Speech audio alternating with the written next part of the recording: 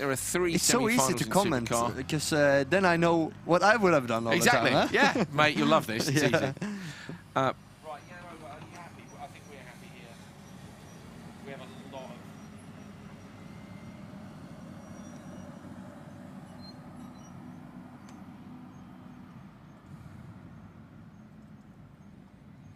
Are you coming in here or are we coming to you? Be honest.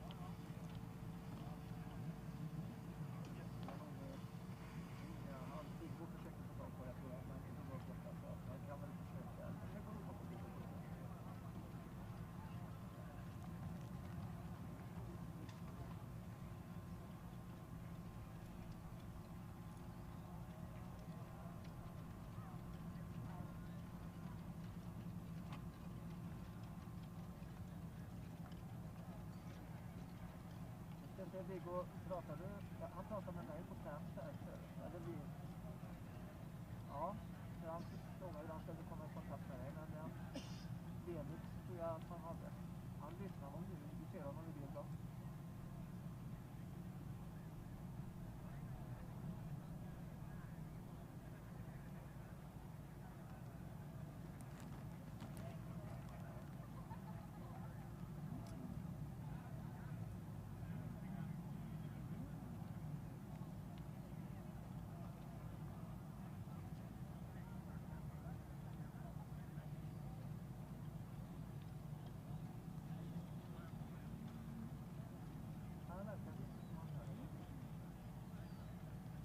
Du hör mig här, va? Ja, och jag pratade på prov bara och han pratade på camp.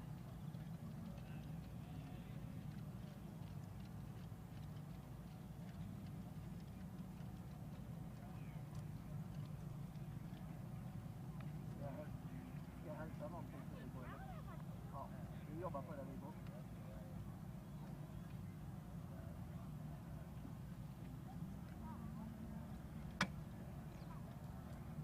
Han gick det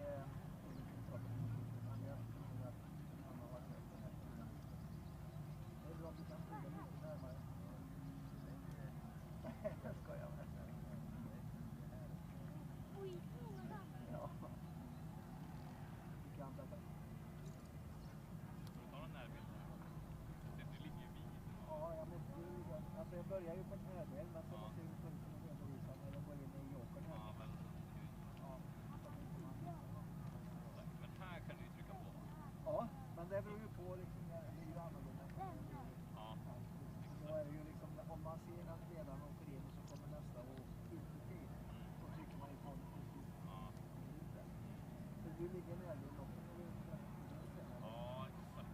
Jag lämnar ju, jag beror ju på Björn, lämnar ju detaljen där. Ja, hur vill du lämna det? Jag brukar ju lämna ganska tajt. Ja. Om det inte är så att de är väldigt utskrivna, men han har klippt mig redan när jag är här ibland. För förhoppningsvis så jag får ju på dem här. Jag har ju dem hela vägen i check. Men Ja, för du får ju rakt på. sen blir det fort på kullen där när de kommer upp. Ja, precis. Där vill jag gärna inte ha bild. Nej, det här ska han ju flytta tillbaka mig. Ja. Men om man skulle komma över där så... Ja, exakt. Det gäller bara att ta retur och drönaren följer.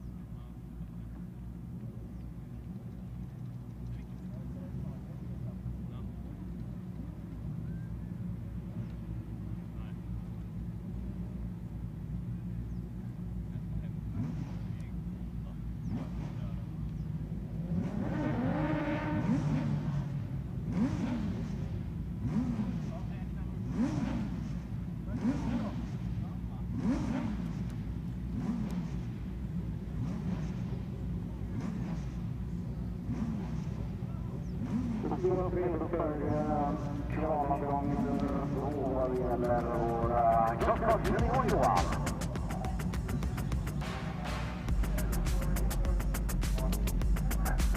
Här kommer vi vara på att här startar man ju i den ordningen efter hur man kör i den första kvalomgången. Samma som först.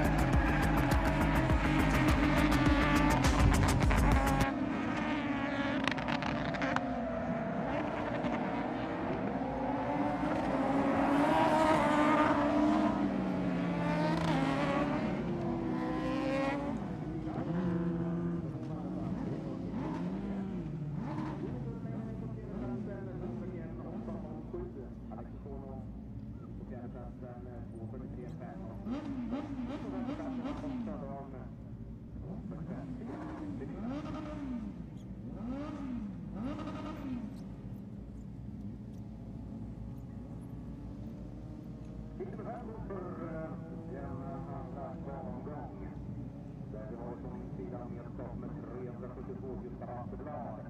Sedan startnummer 145 i Bengtsson. Startnummer 11 Pontus Oskarsson från MHR.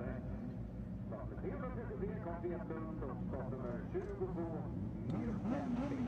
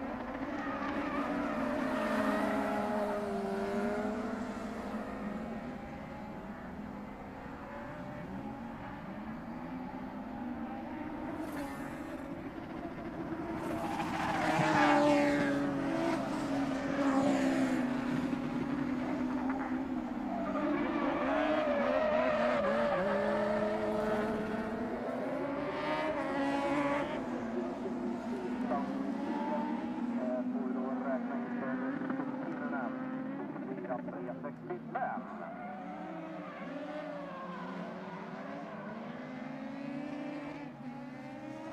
Man har tagit om 1-2-0 på 54-6-67 och på distansen av 50 på 56-1-07. Och där med Johan Söders läge på att vi kommer att ta lite break härifrån. Det kommer att ta lite lunchuppehåll. Körningarna, vi ska se på tidsschemat vad lunchen säger. Crosscar, svalomgång nummer 2 drar igång 12:10. Du och jag kommer att dra igång och småbabbla redan runt 11:50-tiden. Då går vi in i bergsändningen också på svensksporttv.se. Så du och jag kommer att få dra en liten snabblunch här på 17 minuter innan vi drar igång i sändningen. Och som sagt var kvalomgång nummer 2 för Crosscars del är tidsatt till 12:10. Vi är strax tillbaka igen.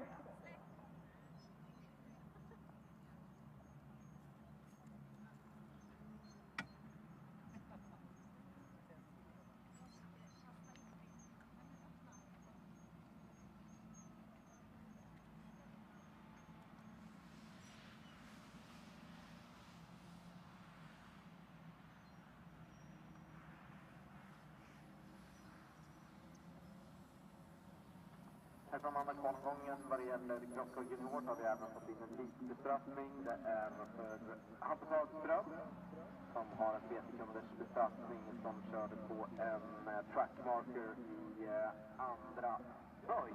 3 sekunders tidstillägg för Hagströms del.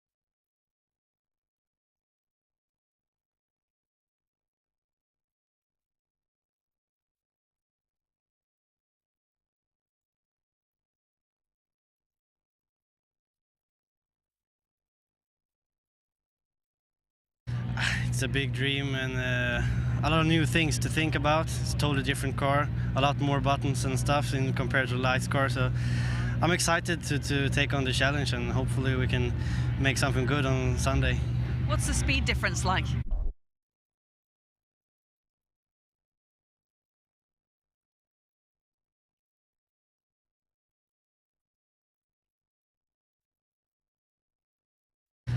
It's a big dream and a lot of new things to think about. It's a totally different car, a lot more buttons and stuff in compared to the lights car. So I'm excited to take on the challenge and hopefully we can make something good on Sunday.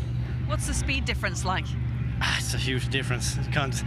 It's hard to explain. I mean, it's such a big difference. So it's hard to compare it. But of course, it's a super fun car to drive. What sort of target are you setting yourself this weekend? Because there are some huge names with us in supercars. Yeah, it's a bit hard to win, I think. So, no, I mean, keep on doing progress, getting the speed on the track, and finish every race. Seeing things, that's the most important. Well, we're here with a very happy Ollie Eriksson who can't stop smiling. What are you feeling right now? Yeah, I love I love the racing cars. I had so much fun. I completely blew the start. Obviously, pole was a bit damp still, I think. It's cold on that start position, so I messed up the start completely. But yeah, I had to chase from there. But it's just fun being in race cars, and I really enjoyed it though. George Mcginnis, you're fairly new to RallyX, so we need to learn more about who you are. Tell us. Well, my name's George Mcginnis. I'm 17 years old now. I live in New York City, and I came all the way out to Sweden by myself to run in the Magic Weekend. This is the most fun track I've ever driven. I love Holjes so much. Just came back from Q1. It actually went quite well, judging on the amount of track time I've had in the car and on this track. I've actually just this past session I've driven more laps now than I walked, and it took me until now to beat that. But very happy to be here. I'm so excited to go to Q2. I'm just so happy to be here. Matthias, first things first, back at RallyX, what is the reason for that? Yeah, it's just to come and have some fun and enjoy a weekend with the team and also with Enzo. So yeah, just nice to drive rallycross cars. And it's quite a long time since I drove in Barcelona 2020. So I felt once a year I need to take a little break and enjoy it. And we do remember your last outing in RallyX. Do you remember that quite well? I think so. I only had one. So I think it was in Tierp. So yeah, I remember that pretty well. And it was a good memory as well because Robin was champion. And yeah, we had a good weekend back then as well. And your feeling around Holjes, what's it like coming to this track? It's spring, rallycross, lots of people. Yeah, it's always nice. I mean, Holjes is the place to be when it comes to rallycross. And to come here and just to drive the track. I mean, yesterday, the first lap in free practice, already back in the mood and enjoying the track. And they also made a really, I would say, update on the track with a bit of curbs here and there. And yeah, they keep doing and improving this already great track. So Morgan and the guys here are always impressive. Why have you decided to come back to rallycross? Well, for sure I love rallying. That's what I've been doing for many years now. But rallying is difficult these days, so I got this opportunity to come here, and why not? I mean, to drive this beast of a car, and yeah, and Holjes also is fantastic. So I mean, it's great practice and really enjoyable. So that's why. Anton, you just finished Q1. Car is on fire. What happened? Yeah, I mean, I was feeling quite all right out on track. We were keeping up a okay pace, I would say, still learning the car. When I was by the grandstands after the run, I was just having a lot of smoke, and I say on the radio that maybe something is on fire, and then I saw the flames, so just went to the scrutineering where I knew there was some fire extinguishers, and yeah, I just hope that the fires would put out quick enough and that they can sort it out and we can go out racing again for Q2, but obviously this is not what you want for your mechanics. Nicholas, what a start to the racing. Tell us about Q1. Yeah, quite okay run. I had a good launch and could yeah, choose my line into turn one, and from there on I just tried to push from lap one already. It was an okay run, but I think still we can improve the car a bit to my liking, and we'll try to do that for Q2. Were you surprised to see yourself at the top there in front of Johan? No, not really. I'd say it was a good run, so I was quite confident we'll be there about with him if he has a clean run. So it wasn't really a surprise, but yeah, I guess he's also gonna step up his game, and we need to also think what we can do. So it's gonna be tight. I heard there was a small chance of a potential.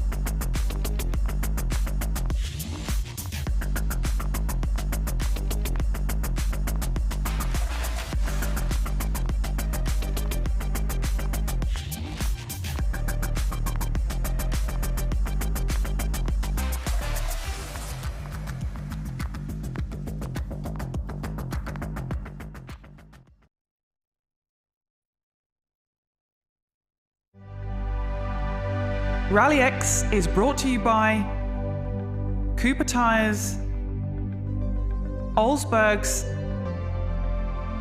and Thorns and Key.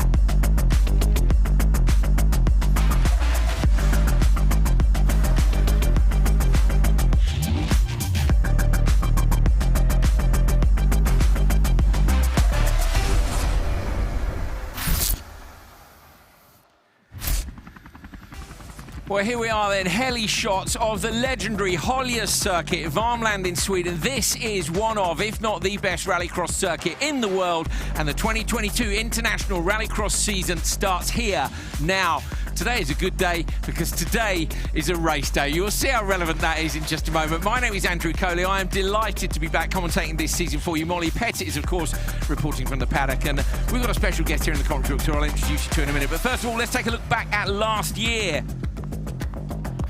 So Fraser McConnell, round one in Neeson last year. You can see how stoked the Jamaican was. He went on, of course, to compete in Nitro Rallycross. We're hoping we might see him later on again this year. There it is, the Usain Bolt. Turn one at Neeson. Epic, isn't it? Kristoffersson with a big handful of sideways there on the inside line. He, of course, got the whole shot there in the background. We could see a little bit of Archie Bargin. It was him who went on to take the win. Up to Oulu. We went to Oulu at the height of midsummer. This was supposed to be a night race, but I think we'd forgotten the sun doesn't go down in Finland in the middle of June. So we ended up with full daylight racing. A puncture for Gronholm. Let Kristoffersson through to take the win. Johan looking in fearsome form ahead, of course, of taking his 4th World Rally title last year. This was the following day on Sunday. Again, following Niklas Gronholm. Gronholm's here this weekend. He was quick in free practice, and as you'll see, he's been quick this morning too. So brilliant job by Niklas, managing to take another win there. Oh dear, bits coming off cars, contact, yeah, all sorts of things going on as normal. Fist pumps all round, everybody happy. Tommy Kristoffersson with son Johan Kristoffersson taking the title. He is the reigning RallyX Nordic title holder, and of course he's a 4-time World Rallycross champion. This is the current FIA European Rallycross champion, Andreas Backrud. Welcome to the commentary box. Thank you very much. It's, I mean, like, thrown to the wolves, right? Because, like, we see the start line here in Rallycross Nordic, which is awesome. It's cool to be here. Mate, we're so glad to have you here. Hal, sorry, mate, I know you're missing out this weekend. Hal Ridge is on other duties back in the UK, so we will miss Hal, of course, but it's going to be great to have your insight. This circuit is somewhere that's been really good to you over the years, isn't it? I mean, like, for me, Rallycross here in Holjes is my favorite track all around, you know. It has it all, and especially here when, you know, there's so much legacy to it, you know, so many names, so many. I've always been here since I was 16. Well, I'm trying to think. When was your first supercar victory? Was it here, or did you win? My in first France? win wasn't here. My first win was in France. Loyac was before Holjes. Yeah. Or actually, no, I think it was here. It was here. See, you can't even remember when his own wins. I'm a bit nervous with so many cameras around. You know? It's boiling hot in here as well, man. It is. Andreas said, "Look how shiny our heads are. We're going to have to get some makeup in here." My curly hair. We've had quite the morning. Yeah, we really have. With this caught fire yesterday, which was an interesting start to the season. If it catches fire in the background, please do text in and let us know that we need to go. Hashtag RX Nordic? Yeah, that'll do. Yeah, hashtag RX Nordic 22, something like that. See, Andreas can't even remember when he won it, but he did. He won in 2013. That was with Liam, wasn't it, in the DS3? Actually, I've been to the podium here every year from 2011 until 2019. I wasn't on the podium in 19. I was in the lead of the semi-final and broke the drive shaft. Oh, mate. But the track that I've had the most success on. And like you said, my first win in Supercar European Championship, 2013. And that was when the story that I've told many times, you threw your boots and gloves into the crowd, didn't you? But if I remember correctly, you didn't have the budget for new boots and gloves. My mom was furious because she's doing all the accounting for me. Still do. Even international rallycross drivers like Andreas Backrud get told off by their mums sometimes. So there's someone we don't want to get told off by, and she's waiting patiently down in the paddock. We're delighted to have Molly Pettit here reporting for us. Molly took a year away from RallyX Nordic last year, which was a terrible decision by her, but we're glad to have her back. Look at that smile. Molly, where are you? What's going on? Hi guys, it is great to be back. I am down in the paddock, loads of people here. Down at Kristoffersen Motorsport, and it's very quiet because we've decided to start our broadcast at lunchtime. So let's see.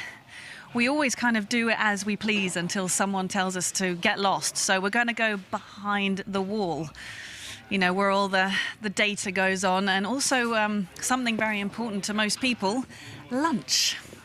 So here we have it. Kristoffersen Motorsport are eating lunch. So should we just go and see what's on the menu? And here he is. It's always fun disturbing somebody at lunch. Johan, what is the preferred lunch on a race day? Pyttipanna is good. How would you translate that to English? You are the one that should do that. Yeah. I have no idea. I mean, if you don't know, then definitely I don't know. No good suggestions? Not really. Best of the rest. Johan, you're our RallyX champion from last year, also a full-time World Rallycross champion. How is it being back here at Holjes and back racing? Yeah, it's nice. I mean, the track is nice, and it's always a challenge to try to be fast around here, and track is very challenging, and first couple of corners is also quite challenging and opens up for some different strategies with the joker lap in the second corner. So I like the track, and always nice to be here, and especially now when we have some spectators here as well. I was trying to count how many times you said challenging there. Yeah, it is challenging. So yeah, it's a good word for it. You were just marginally behind Niklas in Q1. Talk to us about that race. Yeah, first of all, I had a good start. We was changing quite some things yesterday, and yeah, I was happy to have a good start now. Then unfortunately lost a little bit too much time in the first couple of corners, but from there on I think we matched Niklas on time, so wasn't able to catch back sometime. So yeah, we have to try and work a little bit on that, and Niklas used to be faster as long as the week is going, so yeah, we have some work to do. Thank you very much. Just before we head back to you guys, I just want to quickly ask Nils Andersson, because you didn't finish in Q1. What happened? No, the car broke down after a tight merge at the Joker. So, yeah, but it's nothing to do about it, just to... Sorry for the guys having to start the weekend with a little bit of mechanical work, but hopefully it was the only thing that they had to do. The car broke down. What do you mean by that? Yeah, it describes quite well how it was. A little bit of damage. Okay, thank you very much, guys. Thanks for letting me interrupt your lunch. Back to you guys. Thanks, Molly. Yeah, broken steering for Nils in that last one. And Nils has stepped up from Supercar Lights to Supercar. He's not the only driver to be doing that. Linus Ostland is also doing that. Molly caught up with him and a bunch of other drivers, some before Q1 and some after. So let's take a look at what some of the other drivers are thinking here at round one of RallyX. It's a big dream, and a lot of new things to think about. It's a totally different car, a lot more buttons and stuff compared to the Lights car. So I'm excited to take on the challenge, and hopefully we can make something good on Sunday. What's the speed difference like?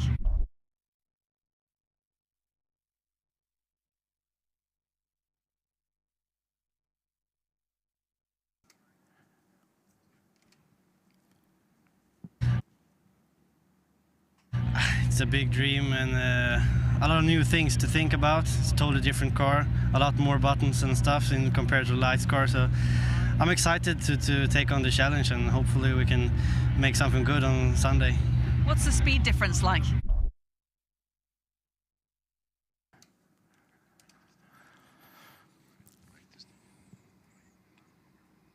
Yeah, apologies there, guys, but the EVS machine has some gremlins in it. Maybe it caught fire like the TV did behind us. But we weren't here, luckily, when that happened, were we? That's true. That is true. But I heard so. Yes. It caught fire. There was smoke, apparently. But something we forgot to ask Johan about, what did he do over the winter with the starts? Because we saw his starts yesterday on practice. It was crazy. But I thought it sounded different. Did you think the same? It did. Okay. It absolutely did. And I mean, the team, Johan, they have experience. They were in the best team for many years, and I have a feeling that they have copied something there. Something you think there's some things off the factory polo maybe appearing on the KMS polo. They basically it looked really really good. Yeah, it did look especially good. On wet yesterday practice. Like they dropped the RPM so low, like no wheel spin, and then still managed to get the speed out from the start line. Yeah, there's lots of little modifications on the Polo, which we'll try and talk you through. He will Things be like fast this weekend. 89 gram wing mirrors. They're definitely something that's come from the factory car. I don't think he's stolen them, but I think have we got Molly somewhere? Is Molly somewhere? I am somewhere. I'm down at the Ellsberg MSE team, and behind me here you can see Andreas Eriksson with his head inside Kevin Eriksson's car there, because let's talk about that first. A little bit of drama for Kevin in Q1. Yeah, no, the car worked fine yesterday. It's a 10-year-old car. We haven't done so much with it. And he decided to go there, and I thought, yeah, take that car. And now, obviously, I'm responsible to make sure it works. It was something with the fire ignition, something, so we did some service on it. It's well deserved. And you've been hands-on for quite a long time now, trying to fix it. Yeah, I've been, you know how it is. If you borrow something out, you know, the better works. No, it's, we think it's sold now, but you never know. Always when you have something in a race like this, you want to fix everything, but we're trying to figure out what it is. At the same time, we're doing developing work on this car. So Kevin and Oliver is here for a reason, not only for the race, for them to practice. It's also to see what we can improve and what we can do going forward. Because this year is a 10-year anniversary for this car, and I need to make sure we can get 10 more years out of them, and what can we do and what can we improve going forward, because things getting older, more technology is coming, and how can we make the car better? Let's talk RallyX and the first 2 rounds here at Holjes. What an impressive entry list, huh? Yeah, it's amazing. I mean, but I must say, I mean, the juniors is blowing my mind. I mean, the future looks great. And when we saw all these entries, everyone was worried about the schedule, and we have to go down on the laps even to make sure we could get room for all these kids. But I think that's the major thing with the RallyX series is the kids.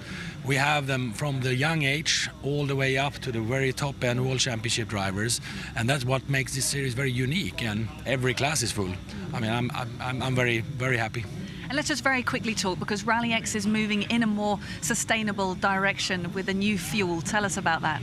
Yeah, so I mean, I work a lot with electrical cars. I like fossil-free. I think the oil we're pumping up of the globe is the problem for a lot of things. And I thought that for a while, and I thought we need to do something. So to be relevant and actually justify doing anything with motorsport, we need to make sure we're doing something good for it. So we're starting to develop a new fuel a couple of years ago, and it's a fossil-free fuel. And now you can see in different other series as well, but it actually started with P1 and RallyX starting to, you know, path the future and to see what can we do in the future to make this fossil-free. My dream is to make, and many with me, is to make the whole series fossil-free 100%. We take it step by step. Now we are about 95% fossil-free in the paddock. The next step is what can we do with everything around, you know, buses, generators, cars, everything. Because I think if we show the way, I think people normally will see that they actually are doing something, and that's justify motorsport in general. Definitely. Thank you very much, and best of luck with the car. Thank you. Thanks, Molly. Nice to hear from Andreas about the plans for the series as well. We're going to have one last try at having a look at those interviews that Molly got earlier. Let's see what the drivers had to say. Well, we're here with a very happy Ollie Eriksson who can't stop smiling. What are you feeling right now? Yeah, I love I love racing cars. You know, I had so much fun.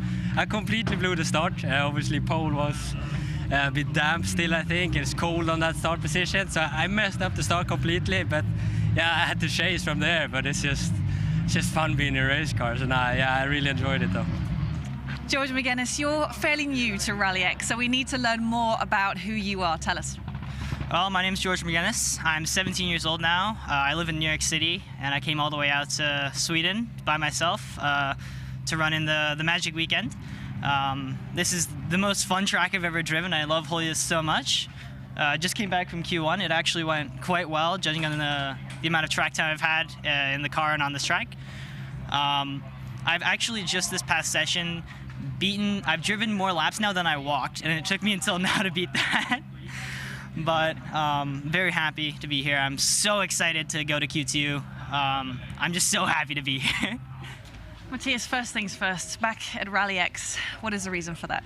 Yeah, it's just to come and have some fun and enjoy a weekend with the team and also with Enzo. So yeah, just nice to drive rallycross cars. And it's quite a long time since I drove in Barcelona 2020. So I felt once a year I need to take a little break and enjoy it. And we do remember your last outing in RallyX. Do you remember that quite well? I think so. I only had one. So I think it was in Tierp. So yeah, I remember that pretty well, and it was a good memory as well because Robin was champion, and yeah, we had a good weekend back then as well. And your feeling around Holjes, what's it like coming to this track? It's spring, rallycross, lots of people. Yeah, it's always nice. I mean, Holjes is the place to be when it comes to rallycross, and to come here and just to drive the track. I mean, yesterday the first lap in free practice, already back in the mood and enjoying the track, and they also made a really, I would say, update on the track with a bit of curbs here and there, and yeah, they keep doing and improving this already great track. So Morgan and the guys here are always impressive. Why have you decided to come back to rallycross? Well, for sure I love rallying. That's what I've been doing for many years now, but rallying is difficult these days. So I got this opportunity to come here, and why not? I mean, to drive this beast of a car, and yeah, and Holjes also is fantastic. So I mean, it's great practice and really enjoyable. So that's why. Anton, you just finished Q1. Car is on fire. What happened? Yeah, I mean, I was feeling quite all right out on track. We were keeping up a okay pace, I would say, still learning the car. When I was by the grandstands after the run, I was just having a lot of smoke, and I say on the radio that maybe something is on fire, and then I saw the flames, so just went to the scrutineering where I knew there was some fire extinguishers, and yeah, I just hope that the fires would put out quick enough and that they can sort it out and we can go out racing again for Q2. But obviously this is not what you want for your mechanics. No. Niklas, what a start to the racing. Tell us about Q1. Yeah, quite okay run. I had a good launch and could yeah, choose my line into turn 1, and from there on I just tried to push from lap 1 already. It was an okay run, but I think still we can improve the car a bit to my liking, and we'll try to do that for Q2. So good to hear from some of those drivers about their experiences on this brilliant track. You can see the first of our cross-car heats is on the line. So if you're wondering where we are during the day, we are at the start of Q2. So Q1 was earlier on. We've got results of Q1 that we can talk you through as we go. So we're joining here at Crosscar in Q2. So Crosscar Junior have already completed their Q2. We've got Crosscar, open two-wheel drive, and then we've got, what have we got after that? We've got lights and supercar. So at the minute, Elias Svensson leads, having won Q1 from Jimmy Osterberg. Thomas Eek Merstad is in P3, Gustafsson P4, and Penttinen in P5. Fun fact is Elias Svensson, he had a 46.3 lap time. That's faster than the two-wheel drive, supercar lights, only 2 seconds off supercar. That's mad, isn't it? So that gives you an idea of how quick these things are. Another one that's interesting for us is who was it that's in? It's Gustafsson, who was P4 in that first session, has just stepped up from Crosscar Junior. Yeah. So Gustafsson was P2 last year in Crosscar Junior with 4 wins, and is now into Crosscar Senior, right, and immediately on the that's mega, isn't it? Together with JC Race Technique, they have a great team. I think they have 4 cross carts here this weekend, 2 in junior, 2 in senior. So yeah, definitely a guy to watch. So it's fastest first from Q2. We'll talk to you about how qualifying worked later on, because they had a free practice session which decided how Q1 worked. Q1 can actually go fastest or slowest first, depending on what the quickest driver from FP2 wanted to do. Sounds complicated. It's not as complicated as it actually sounds. But from Q2 onwards, it's as it was last year, fastest first. So these are the fastest 5 drivers in Crosscar. Svensson, Osterberg, Eek Merstad, Gustafsson and Penttinen on the line.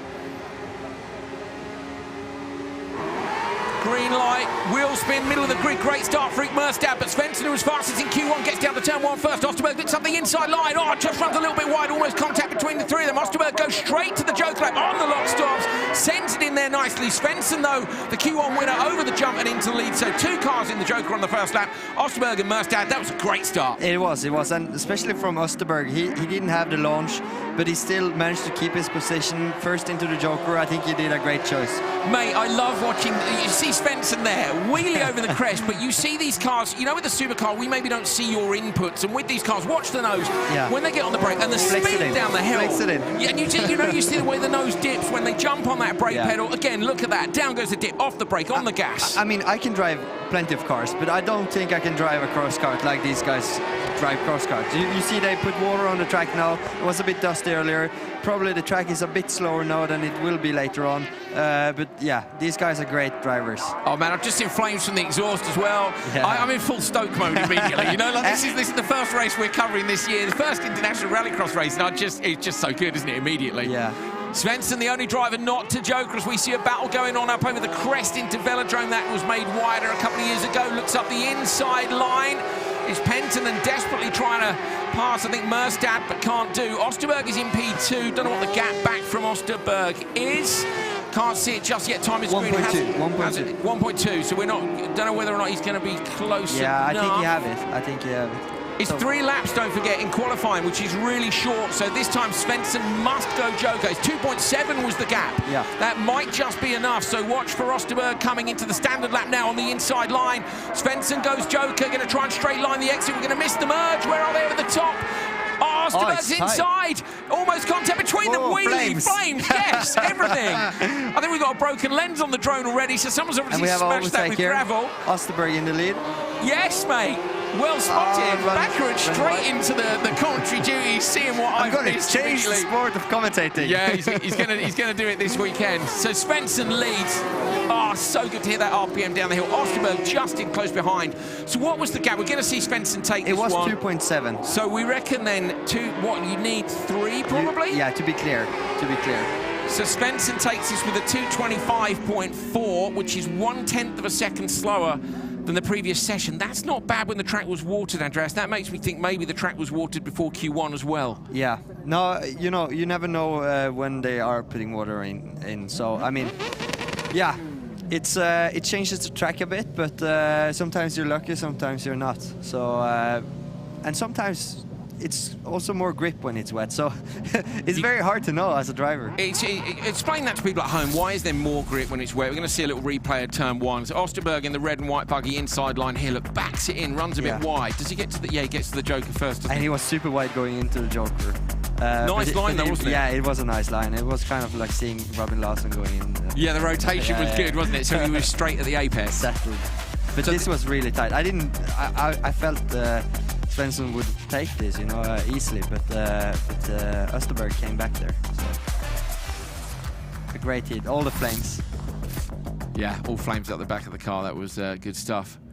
Race 2, yeah? Yeah, we're on to race 2. We're going to take a look at the result from race 1. It was Elias Svensson who won. So we got new graphics this year. You can learn them with us. 225.436 was the time for Svensson. And then Osterberg was in P2. But we're already ready to go with race 2. This one is Riku Hukka, Oscar Andersson, Joni-Pekka Rajala, Patrick Hallberg and Andreas Persson.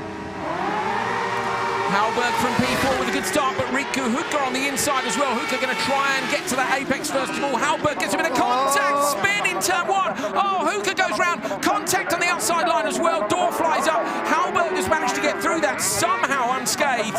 We've got 3 cars facing the wrong way in turn 1. If they don't get going, they'll red flag it. I'd almost sit there, Andreas, and let him red flag that. Would you get the restart then? I mean, I'm a bit biased here because I'm Andreas Persson here. He's a personal friend of mine, and I'm rooting for him. So you're like, don't restart it. At the same time, he lost a lot of time in the start there. He came from the outside, kind of created a mess there a bit. But yeah, if they red flag it, it gives him another opportunity. He lost like 2-3 seconds there. So the heat to compete against Svensson and Osterberg, they for sure lost the time now. So Hallberg, who leads this one, Patrick Hallberg, the 161 you're looking at now. Last year was P2 in the series. Isaac Rierson was the champion. He has a 3.2 second gap now. 3 already? Right, yeah, of course it was carnage on the first lap, wasn't it? So Hallberg last year, 4 wins and a P3. Sorry, 4 seconds and a P3, but he never managed to take a win. He was P9 in Q1, and considering his results last year, Andreas, I don't know that Hallberg will be that pleased with that time from Q1. How frustrating is a driver to come out of an off-season and not be where you want to be? Like when he was right in the championship fight last year. It's hard to say, cars develops over the winter. Some drivers drives a lot, some drivers don't. So, I mean, it was a hectic Q1. So, probably he was maybe in the line. You never know. 2:25.4 is his time to beat. Backs the car in. That gravel bank on the entry to the Joker, Andreas pointed out to me yesterday when we walked the track that it's wider than it is normally. So that sideways send into the Joker is a bit trickier than it normally is, but Hallberg managed it nicely. Everybody's Joker. Wheeling. Wheeling over the jump. This crest, isn't it, as well before? Yeah. Look how sideways Hallberg drives. I wish that all rallycross cars had to be driven sideways. Unfortunately, it's not the fastest way for supercar, is it anymore? It's not. And the cool thing here is also Hallberg, he has a different kind of cross car than the others. There's like 4 or 5 different specifications on all the speed or cross karts. Yeah, he's in a different one. 2:27.0, 1.5 seconds off. I've got a list of the manufacturers somewhere. We'll try and run through those later. To be honest, on. I don't know the difference. Yeah, well, coming in here as an expert, I don't know. The spec's quite close, isn't it, between them basically? So although the bodywork is different, you know, the rules. There's only 2 types of tyre, for instance. I was talking to Jimmy Osterberg this morning. He was saying basically one has a little bit more give in the sidewall than the other. Yeah. We're going to take a look back at the start. Andreas, talk us through this. What happened Persson here? had a very good start from the outside.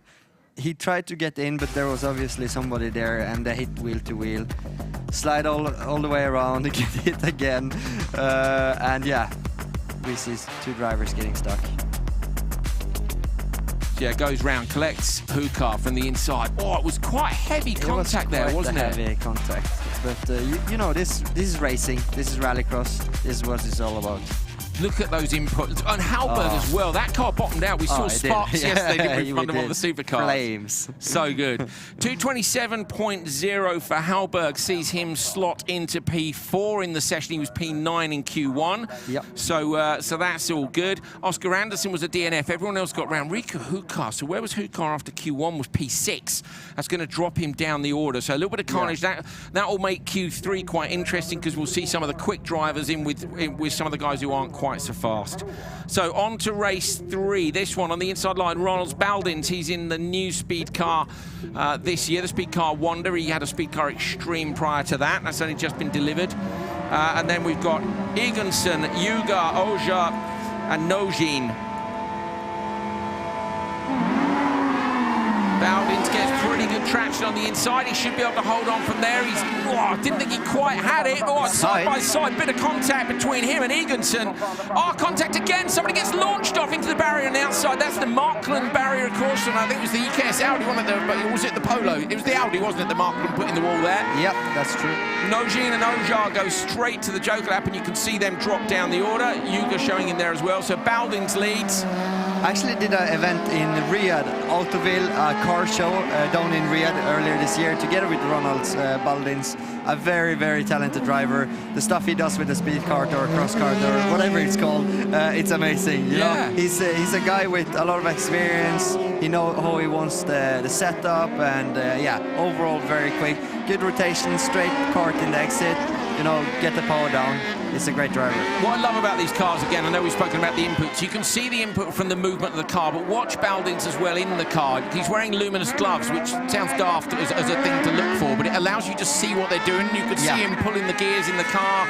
You can just see them soaring away at the wheel. He also had to go into Nitro RallyCross Championship last year in a few of the races with the Honda of OMSC. So very, very talented driver, a big fan favorite from Latvia. Yeah, do you know what? He was so excited to be racing in America. It's funny. I spoke to Timo Scheider. Timo's never raced in America, and Ron was like, "I want to race in America. I really want to do it." And when he came, he was just literally smiling from ear to ear every round of Nitro that he did. Not much of a livery on the car, so he's literally only just got hold of this one recently. 81. Yeah, that's it. That's all there is. Back in now. Gap was 2.8 to Eganson, 2.9 maybe is it? But it's not a lot between them. It's going to be tight. Launches over the jump. Doors are open, but Baldin shuts it. So he had 2.8. He had 2.8. And it was 2.7, wasn't it, earlier? Yeah. So we're talking like a tenth of a second. Ronald's had a very good Joker there. He hit the line perfectly. Nicely done. Tight and good and efficient. What's a good Joker here, mate? I mean, there's so many ways of driving a Joker here. You know, we've all seen Robin Lawson sending it in there. That's a good way. You know, I'm a bit tighter, I must say. I've never been a real fan of like Back in. Oh, Higginson lands two sideways, So many somehow flames. holds on. Yeah, flames, everything's full opposite lock. Bowdins takes the win. Where's the time? It's not quick enough. He's only 1.4 off though. So Bowdins is closer than he was last session. I think last time he was 5.2 off. Yes, yeah, he's much closer. So he was 5.2 off in the previous session. So Bowdins was P11 in Q1 and we'll hope to be further up. Yeah, but back to the Joker thing. Yes. It's all about the exit. Not so much about the entry, but you need to get the correct line over the curbs. This was turn one. Bowdins got a tiny tag, didn't it, from Higginson, and then there's a little bit of contact here, look, and boom, there's nothing you can do when you get hit like that. Wheel-on-wheel contact in these is much more than it is in a supercar. It is, and it happens quickly, you know, it's just small inches. That was Martin Juger that ended up in the wall, unfortunately, on the outside. That's Takes nice. it around, straight car in the exit. That's perfect. Of course, the cross cars are a bit smaller, which doesn't look at Higginson. I'll tell you what, did well to hold on to that. It did. But with the cross cars being a bit narrow, they have a little bit more room to be able to. I love a shot like that. That's great, isn't it? That little dude's just chilling out watching Rallycross. Like, I wonder how happy he is for it to be back. Bowdins with a 226.8. That slots Ronalds into P4 in the session so far. Higginson, Ojar, Nogin, and Juger did finish, but look 12 seconds back after that contact in the first corner. So we're on to race 4 of crosscar Q2. Eric Anderson inside, then Cinder Treuterud. I'll get Andreas to correct me on that in a minute. Kalle Gotherson, Patrick Conger, and Jens Wahl. Treuterud. Yeah. Treuterud? Yeah, and here we have Jens Wahl also on the outside. His sister, Helene Wahl, is coming in the next heat. So I spoke to them yesterday. This is only his second ever cross-car meeting. They did not do many laps, I can tell you that. Okay, so... Wahl is a big name in Rallycross, so... He's the cousin of Alexander Wahl, isn't he? Who's just had a kid, I believe, and is now not able to race at the minute. So, Eric Anderson. Nicely done, yeah, into the lead. On Wahl holds on to P2. Straight into the Joker lap, 2 buggies went. It's Kong who stayed out on the standard lap. Kong is related, if Patrick Kong, related to Kenneth Kong, surely, who competes in open two-wheel drive. We'll have to check that out later. The way his last name is directly translated in Norwegian is King. Brilliant. Yeah, King. Brilliant. Who is it we were speaking to? I was speaking to Guillaume de Ridder yesterday. De Ridder means the knight. Yeah. But as in like knight in Shining Armor, you know, knight on horse. So it's like, I'm like Guillaume the knight. I was so stoked to hear that yesterday. Was that the first time you thought of it? Yeah, he said to me, because I was putting, bizarrely, we were swapping numbers. I was like, mate, pop up to the commentary box, talk to us about last year in RX2E. And I was like, I haven't got your number, so I put it in the phone and I'm like, De Ridder. Wahl goes to the Joker. Nicely done. But yeah, that's what it means. So it means the knight. It's a cool name, isn't it? It is a cool name. Coley is a cheap fish, if you're wondering. Cheap fish? Yeah, you can eat it. It's an alternative to, I think it's a white fish, alternative to cod. I learn something every day. Yeah, what does backward mean? Fast. Fast. Brilliant, mate. And it's actually Bakkerud, isn't it? Bakkerud. But so Wahl did the Joker. He had a 2.6 second gap there, and he's now 4th. Interesting line there compared to... So you were saying yesterday, oh, what's going on there? Kong with loads of input into the car. So Anderson will Joker this time. Remember, only 3 laps in qualifying. It does 3.9 second gap. Should be fine. Should be easy, shouldn't it? Closer than I would have thought. So I would suggest that's not the perfect Joker, is it? No. The wheelies over that crest, that's cool, the biggest we've seen it. Yeah. They must have great traction through there. They have, and they're rear-wheel driven, very light in the front. So over that crest, they're kind of lifting the front wheels. Super cool. Like send it into the velodrome and smile. That camera on there with the bike engines as well. It sounds like MotoGP, doesn't it? And he's run wide in the last corner, side by side up to the line. I think he's going to lose this one. He is. Treuterud gets it at the checkered flag. There we go. No way. Yeah, and Anderson loses out by 0.058. So Treuterud nicks it at the line. I must say I'm impressed with Wahl. I mean, I know he just did a few laps back home, and he's already up there in the top fighting. That's cool. Yeah, brilliant. He's a very good rallycross junior driver back in Norway. So yeah, doesn't he do? He's got a Honda Civic, I think. Yeah, front wheel driven. Yeah. So and come here to cross kart, rear wheel driven. Way too much horsepower compared with weight. So yeah, that's cool. He said to me that he wants to drive the cross car now at the circuits he goes to with the Honda, because he says he thinks the Honda will feel really slow, so then it'll be easy for him. Which is look at that. That's wheel of the day, isn't it? We had medals last year for you get some. Yes, Andreas. We had medals last year for being Sendy, basically. But I think we might have to have a wheelie medal here in Holjes. Wheelie good. Do you get it? I'm just writing a W behind his name. Oh, you? He genuinely has. Andreas has written a W on his results sheet for wheelie. Or winning, I'm not sure. Well, he was second though. So. It's all good. It's all good. Cinder Troitra takes it with the 227.3. Remember, at the minute, the benchmark in this class is Elias Svensson with a 225.4. So I say it is fastest first. I don't mind fastest first. I get that the track conditions change, but I must say I quite like when the quick go last, because then you still got, are they going to make it or not? But we could get a shock here. So Ringenberg, Eid, Val and Anderson. So this is Helena Val in the yellow buggy, number 15. And this, Andreas, I believe, is actually her first race in cross car. It is. Isn't it? I spoke with her yesterday. She had one test in Grenland, her home track. So, I mean, she doesn't have much experience here. Changed her mind about the Joker there. 3 carts into the Joker. Would have been better to go standard lap, I think. But she locked the tires into turn 1, or turn 2, and decided to go straight in the Joker, which is okay. But you drive in traffic, you would like to overtake, and Well, it's good to see her getting that experience anyway. See her struggling a bit to get rotation in the cart. So is that an experience thing? I mean, it could be settings too, but it's likely to be experience, isn't it, given it's her first event? I do know she also have a background with front-wheel drive cars, and here with the cross kart, you need to use the handbrake, you need to be more aggressive on the throttle to get rotation, maybe even use the clutch a bit. Especially the first lap, the front tires are very cold, so you really need to use the momentum of like the braking, put the weight and the load to the front tires to get rotation, and it just takes time, seat time.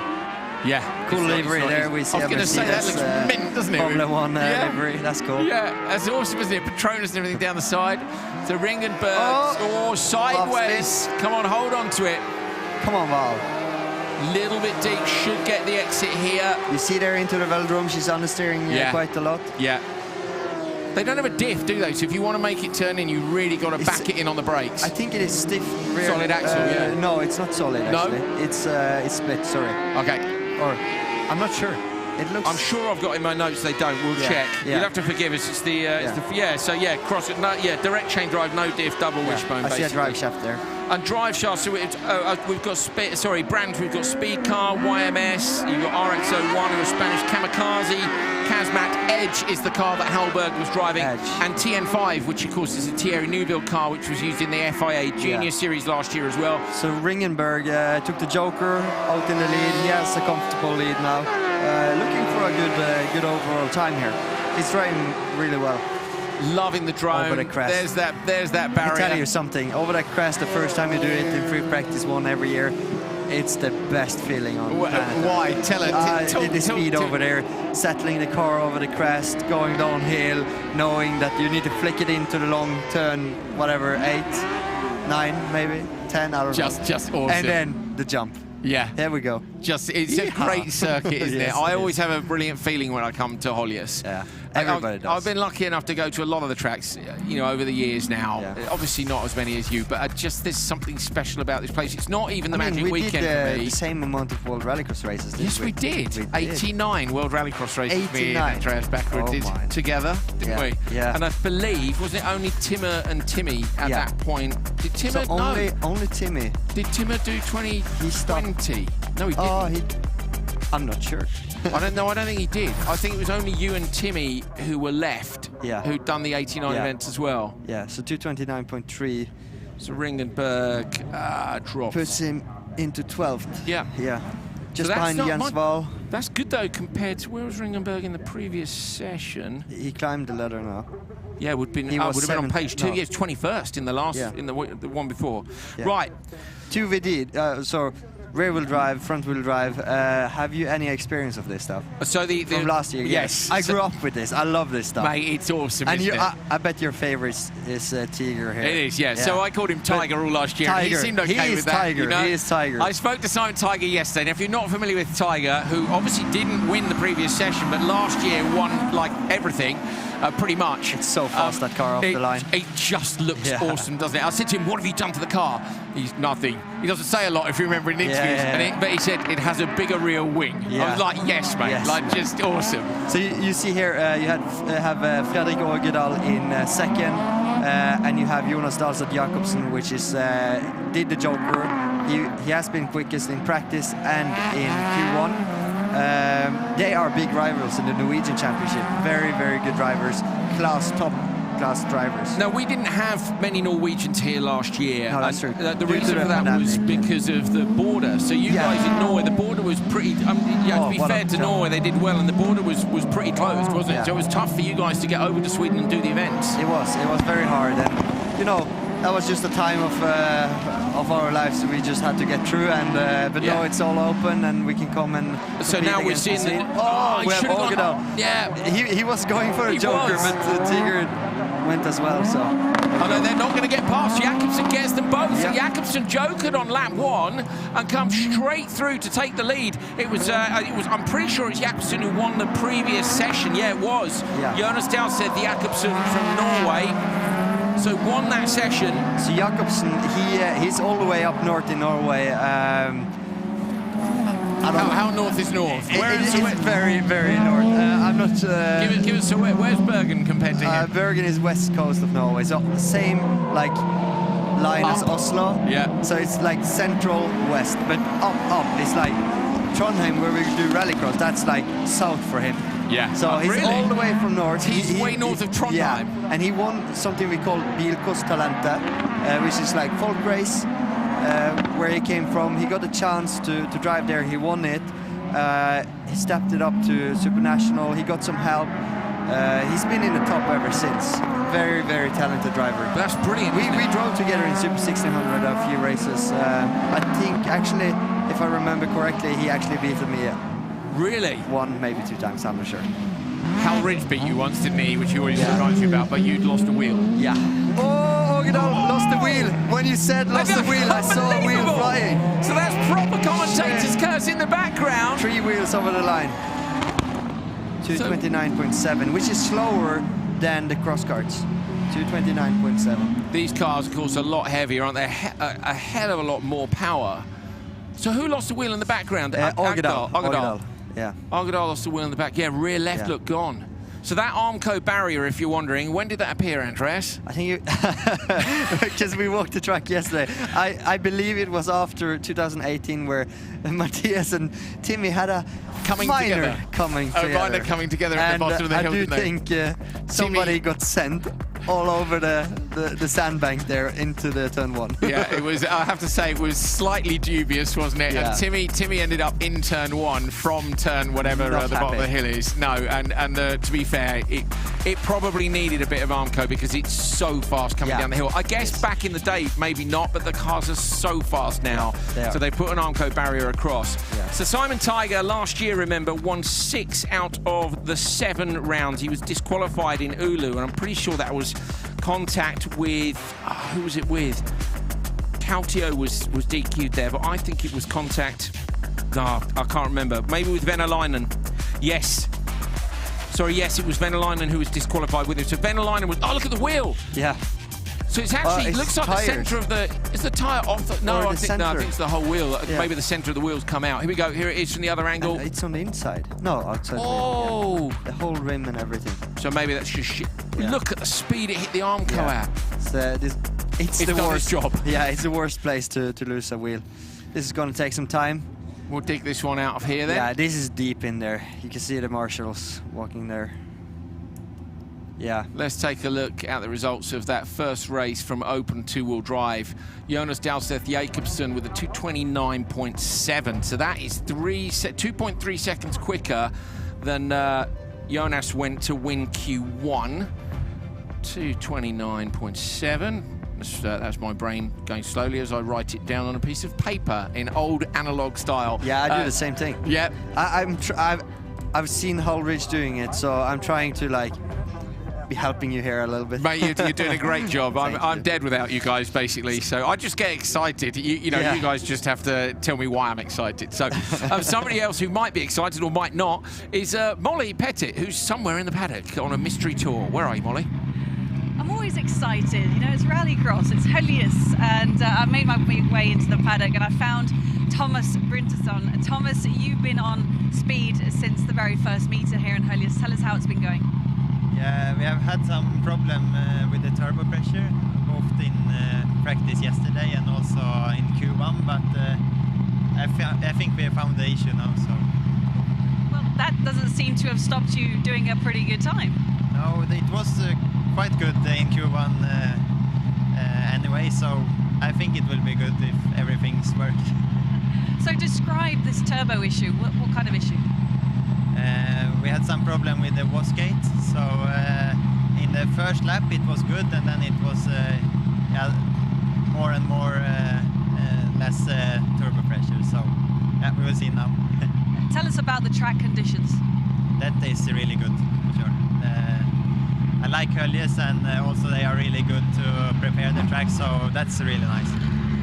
Yep, from us down here in the paddock, we like Holjes. Back to you guys. So thanks, Molly. Nice to hear there as well. Thomas, such a talented driver, you know. Last year here in Holjes, he scored 30 points in the European Championship, and he were on pace with the World Championship car. So I expect a lot from him this weekend to be up there fighting for a podium. Whoa, that's fast. Losing a wheel right there is the worst thing you can do in Holjes. Isn't it? What? I mean, I'm really glad. I remember a Super 1600 wheel not so many years ago crossing the gravel trap, and if you remember, it bounced over the fence. We were really lucky that it did, because it was Magic Weekend, so the crowd was really busy, and that's why we constantly look at safety and stuff. Per Eklund told me Johan had over 180 kilometers down the hill last night. Really? That's fast. Yeah, it's fast. Thumbs up. This one is Victor Johansson, Marcus Norman, Joni-Pekka Rajala, and Marcus Johannesson. Wasn't Rajala out in cross car? Yeah, is he double driving? I'm not sure if that's even. It's got to be, hasn't he? It's got to be. It's got to be. I have to go back in my old lists here. So I'm pretty sure. I think Rajala's got the same engine that Venäläinen's, but with more power. It is the same name. Oh, a little bit rough into turn 2 there from Rajala. Look at the Merc. The Merc. I'm sure we had the Merc last year in at the final round in Arvika. Listen to the turbo as well, and engines spooling up. And we're going to have to go and see Rajala and find out what's in that. Listen to this. Was there a little clutch kick there? I'm guessing it's rotary, isn't it? Like we've had rotary engines in. But it's in the Mazda in Marcus Normann's car. I can't remember what was in last year, what was in Venäläinen's car. You know the Smurf car? Did you see it last year in Open Tour Drive? He's got Smurfs on the side of the car. And that's got a crazy engine in it, which just, I can't remember because it's 9 months ago. But these are cool. You know, many of these cars are built home in their garages. They take a bare shell from probably a crashed car, which they can buy cheap, build roller cage with their friends.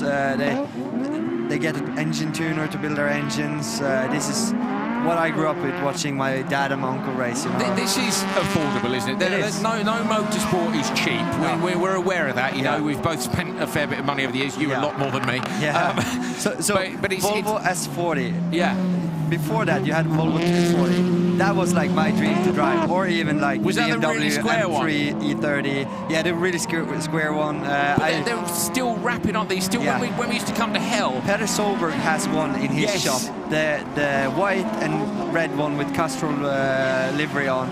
It looks so cool. That's my dream car to drive one day. Is it really? And Petter's DS3. The DS3. You'll never get the DS3. Yeah. I wonder how it would feel compared to the DS3 supercars you tried at the merge. The Merc gets it. I'm loving it. It's kind of like, you know, old school DTM style, isn't it? Delivery, or the body design on that BMW Mercedes looks like old type spec DTM car.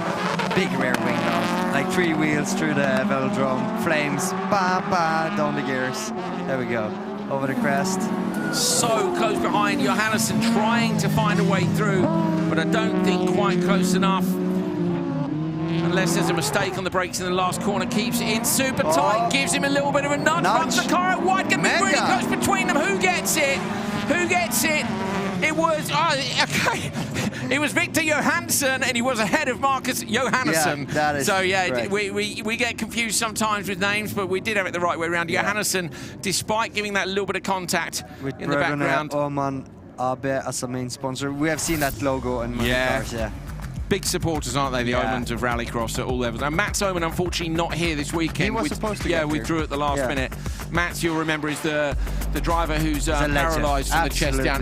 Mate, the noise the crowd makes here when Oman wins a heat. Even me as a competitor would, would love him to succeed every time. I'd love to try the car with his hand controls. I would never. I couldn't. Look at how close it was. Okay, it was not so close from above, but it was a cheeky little nudge in the final corner. I wonder. Track looks very good now, actually. Cleaned up a bit. Yeah. Even with like the dust stacks and the water they have put on, it doesn't like looks like the gravel isn't like. It looks like it's absorbing it pretty well. I struggle with some English words sometimes because I know how to say it in Norwegian, so I'm sorry to you guys. Sometimes it just stops up. I'm sorry, I don't speak any more Norwegian. Tack is about the limit, I think, which is a good word. It is. Thanks is important, but I must learn. You have to teach me some more tonight, mate. Useful words, please. Useful words. So on the outside here is the first front-wheel driven car we have in this field, or the only one in the Toyota Yaris. Crazy Mike. So is that his name? Crazy Mike is a stunt driver from Finland. So it's not his name, but let's get off the start. So it's Enland, ex-Engsvig, Kenneth Kong, who's the guy we were talking about earlier, who I wonder if Kenneth is from Denmark, so it will be Kenneth Kong's son, I imagine, is competing in cross car. Good start from Engsvig, but Kenneth Kong going to try and come around the outside. Kenneth Kong gets in, going to get on the anchors now. It's going Joker. Straight. Joker from P2. Yeah, I think that's Crazy Mike's gone round. Yeah, go on, mate. Yeah, no, I think it was a great decision to go to the Joker there. You know, you have one chance to get clear air. You want to put down your lap times. You want to drive your own rhythm, and Engsvig has the chance now. I guess it's okay to go Joker on lap 1 if you know the other drivers in the race are fast. The problem is if you end up with, say, a puncture, then you end up in a bad heat, then you lose the start. That's a nightmare then. It is, and then you have the knife on your throat and you have to do an overtake. So yeah, it's all in. If you're in a heat race here with drivers who you know are slower than you, and that's no disrespect to them, that's just life. Where are you lining up passes? The thing is, you can always go and speak with them. You can always go and speak with them in the paddock, in the pre-grid, hear their thoughts and plans and ideas. So, and just literally say to them, look, mate, if you're in front of me, I'm going to try and pass you. So is there somewhere you would prefer I stick it on you? And also, like, let's say, I can tell them, if I don't win the start, I'm going to go Joker. Are you going to put Joker behind me? Right, yes, got you. no. Yeah, I'm not. All right, I'm sticking in. Okay, so then you know whether or not you're going to end up following someone who's slower. That's really, and you do that. You go and sometimes, yeah. But you can't do it all the time. Mate, World Championship, Nitro and stuff. You know, as a Subaru factory driver, I guess it's pretty tough to go and have a chat with the other teams. And, hey, we've got 3 really good cars. Any chance you can do me a favour? Absolutely not. So Kenneth Kong continues to lead, 3.4 seconds up on Enland, and should go Joker this time round. Not the speediest entry, but Enland has to go in behind, so it's Engsvig who's actually 4.4 back, and Engsvig coming in hard on the standard lap. Gets him. Contact between them, only just. Nice. That was pretty gentlemanly, wasn't it, really? Yeah, it was. Engsvig over the Kenneth Kong's on a go slow, so broken the car. I didn't think that contact was harsh, Andreas. No, it wasn't harsh. It was very nice, smooth. He got some problems with his car. Maybe he had a problem in the Joker because it was a slow Joker. He had 4.4 seconds on him. No, he should have had it, so. How do you like these cars? Yeah, man. Yeah, it's cool, right? I do. I fancy the BMWs definitely. A little sideways he's over the drop jump. it. Oh, he avoided the stick there. Gronholm didn't get a penalty, did he? Because I was sure I saw him, it. I didn't you? saw you, Niklas. I saw you. Yeah, we saw you. We see you. 2:36.6 or 2:36.5. So Jonas Dahlstedt Jakobsen does win this session for Open 2-wheel drive. That's 2 from 2. Simon Tiger was P2 and Simon Ensvig was P3. So those guys were 3rd and 4th last time round. Agdal was dropped down. Agdal, of course, lost the wheel. Yeah. So Agdal, who was P2 after the first session, lost a wheel in this one. So the results have been a little bit turned on their heads here in Open 2-wheel drive. And that should make it an interesting Q3. And I do think that Swedes have like a little aha experience, because like they wasn't competing against the Norwegians last year. No. So this is the good to first see, time isn't they it? can like kind of feel each other's level. you know? I think it's fair to say that this kind of touring car style of car, which you don't see so much at the highest level anymore, is super popular up in Scandinavia. Yeah, it is. Front-wheel drive, like things like Super 1600, are a bit more popular Also, in like, France and Spain. Yeah, also countries like Holland and Belgium are also high level in. Yeah, in and everybody able to cars. travel a little bit more. So, Yeah. so Open 2-wheel drive only started. I think it started the last round of the previous season. We did it as an experiment to see if there would be entries, and there were. Okay, we've only, I say only, we've got like, what have we got here? 8, we've got 13 cars here. But that's more than last year, more than twice as many as last year. And I think the biggest growth actually has been Cross Car Junior, which started at something like 4 cars and is now up at 6 heat races. It's so amazing. it's just such a great place to start. On to Supercar Lights. Inside is Simon Olofsson, then Jimmy Walfridsson, Martin Enlund, Oliver Eriksson and Mats Oskarsson. Eriksson from slot 4 doesn't get the best start inside. It's Jimmy Walfridsson who's got the best start, but he's got Olofsson inside him. Gets the squeeze on contact between Eriksson, tries to go around the outside, gets dumped down to P5. Ollie Eriksson, you could see him check there if anyone was going to go Joker, and he's actually managed to end up 3rd. Ollie's had a good recovery there. He did. He was far too behind to get around the outside, but he tried. Oh, we have a spin here. Olofsson goes round, contact behind as well, gets hit. Walfridsson comes around the nose, just avoids him. 2 cars stuck in the middle of the track. So where's Oliver? Did Oliver go off at the right-hand side? He did. He hit him, went off on the right-hand side. Probably have an issue. Unfortunately, Olofsson is always so unlucky. I mean, he was fast in Q1, and now he gets some issues just before the velodrome. So Olofsson, it's Enlund who's going to lead at the end of the first lap. Eriksson will be disappointed with that. Whereabouts is Eriksson? It's hard I think to he see. has a problem. You think he's maybe stopped? I don't see him. He's not leading, so ignore the graphic at the top of your screen. Eriksson hasn't made it round to the start-finish line. Very nice corner there by Enlund. Andreas watching the for the start big of the style cut from points. Walfridsson. He's on a big push. Obviously racing for JC Race Technique here. So Walfridsson is only... I don't see Eriksson. No, I don't either. I think he's pulled off to the side of the 3 circuit. cars is out. Now we did, if there's more than 20 cars enter, then we get 3 semi-finals. But I've got a feeling I saw last night... Simon Olofsson and Mats Oskarsson is still going around, but Eriksson has a DNF. Okay, so it's 1.5 seconds back for Walfridsson. Enlund goes Joker this time, and Walfridsson should eat that up nicely. Yeah. Andreas, this is the quick. He does actually tap the marker there, but not enough to knock it down. This is the fastest heat, and that's a disaster for all of them. To be honest with you, I don't think anyone had a clean run there. Walfridsson and Enlund haven't lost much time, but it's not been clean. It's not been clean, and they for sure have lost some.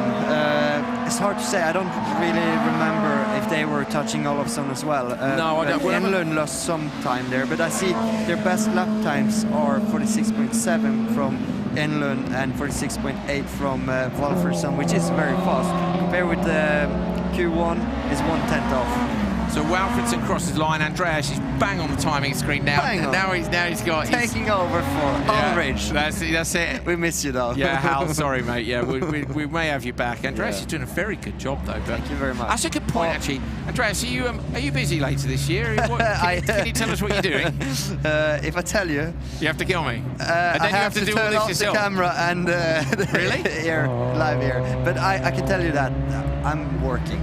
You know, I want to be back. I want to have a great championship somewhere there. So do I want to see that too. I did a race in Spa, 12-hour race. Yes, you did. Tarmac racing with GT4 cars. Let's take a look at the inside. So Olofsson in the blue and black on the inside line was the winner of Q1. Had the contact with Walfridsson. Look at Ericsson, goes round the outside, drops a wheel in the dirt. Now Ericsson here looks at the Joker, decides no because 2 cars are gone. Walfridsson goes Joker. I wonder if Olofsson was clipping the curb before the velodrome too much and broke some drive shaft, or... We might see it, mightn't we, from above? What, and you think that might be why the spin? So here's go on, Andreas.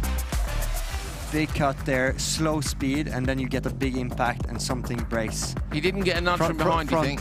Only rear-wheel driven. Ericsson was really unlucky, wasn't he, to go inside? Only rear-wheel driven there. I think he was too slow on the big curb. You know, then you get all the load on the inside wheel while cutting the curb. Probably a drive shaft. And Ericsson, big jump. Yes. Oh, shit. Ooh, you know, in the air, you have to stay on gas to keep the nose up, especially on these lights car. Bit cloudy in the distance, but it is a 2. Yeah, Walfridsson takes it from Enland, Oskarsson, Olofsson. Ollie Eriksson a DNF, so Ollie was P4 after the first session. I think, when I read last night, I'm pretty sure there's only 2 semi-finals. If you're new to RallyX, there are... If a class has more than 20 entries, we have 3 semi-finals and 2 go up from each. But there's only 19 entries in lights, so I think we're only going to get 2 semis. And that means Ollie Eriksson, who, remember, has won the RX2 series in these cars twice, and I think won GRC lights, might not make the semi-finals. So a bit of a story going on there. Ola Henry Steinsholt, Martin Jonsson, Isaac Hogqvist, Kasper Janssen and Emil Persson. Janssen in slot number 4 is the NRX next champion in these cars. He's early on the clutch, but he doesn't get the best traction. Poleman loses out as well. Steinsholt trying to find a way through, but gives up and drops back contact there. Big cut to Janssen. Off into the gravel as well, almost over, up on 2 wheels. There, I was looking down the entry. Kasper Janssen gets into P2. How high was it? It was high. It was high enough. High enough. Just to fill you in here on the speed of Walfridsson, he was half a second faster in Q2 than in Q1. Also, Enlund was 2/10 faster than his Q1. So track getting quicker, you think? No, I think them as well. I think them as well, and they didn't lose too much on the carnage in the corner before the velodrome. Yeah. I need to learn the turn numbers, you know? Yeah, I don't know them either. So how do you deal with it when you're dealing with your engineer? In World RX, I know every turn, but I need to calibrate every time I get back. And obviously, as a commentator, I didn't do that. It's different. Yeah. I didn't do that. There's the dirt in turn 1. Now, that was something you mentioned to me yesterday. So turn 2, sorry. Turn 2, when somebody cut on the inside, you get sand, very thin little sand into the tarmac. It gets super slippery. It's so easy to get down the stairs, so you need more line to drive and try to avoid it. So you come in wider then and try to rotate the car on the tarmac before you get to the dirt that's in the road? Okay, so we'll take a look. So Andreas said he has his spotters when he's driving supercar. He has his spotters let him know somebody. All the tricks there. No, so this is the problem with being a commentator. So you have them say whether or not there is dirt in the road. So watch here. You might see the dirt on the inside line. There it is. There it is. And it's so slippery. You know, you lose the friction in the dirt on the tarmac there, and you easily get down the stair, and you have to retake the corner again. So brake, put the load on the front wheel to get the rotation. And just lose too much time. So Jonsson leading Janssen. Janssen managed to get out in front of Steinsholt, who I think you were chatting with this morning. Jonsson there, he did a great joker lap. He got a straight car in the exit and managed to do a very good turn, 4-5. I think it is. And gapped Janssen a bit because he was right there on his rear. He was right there, so nice exit. And you were saying how important the exit that was. Target time 2:27.0. He might just get that. 2:27.288. So what did Jonsson do in the previous session? Was a 2:30.6. Yeah, so he's gone a good couple of seconds quicker. Yeah. Ace. So another look at the start. Watch the... Here we go. Look now. Oh, mate. Okay, yeah, you're right. I just glanced down as it happened. That's cool. That is cool. Number 29. Watch from the other angle. Here it is. That just gets 28. Oh my goodness! Without all that left lock, Andreas, that was going over 100%, wasn't it? So that was an incredible reaction there from Emil Persson, and to be able to hold on to that. Because full left lock to try and pull it down. Because you do the right thing, don't you? But still, and these cars, like power steering and stuff, you get so much load on the front wheel, so it's not easy to turn back, you know. No, not at all. Martin Janssen takes it from Kasper Janssen. And then Ola Henry, Steintoll, Emil Persson and Isaac Hockfist. I put a W behind Emil Persson's name as well. Yeah? So yeah. So for Wheelie? For Wheelie. Wheelie Wednesday? Okay, winning Saturday, Wheelie. Yeah, winning wheelies. George Mcginnis. Yeah. All the way from America. Yeah, That's so cool. he came over last year to Arvika, which was, I can't remember if it was his friendly first. guy. He's Smiling. lovely, George. So I know Gary and Helen will be watching out at Mid-Ohio. They're out at Mid-Ohio Sports Car Course because George's brother Robert is competing in IMSA this weekend. So they've got their sponsors in the hospitality business. They're very pleased to see Mcginnis getting a great start from the inside line. Should be able to hold on from here unless anyone gets into him on the brakes. Mcginnis has got to nail this. He'll go standard lap for sure because Mcginnis now needs a really good time. Now, he has played, Andreas, 700 hours of track time on this. That's way too much. On Dirt Rally. It is. It is amazing, though. It is. Like, commitment. That's what I mean. He really loves it, doesn't he? He does. He really wants this. Very cool guy, not shy, smiling. He got a pair of fast glasses from me earlier, and he did some big steps after that, improved massively. So is that the difference? That's the difference. You think all that money you could spend on simulators and tyres and stuff, and a pair of fast glasses is just 60-something euros. So, I mean, it's a big gain, isn't it, for that budget? It's a big gain. I mean, you know, other sunglasses are available just to cover ourselves commercially here. But I can see one thing on Mcginnis's car here. The ride height is very low. In the long corner, he's hitting the floor. Compared with all the other lights cars, I see everybody run a bit higher cars. He's with Yellow Squad, isn't he? So he's got Eric Farren likely spotting for him. Kevin Hansen's there running team for him. Kenneth Hansen is here this weekend running Belevsky with Graham Rodemark. So he's got... Eric, if you hear me, please go a bit higher. Yeah, your ride height is too low for you, is it? But it's low is fast. So you can see here on the side skirt now. Yeah, just how low it is to the ground. Interesting. So you think, I mean, he's still standing okay on the jumps. Let's see. It is okay. You know, it's fast. He's looking fast there now. Right, so Mcginnis last time. I hope Eric remembers the Joker. Yeah, it's got to be done this lap. In goes George Mcginnis now. Come on, George. Send it. Come on. So George won a round of NRX next. Yeah, loses a bit of time on the entry. Exit, very good exit. That's what we're talking about. Nice recovery from him. Good. Got a message from his dad last night. They were saying they were happy with his pace. I think it was P10, but it's his first time here. He's up against so many of these drivers who've been here so much.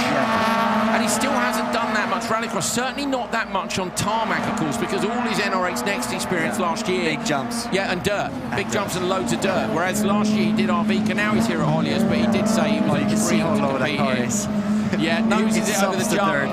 Backs it in now. Mcginnis aiming for the 227.0. He's not going to be far off. 227.7. That's close. George Mcginnis is going to drop in nicely up the order. We've still got, unfortunately, two-wheel drive open on our timing screen, so we're not seeing that updated order. Should be top 5. Yeah. But don't take my word for it. No, that's good enough, mate. Timing screen's off. We'll go with Baccarat instead. Yeah. We'll go with Baccarat. Good start. Great start, actually. Really good, wasn't it? Off the line there. And then it was he got on the brakes. He was lucky, wasn't he, not to get collected? Because sometimes there, particularly when the guy from P2 went straight to Joker, you can get collected there. If they come off the brake too early, they can over-rotate you through turn 2. How much did that cost?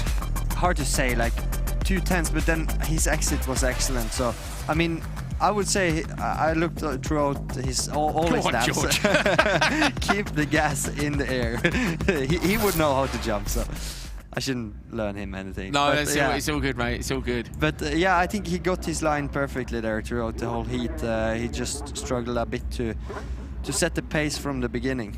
Kyle Schwartz was in that one as well. Kyle, of course, ran last year with Sondra Holken's squad, wasn't it? Yeah. We have Kevin Eriksson, which had big misfires. Is that what they were trying to fix down in the garage? Yeah. So was it an engine change or? From practice, they had an issue. in Q1, and also let's see now in Q2. Like 4 or 5 guys was in the engine bay just half an hour ago, so let's see. And that's a lot of people to get in a very small engine bay. Yeah. So your grid is Ida Tornholt, Kevin Eriksson, Natalie Peterson and Mattis Janssen. With the greatest of respect to the other drivers, Kevin must win this start, because if he gets held up behind them, they're not quick enough for him to challenge those top times. If he wants to make it through to the semi-finals, Kevin Eriksson has got to absolutely smash this. He's got the start. Now he needs to not get collected in turn 2. Look at the pace he carries through there. He's got so much time, Andreas, that he's able to get on the brakes. And one of them should have decided from further back to go Joker immediately. But some of these drivers, they want to follow Eriksson, you know. They want to learn, they want to embrace it, because he's going to be a benchmark this time. So Like have they fixed the misfire? Listening to this, Andreas, tell us if you think it's healthy. Yeah. Seems it. Yeah. That's more like it, isn't it? That's more like it. So Kevin Eriksson, of course, remember, came up through RX2 alongside Kevin Hansen. So Kevin Hansen and Kevin Eriksson had some great battles in this category back in the day. He then moved up to Supercar. He did the famous round the outside move up. So I think someone's driving the round the outside car this weekend. Yeah, they are. It's it? Linus Östlund. Yes, it is, yeah. That car was driven by Robin Larsson, but also by Kevin Eriksson around the outside. Yeah. And if you don't know about Kevin Eriksson around the outside, where have you been? Go on the internet immediately, and it won't take you long to find it. And if you see that film, Kevin overtakes 3 guys on the outside, while me, the one and only Andreas Snacker backward, goes inside, overtake 3 guys as well. So you got 3 guys too. But nobody saw it. Nobody cares, Nobody do they? cares. Unfortunately, it was good, but it wasn't great. Big, wide Ford Focus RSRX sneaking on the inside. Your drive around Estering with the tyre off, and it was just epic, absolutely epic. All right, so do we get any lap times?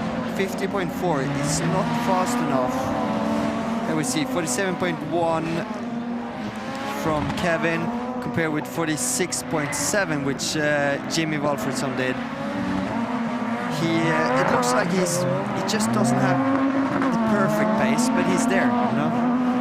Very consistent as always, rarely a mistake. Even though we saw Mattis Jansson being a bit faster in the previous lap, I would say Kevin nailed the Joker. So we're on to the final lap now. Kevin coming down the hill. Look how small the steering inputs are. It's tidy. He's a great driver. You rate Kevin very highly, yeah? I do. I mean, everybody asks me who do you want to have as your teammate. I want to have Kevin or Oliver, because they can be fast and also fix my car when I break it. Sebastian Eriksson is also handy for that, isn't he? So what was the lap time here now? Kevin Eriksson with a 2:26.7. So fastest. Wins the session by a mile. Yeah. Not by a mile. No, sorry, because I'm looking down at the open two-wheel drive times, which we've still got on the bottom half. 2:26.7. So is it enough? 2:26.7. It is enough. It is enough? It is enough. So you have to forgive us, the bottom half of our timing screen hasn't updated. We've still got the session times from open two-wheel drive. He wasn't the fastest lap time-wise, but overall heat time. So the track also looks a bit drier as well. Now the question is, but Andreas, his lap 1 was mega. With only 3 qualifiers and him being P17, yeah, I reckon he will. I need to stop saying mega, by the way. No, it's fine, mate. It's just when I look at you, I just that's what you think. It falls out my mouth. All right, deep breath. You can hear what's coming up next, yeah? Yeah, we can. Yeah, in the background. Yes, I love the sound of anti-lag in the morning. There it is.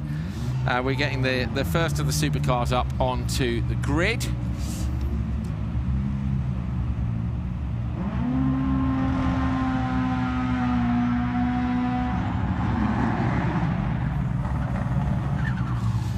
There's your result from Supercar Lights Q2 Heat 4, 2:26.7, and the fact it's purple, that means they've gone fastest. So if you're not used to reading timing screens, get yourself out there. In fact, you can go on Chronomoto's website and find the timing screen. You can have a look at it for yourself.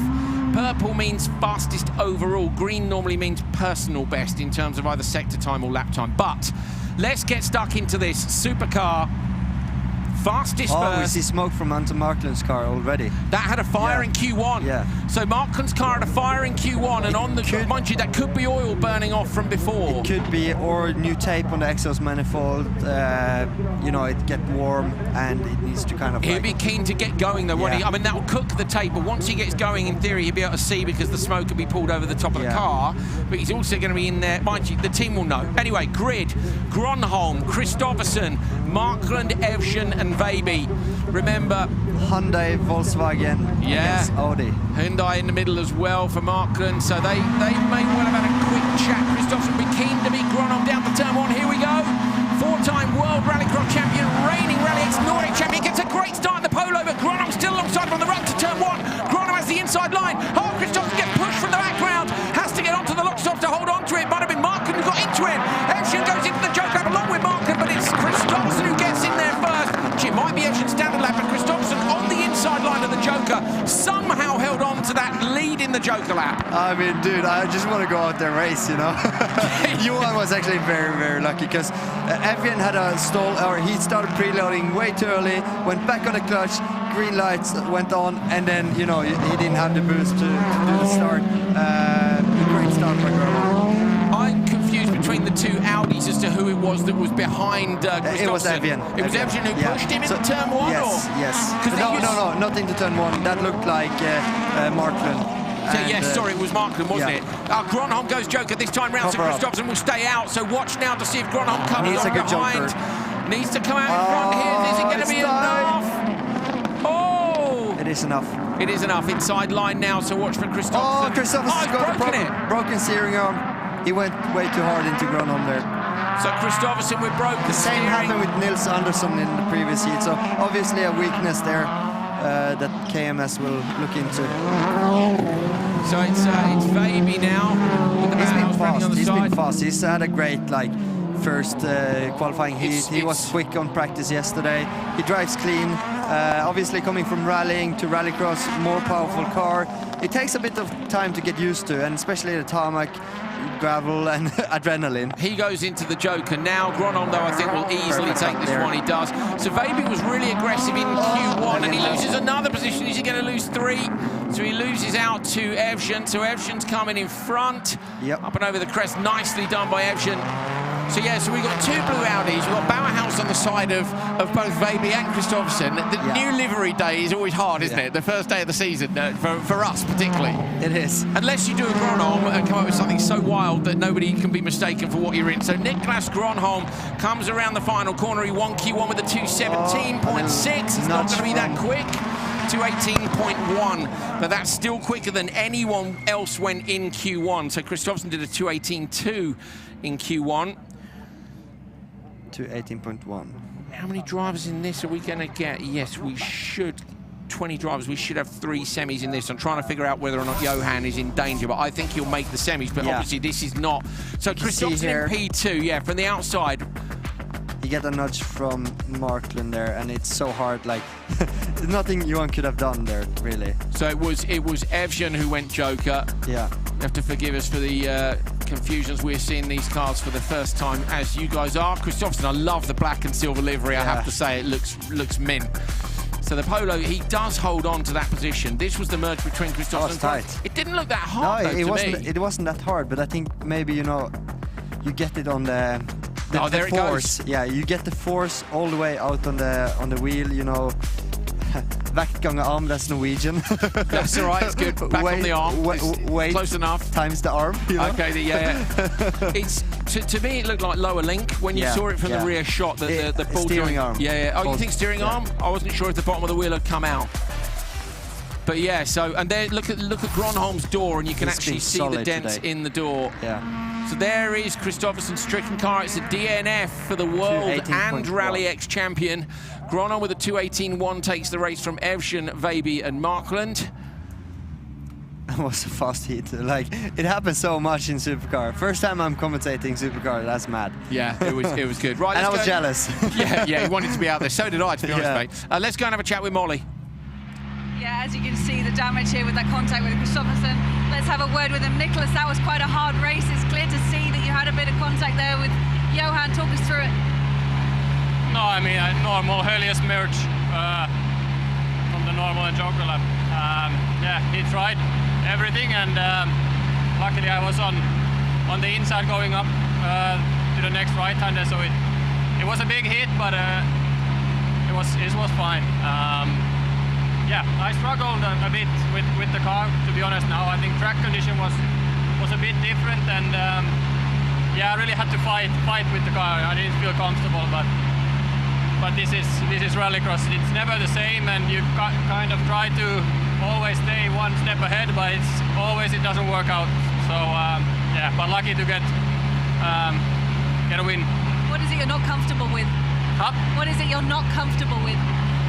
Just overall the feeling in the car. I really need to fight the car.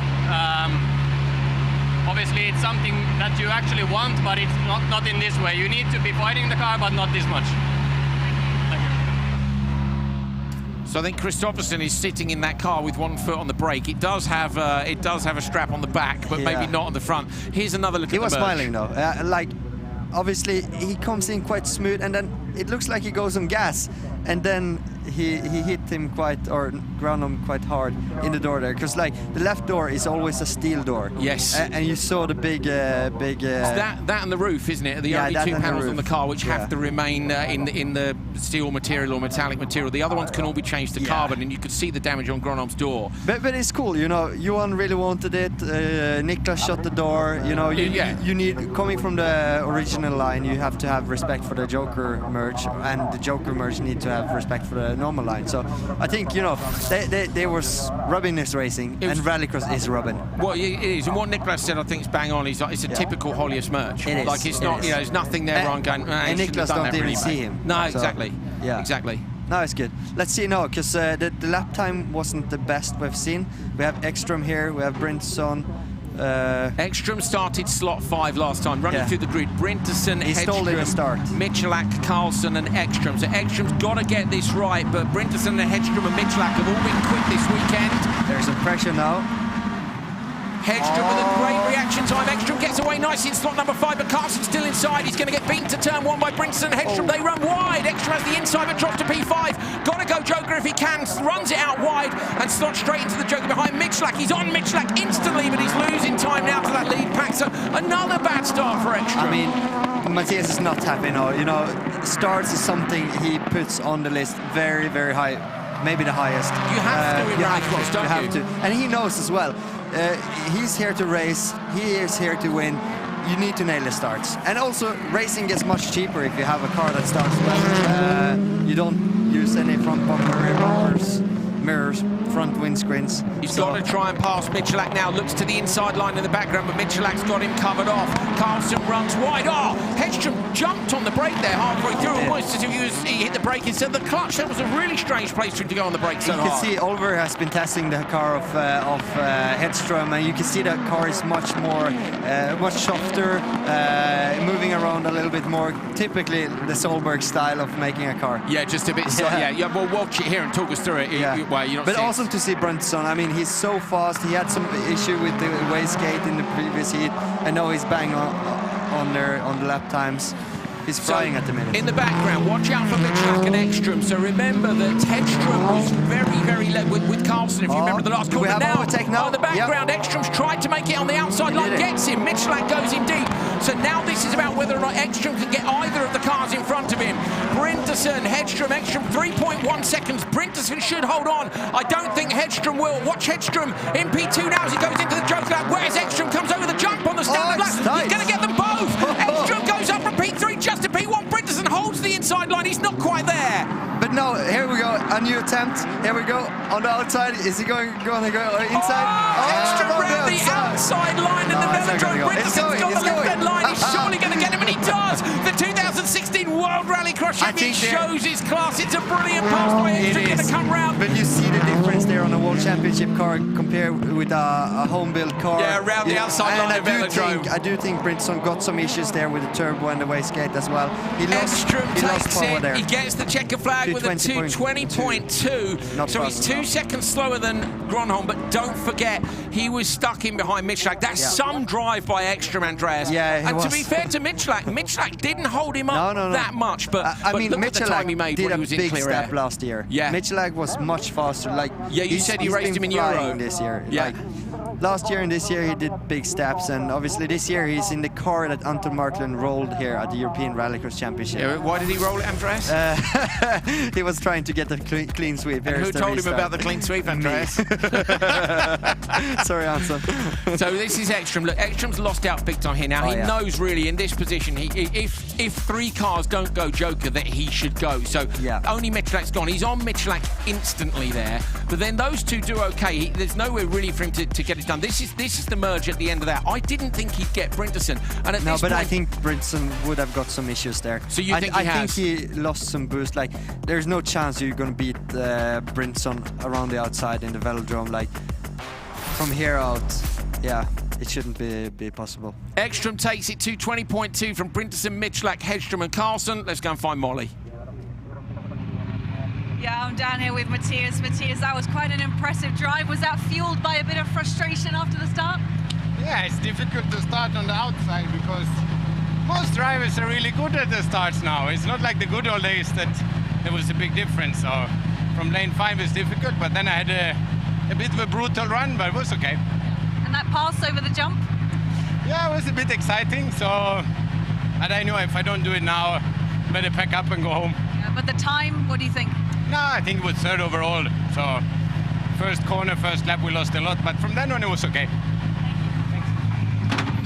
I think Matthias is enjoying that. That's nice as well. Matthias's mum and his sister are here watching this weekend, and I know that's really special for him. It is. We met them at the breakfast this morning. It was nice. It was lovely, wasn't it? So yeah, it's cool he seems to see. in good mood and in good shape. You know, winning in Pau last weekend with the Pure TCR. Yeah, for Cupra, didn't he? So it was a good result.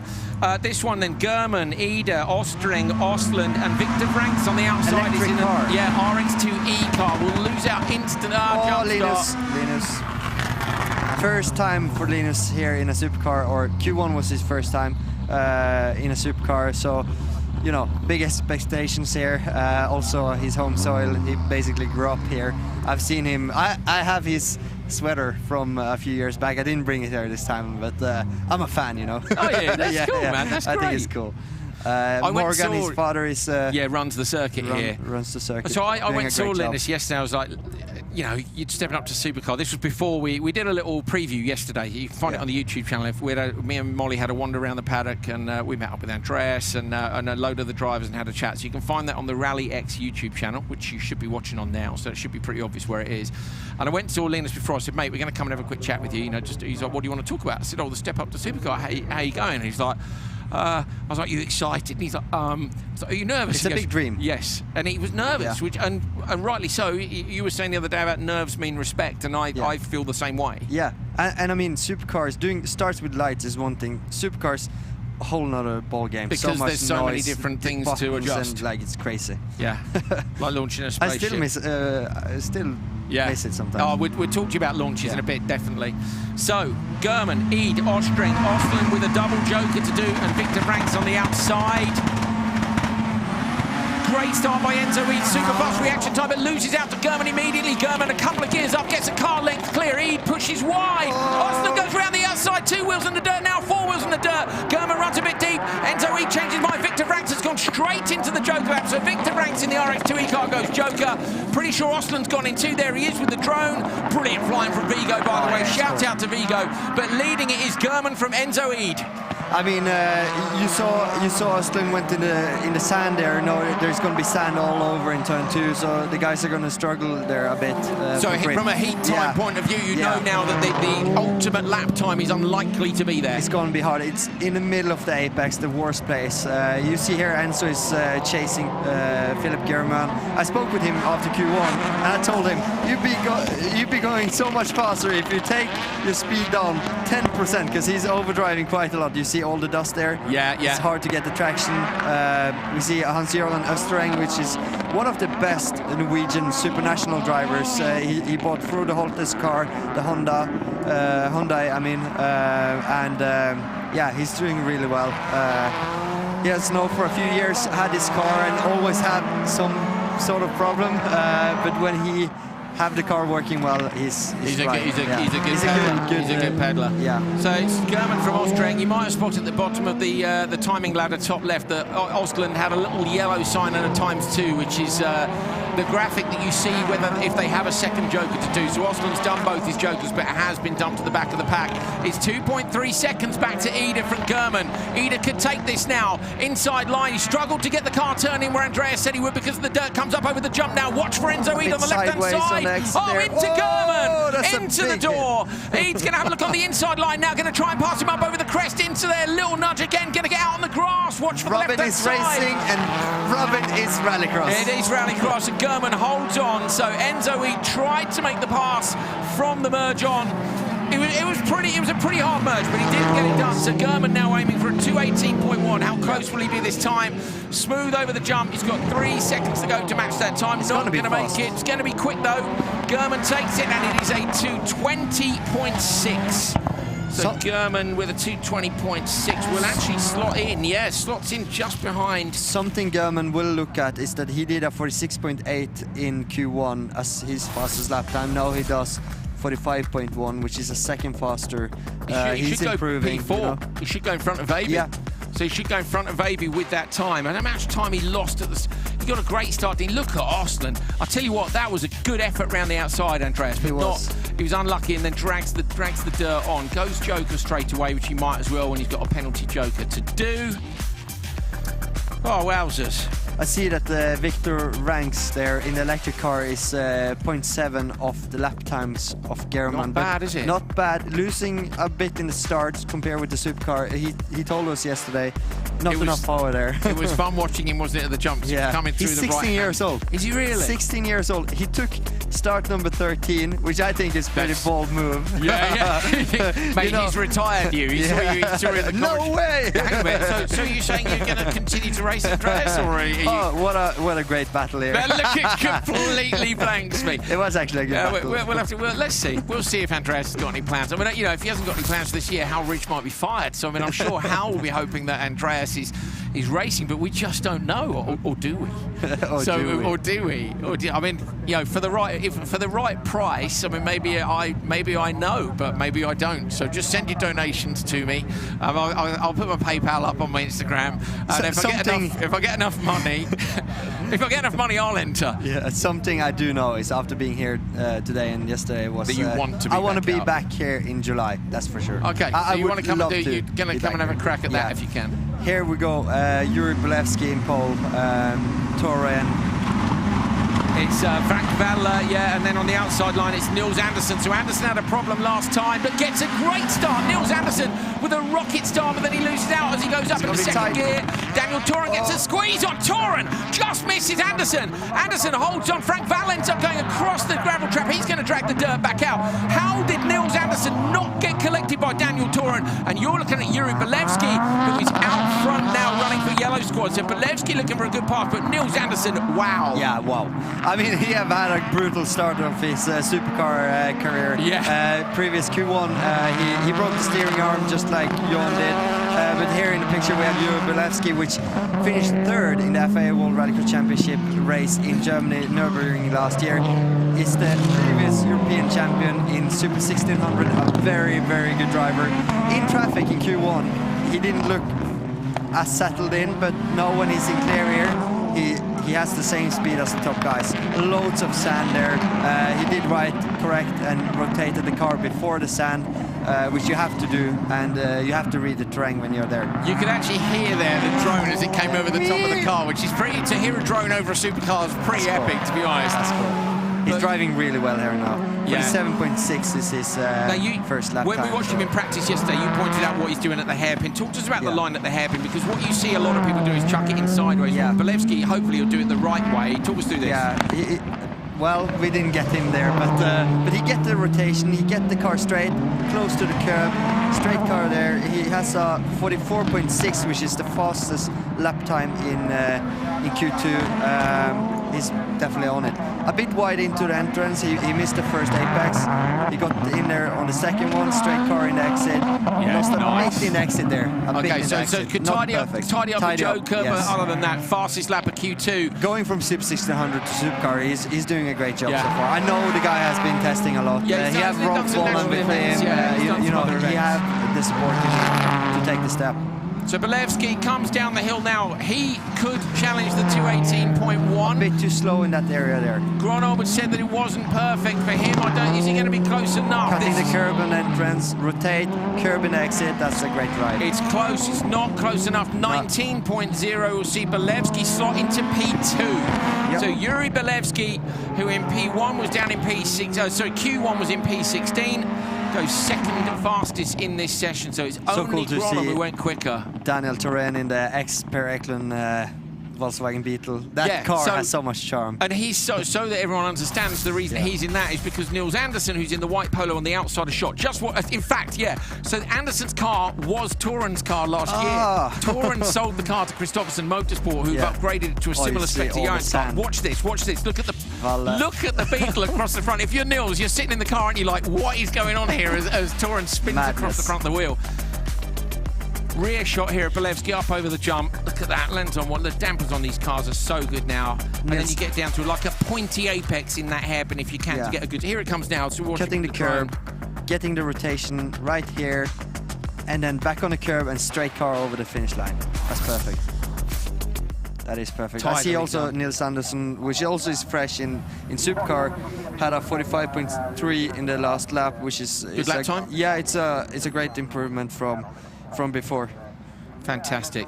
So Belevsky takes it 2:19.0. He's good enough to slot him up into P2 in the session, but it is Niklas Gronholm who wins the second Supercar session here at round 1 of RallyX. We might have some results for you in a moment of overall. In the background is the beautiful Varmland forest. We've got a good turnout of fans as well. That's worth pointing out. Just nice to see fans back here at Holjes. The last 3 times I've been here, I've had to travel up from Stockholm because we weren't able to fly to Oslo, which is actually the nearest airport. So you fly to Oslo, cross the border, and it's just nice to see fans back. Damage on the back. Go on, what you got? Earlier you asked me what backward meant. I don't know what it means, but I actually got a text from my dad.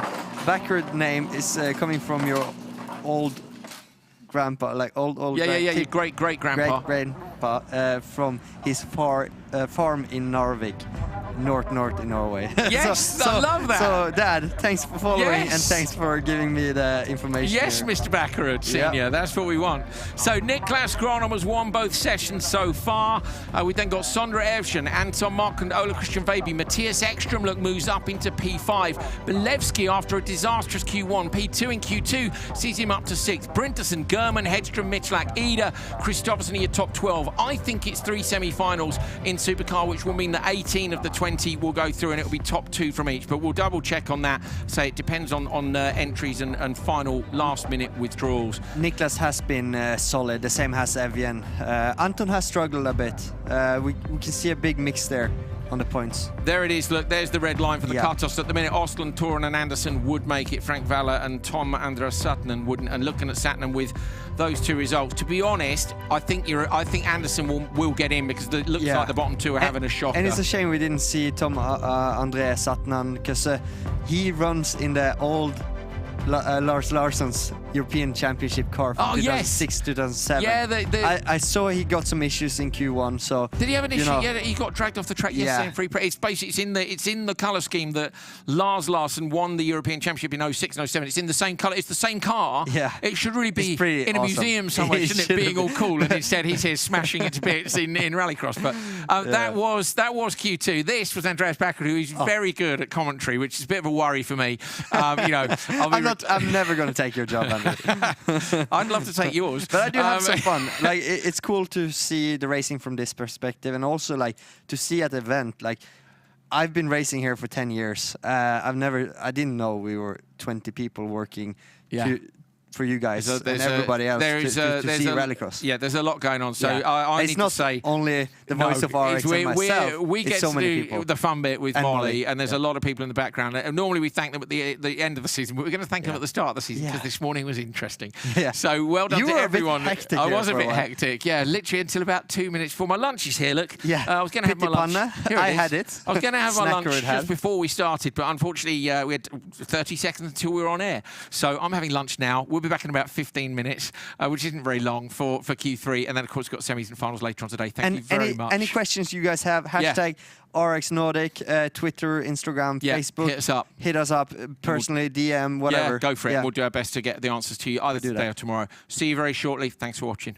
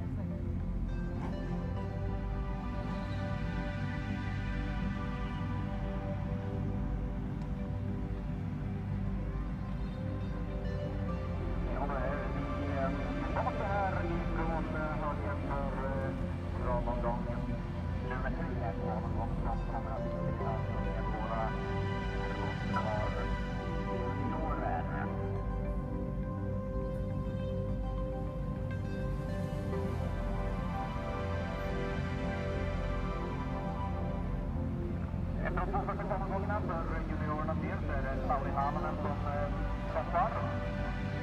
En och 5 startpoäng bättre än Lukas Alfredsson. Mikael Oijo, A3 just nu för Linus Nilsson. Och sen har jag Sander Hasselberg som var 6:a. Jonas Rydal är 7:a.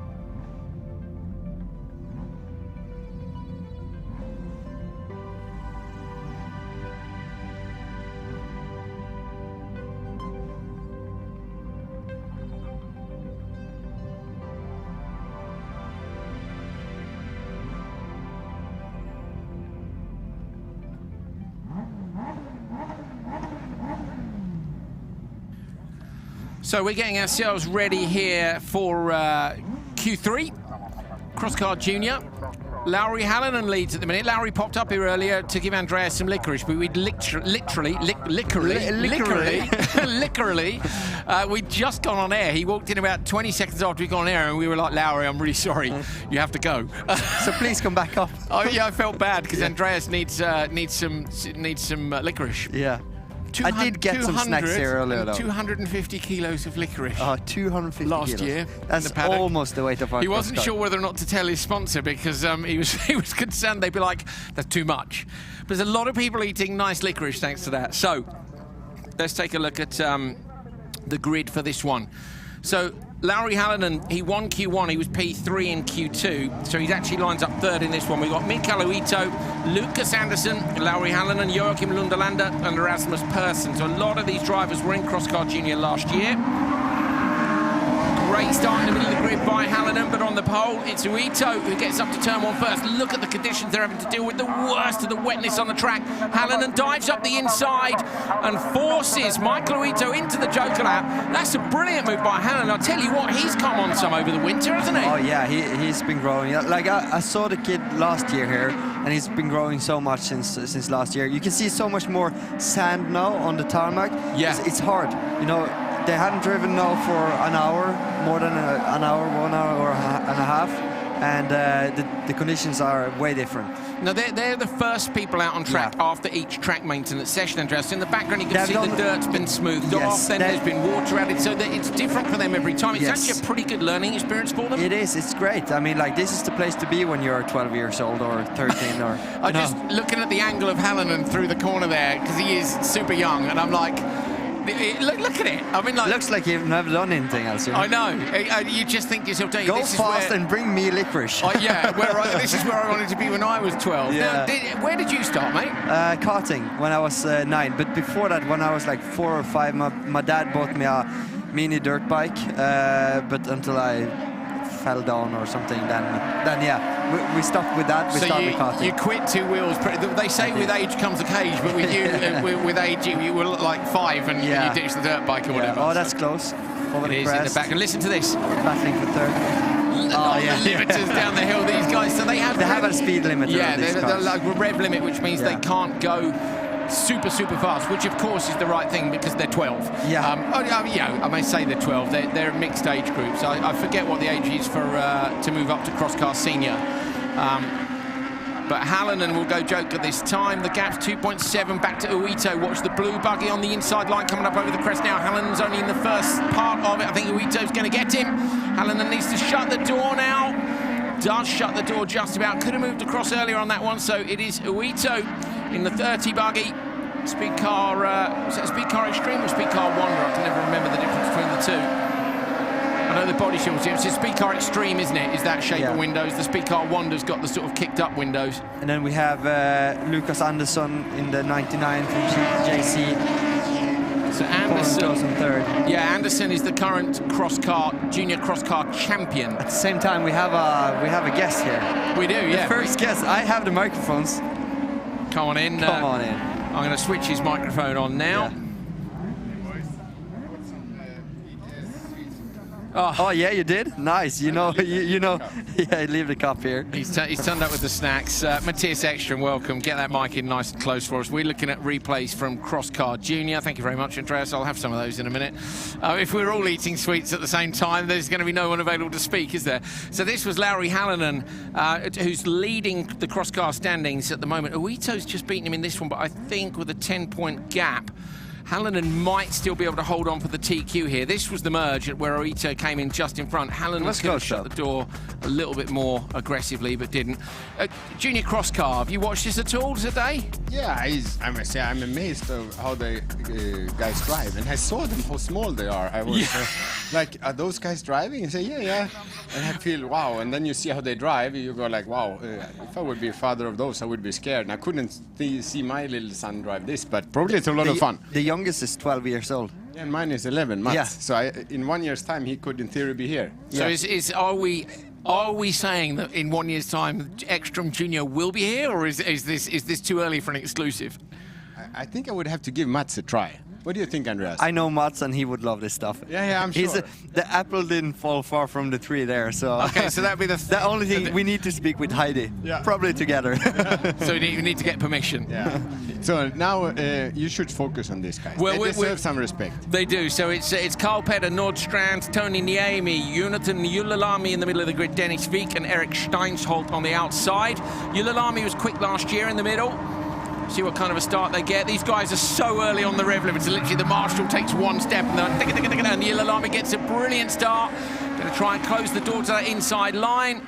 Nicely done, Matthias. The one thing that I've been blown away by with the kids, I think it's fair to call them that, is they're so good at racing side by side. Like, they give each other a lot of respect.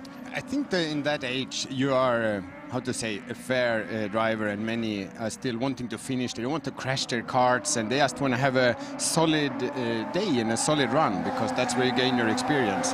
When you get as old as me and Andreas, you start banging doors and crashing into each other and fighting for that podium. And I think these guys are still smarter than us to understand that you need to collect those laps. So basically we're saying the aggression and the contact comes with age. Don't you worry. A little fact here is that we have Carl Petter Nordstrand in P3. He's actually underneath the even management.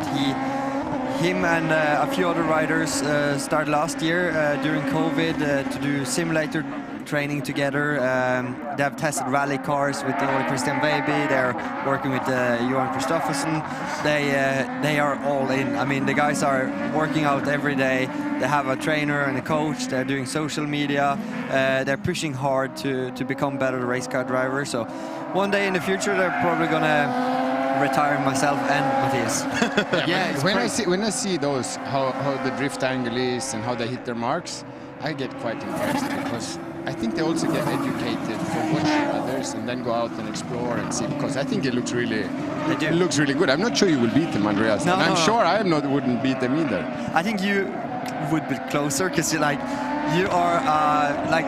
I have all the respect for you when it comes to racing anything. A tractor, a supercar, a DTM car, whatever. Matthias is always up there. It doesn't matter. You better talk us through what you're racing at the minute. So last weekend you were in Pau in France, and what were you doing down there for rallycross people who maybe don't follow racing? No, I do FIA ETCR. That's electric touring cars. So 500 kilowatt in quality trim, which is equals to 730 horsepower, and then race trim I was at like 450 with some power up. So that's super exciting. Wow, look here. Yeah, Niemi having a look there. I said that they are behaving well, and then this. You see, there's it was a good pass, mate. That was pretty clean by full-size rallycross standards. You know, it was a tidy pass. It is Julalami who's going to take the win in this one. Up and over the crest, big jump. I love the fact they're on that limiter coming down the hill. You know, they're already used to the glorious noise of meaning you know you're flat in top. But do you see that? I mean, I have to give credit to the Holjes guys here. They made the jumps higher. I feel since I was here last time, it was easy. Now everybody are jumping high and long, and even in the cross cuts looks super cool, I must say. What do you think, Andreas? I did a track walk yesterday and I saw it immediately. They filled more dirt on the dirt just before the jump, so I think you fly higher and also longer. Yeah, they've definitely changed the angle of the up ramp. There we go. Of angles, look at that, just pops the car up. And that must be so cool. 12 years old, coming here to Holjes, racing here in front of Matthias Ekström, the voice of RX, and Ricole. I just think it's funny to think them going to school on Monday. You know, when they go to school and they're like, so what did you do this weekend? I went and raced a car. I was on the limiter in 6th gear, and the teacher probably goes, okay, I'm sure you did. Well done. You know, it's like, no, I actually did. I really genuinely did. Jonathan Julalami, 237.113 is top of the table according to our graphics. So the purple there notes that they've gone fastest so far in the session. That's heat 2. Remember, it's fastest first. So Julalami has gone quicker. Dennis Week here also in P4. He came over to us. The first guy we saw here in the paddock Thursday. He was like, oh, you know, very excited. I know his dad. He also helped Bryntosan, Svadal last year in the European Championship. Yeah, great young talents coming from Norway here in Sweden, and they have done a million laps here on dirt too. You know, I would be so excited to take one of those really young kids, put them in a supercar, and just adjust the seat so they can reach the pedals, of course, because I'm sure they would do a pretty decent job, because the lap times are not far off. Yeah, I think they would. I mean, it's a hell of a way to learn, isn't it? Well, you know what? That'll be some piece of social media, Matthias. You'll have to decide which driver it is. I think maybe someone needs to be in the car with a cut-off switch. I'm just bumping right in here. You are one of the only one that can make that happen. Yeah. Here we go then. Erik Nielsen, Loke Peterson, Oliver Solli, and then Isak Hartana and Terpainen on the outside. It's a great start from the pole by Nielsen, I think it is, on the inside. It is indeed. So Nielsen's got that whole shot around the outside, though. Yeah, into the Joker goes. And he's good friends with Dennis Week. They're hanging together. They're in the same team, helping each other. He's 12 years old. I was really impressed yesterday, Andreas, when we were out and about in the paddock and on the track. A number of these youngsters came up and introduced themselves, which is really their important. parents used to race supercars or even super nationals back in Norway. They're born at the paddock, like me and Matthias, like playing with toy cars in the ground or in the grass, in the dirt. They're so confident, and it's really important. You know, they've got the guts to come up and go, look, I know. Guys, so you missed. I think the leader just hit the marker into the right-hander before the second jump. You think penalty, Matthias? It looks like. Okay, so Peterson maybe with a penalty. Oh, sorry, it's Pettersson's dropped down. It might be Hattenmar or Nilsson even. The timing screen just keeps updating so quickly. We have Erik Nilsson, the JC Race Technique, in the lead. So was it Nilsson? Was it Nilsson? It was Nilsson that hit the on wide on the exit from the Jokers. They're trying to shut the door. Does get across. Pettersson gets across, but then up the inside comes. Is it Terpainen? I think it is. Yeah. So Terpainen manages to get up on the left-hand side of your screen. The green marker shows you whether or not they've been into the Joker lap. So impressive. So Nilsson coming down the hill. Matthias thinks maybe Nilsson touched the barrier. Where was it here? That was here last lap. Yeah. Okay. It looked like, or. Well, so we thought Gronholm hit it in Q1, but he didn't get a penalty for it. Did you see that? No, I think probably he get a bonus as his finish. Okay, right. So that's there we go. That's what it is. Matthias, how Solly is pretty close here now. 2.7. He might be close on the merge. 2.8. If the graphic is correct, I felt Solly did a Joker in the first lap. Good Joker there by Nilsson. Very good. Oh, it's time. Oh, there we go. So Solly, this is his first. If he managed to stay calm now, this is his first race heat win. So that's awesome. 12 years old. 12 years old. Amazing. He's fighting against some of the guys are 16 years old. That is amazing. Yeah. So come on then. Here we go. Solly is the guy up for the supercar test now. Okay, here we go. Here we go. 12 years old. On it. Okay, so he has no idea. Oliver Solly has no idea that right now he may get a supercar test with EKS. Yeah. Oh, that's awesome. 12. It's been a great drive. He's going to take. He has a bit of your style, Andreas. Not so much sideways. No, that's good. That's good. There we go. So he takes the checkered flag. I will go and see if I can see him when he comes out of the car. So I remember how he would. If you're honest on your word, like this is right, awesome. So mate, he's just gone 236.772. He's gone fastest. Goosebumps. I got goosebumps. And he, bear in mind, this is qualifying heat 3, so the fastest 10 drivers have already been from the previous heat. He's up for an overall, say a Q win. Yes, I think he is. Yeah. I'm loving this. That's pretty cool. I need to go out and see. Go on, mate. Tell us, just quickly before you go, tell us how your day's gone. So you've been on the outside for the starts both times. We had, or we have not sorted our starts. On the track, the car is very good. Or what would you say, mega? Yes, mega. The starts are not mega. The first start, I was not brilliant. The second one now, I have to say, was okay, but far from good. So we are tuning the car to make the starts better now. Yeah. Just to do, a bit with chassis setup and so on, to try and get more just driving from the line to the first corner. So it's more traction off the... So it's not actually about launch settings, it's more about traction settings. The car has too little grip. End of story. So. Right. And that's not about being in slot number 5. You feel it would be the same if you're on the other grid slots. It's not like a favourable slot. No. You haven't had a bad... Okay. No. So it's the same for Enzo and me.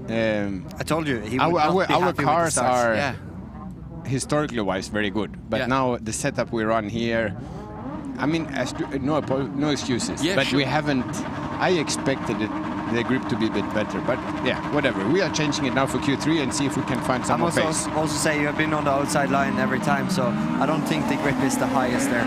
Mcginnis gets left behind on the line from the middle of the grid. It's Isak Nordbeck who comes in to take the lead in the 3-3-1. Going to cut towards the inside line, doesn't get picked up from behind. That's nice. And in fact, Mcginnis has she's recovered really well to get P3, having been dumped at the start. Matthias, in that first that first start, we saw you were out in P5, you moved across, and then somebody joking in front of you, and it's so difficult, isn't it? When you're in P5, you can see where people go to pick whether you go joker with someone or not. Yeah, the problem is when you're not in it all the time, you don't know the other drivers, and you listen to the spotter, and you get mixed up.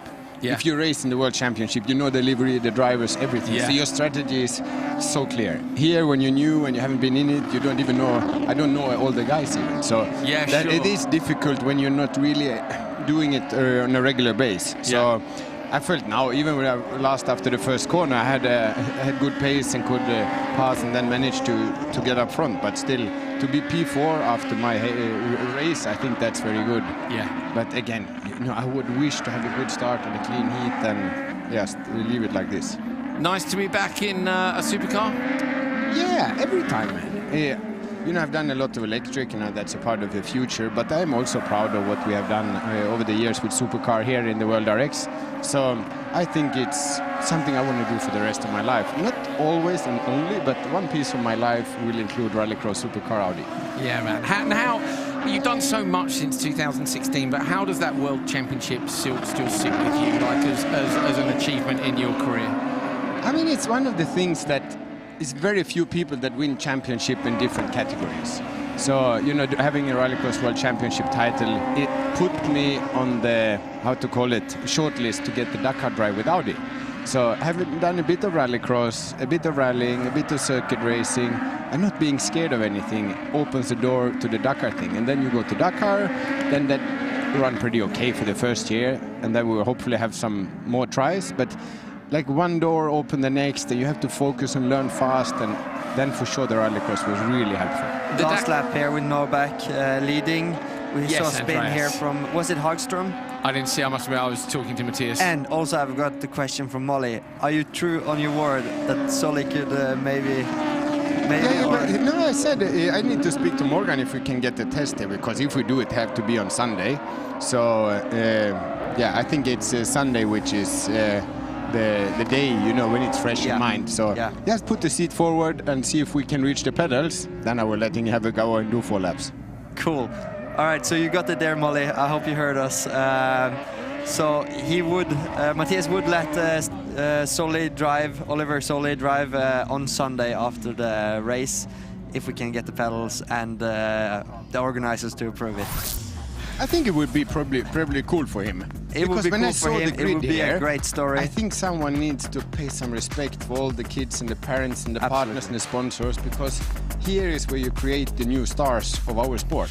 That is absolutely the people that get all the way to rallycross, you already have a big budget, you already have made. But here is, if you motivate more of those kids, you will get more stars. They're the future. They're the future of the sport, as you say. This is a level of the sport which maybe more people can afford. It's hard to afford to run a supercar. There's quite a few people can. Here in Holjes, 12 years old in a supercar. One thing is to start on the ice, where we have been playing around for many years. But when I see how he drove, I'm not worried. Maybe I will go and see if I find him in the paddock. Maybe we'll see if Molly can join me and we see how he looks like. Maybe I don't know how big he can't be big. Let's see if we can. So Molly, if you can hear us, we need you to come and find Matthias, and then we need you to find Oliver Solly, and then we want an interview somehow set up. If it's not now, we can do it later. But yeah, Molly, we'll leave you to look after our friend Matthias. Matthias, thanks so much, mate. It's great to have you back, and I hope you have a brilliant day. Yeah, and by the way, thanks for having me. And sweets, I better give to Andreas, because I've seen you got a bit too much traction lately. Oh, mate, that's low. Take care of your running, and Andreas can eat a bit of sweets. Who came to you with these sweets? There was a Norwegian guy. Very familiar with something I gave to EGS the other day. Actually, I bought a bit more of it. Oh, you did? Yeah, so we completed the hospitality. That's brilliant. So anyway, guys, if you want me to come back, I'll come back. Okay, well, we'll have you come back at some point, definitely. We're going to eat Matthias' sweets. He's going to go. There he goes. Thank you to Matthias Ekström. I better not have any sweets, apparently.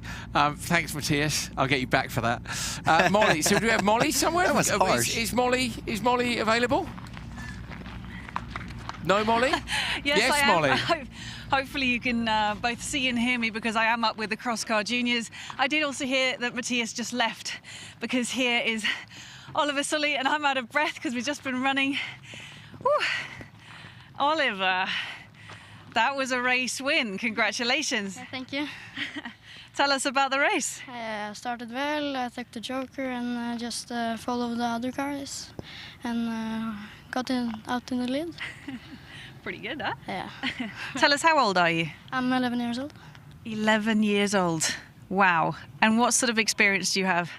Yeah, I started driving cross kart when I was 4, so yeah, I've driven many years. That is many years. Now, we've just had Mattias Ekström. You know who he is, yeah? Yeah. We've just had him in the studio, and he says that on Sunday, if the organisers will permit it and you can reach the pedals, he would like to give you a ride in his supercar. So cool. What do you think of that? Yeah, I'm on with that. Hopefully we can get the permission then, yeah? Thank you very much, Oliver. Thank you. 11. He's 11. And the thing is also, not only 11 and racing fast, but he didn't have the same English teachers as me and Per Solberg or Henning Solberg. He's great in English. I saw him yesterday. We came out of a room and he goes, "Hey, how's it going? I'm so-and-so. I'm racing in cross-country." I'm like, "Hello, mate. How's it going?" He's like, "Hey, Andrew. Yeah, I'm good." Yeah. And like, I was like, "What are you going to do?" I hope I'll get a good result. I'm looking for it. And, go for the then win. he's like, "Do you want to test in the supercar?" Yes, I do, actually. Yes, I think I do. I might as well do. What an absolute legend. That's brilliant. So, yeah, at the minute, he leads. Oliver Solly leads. We are on to race 5 of Junior. You can maybe see now why we haven't covered them all day, because there are a lot of juniors. But Andreas, isn't it great that this category, which started with 4 cars, I think it was, maybe 5 or 6, now has 29 entries this weekend. 29 juniors here. It's amazing. It's cool to see that the grassroots of rallycross is growing, even though the World Championship and have been a bit down the last few years. It's awesome. It's great. Yeah, it is. It's important, isn't it? Yeah. And this is a great step, you know, if you would like to do rallycross or rallying or whatever, cross kart is awesome to get the driver feel of a vehicle. These karts are so like brutally honest, because like you see the steering input, stuff happens when you turn the wheel. I'll be fascinated to sit in a debrief. I know that sounds daft, but obviously you guys, you sit with an engineer. It's a very technical chat about what you're doing wrong and how it's going. These are kids, and I imagine a lot of it is the emotions of it. You know, like you must stay calm. And how you explain the vehicle's behavior. And you can see, he clipped the cone there. I don't think he hit Didn't knock it hard enough. No. Yeah, you need to knock it down. Is what race control was saying yesterday. If you knock it down, then it will be a 3-second penalty. No warnings, just a penalty. Because you can see some cars there are lifting the front wheels up in the air. You know, different clicks on the suspension, different springs, you know, softer springs in the rear. Mate, if you had a kid like Mattias has got, would you be introducing them to rallycross, or would you be making them stay as far away from it as possible? As far away, and you told me you are a great swimmer. I would probably, if I had a kid, I would buy him swimming or running shoes or swim shorts. So is this basically all about the budget? I've seen my dad, and you know, having an expensive kid, you lose your hair and you get grey very quickly, early. I don't want to... Almost a half spin, holds on to it. So Kinnunen needs to make sure he shuts the door here. Oh no, going to lose a position. That was all in that joker. Came in, crossed up. Svedland has managed to get through. Is it Soderholm maybe? I think it's Svedland there, but 3-3-3 and 3-2-3. That's handy, isn't it? In terms of the race numbers. So yeah, it's Svedland who's has lost out, sorry. So yeah, oh my God, we've got Kinnunen, Svedland and Soderholm. Oh, look at 3-3, 3-3-3 and 3-2-3. Now you can see why this job's harder than it looks. So yeah, he lost out, but too sideways in the joker. So for Kinnunen, just a little bit too sideways in the joker. Awesome drive though. End of the lap. Right. Come on. And does lose out. It is, in fact, I think it's Soderholm who took it. It is Soderholm, yeah. So it was 3-2-3 who'd passed Kinnunen. And it's confusing when all the numbers are the same. But yeah, did he go quicker? Oh, hang on. No, he hasn't. I don't think.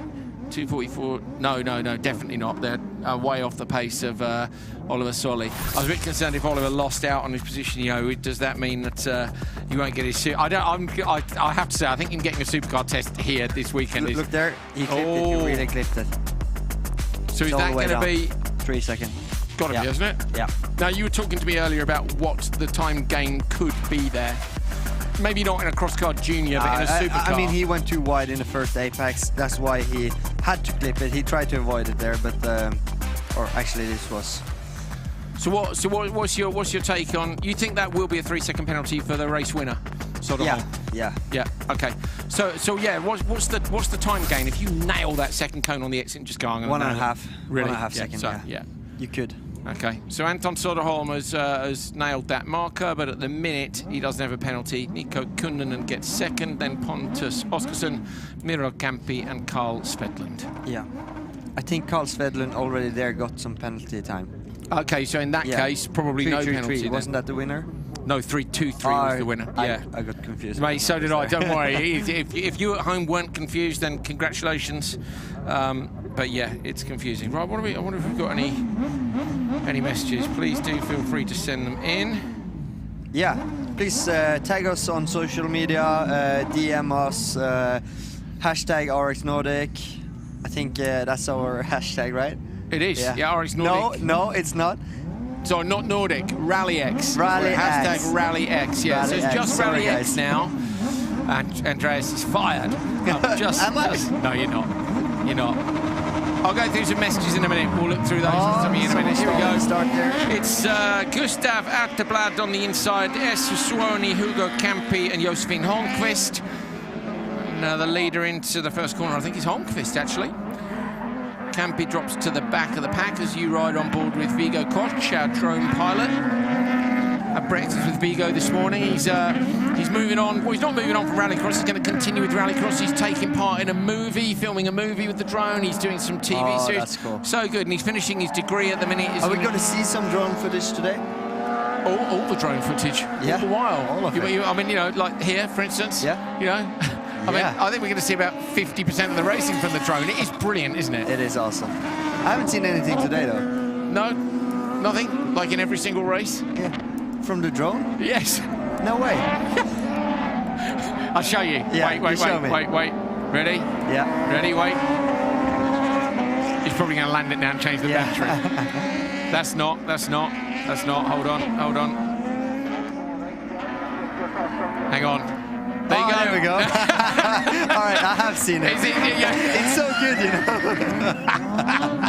You know, when it feels like you're playing in a computer game and the camera's kind of floating over the track. That was actually a very nice job. It was very good. It was very good. Yeah. Missed a bit the apex in the last curve, though, over the Joker. But they're so impressive. They really are. We've got coming up cross car, followed by open two-wheel drive.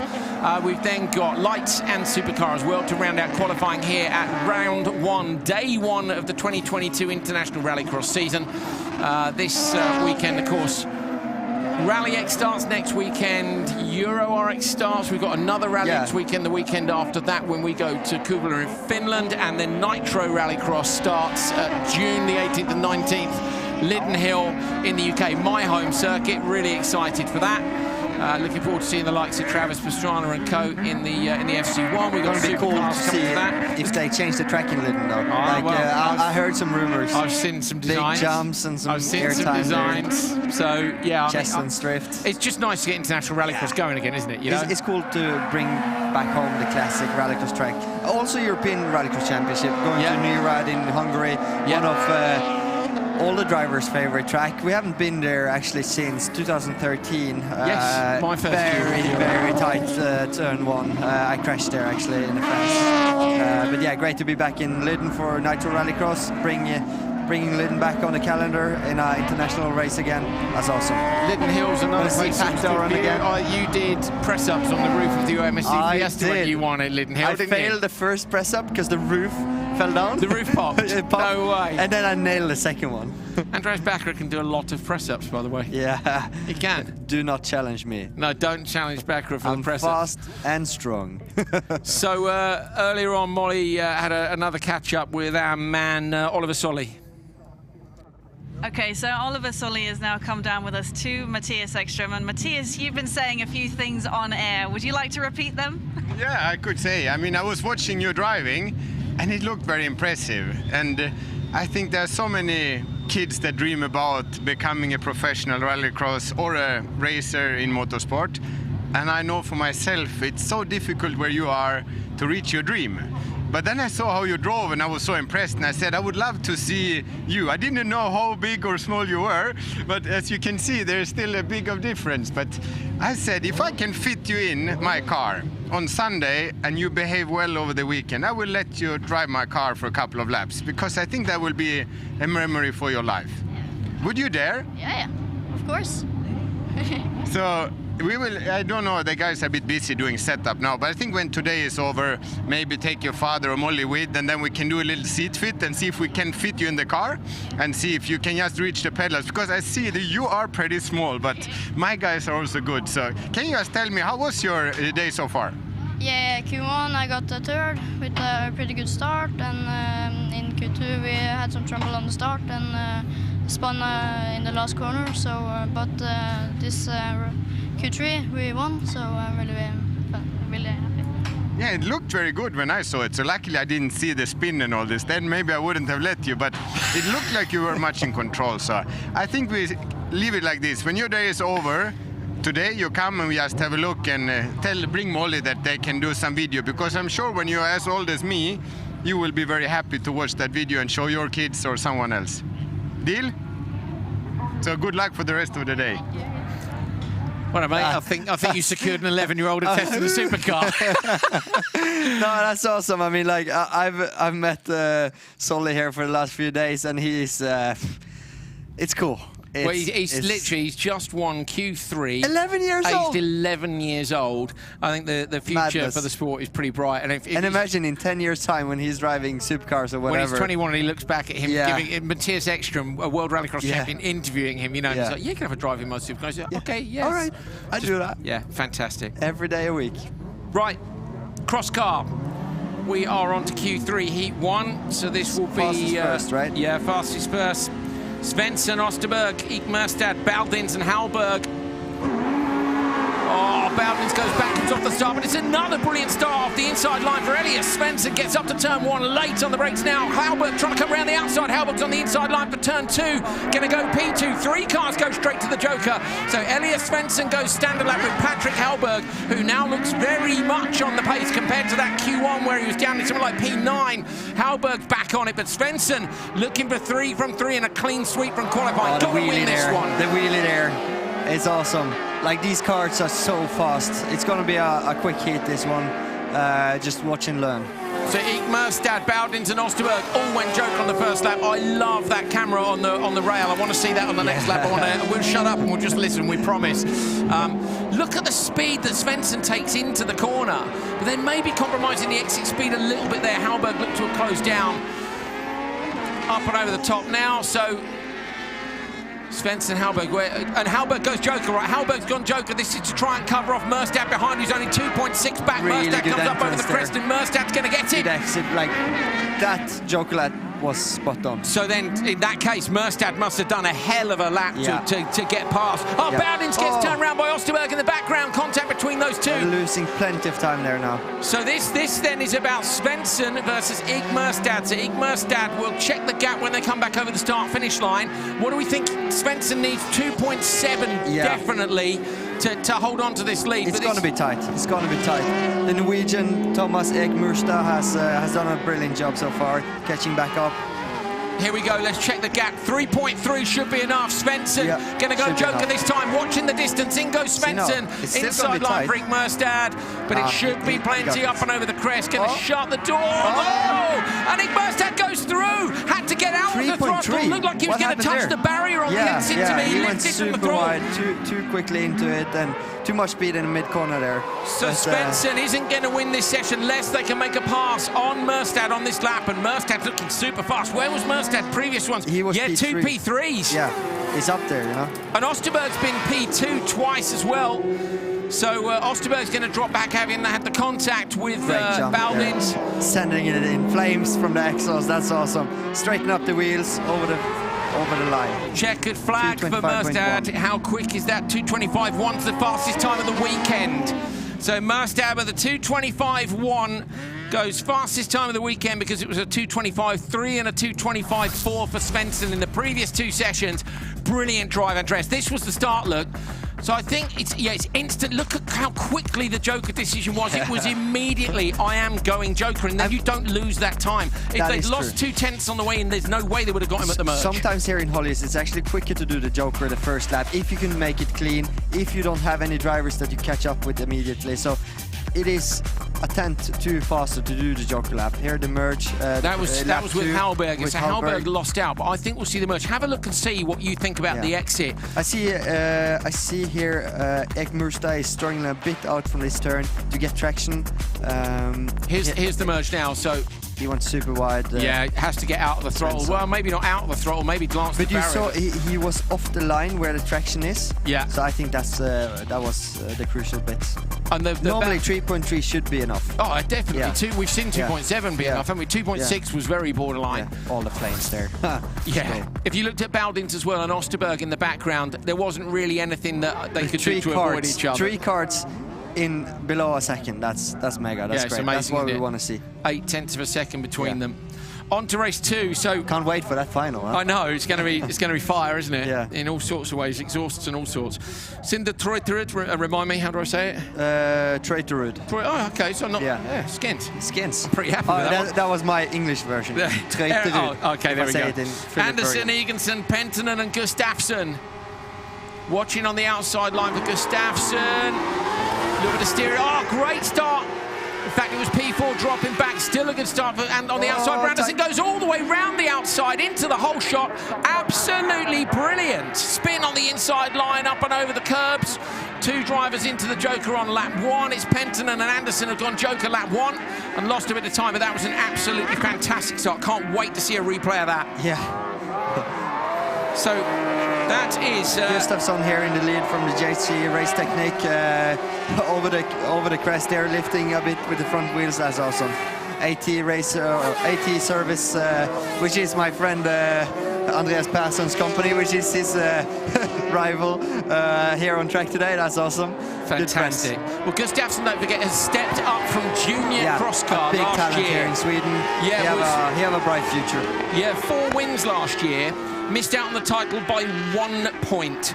It was so close. 49.3 the first lap. That's very fast. So I wonder then, do you know what? To me, the track conditions look a bit drier than we saw in Q2. I guess the sun's a bit higher in the sky. Really? That's another cool. one, yeah. Some Absolutely mint. It's cool. You can see it with the purple color. I was going to say, if you don't know, right, it's purple, isn't it? Olin's yellow. Yeah.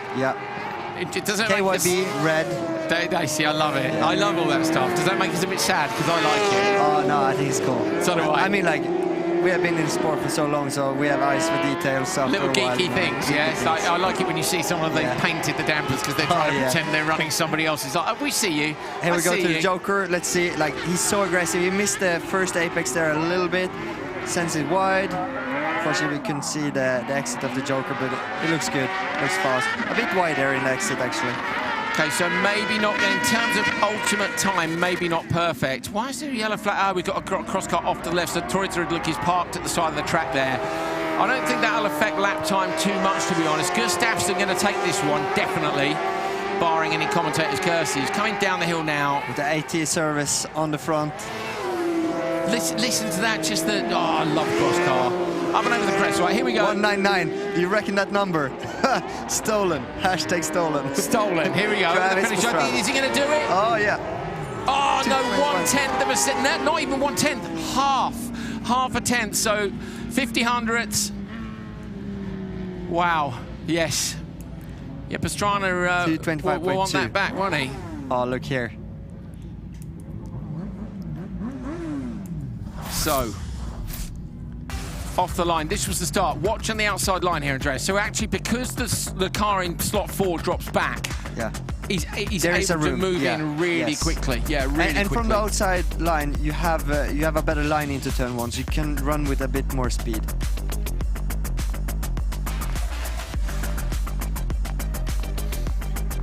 So another look at that first corner. Through the dirt on the left-hand side.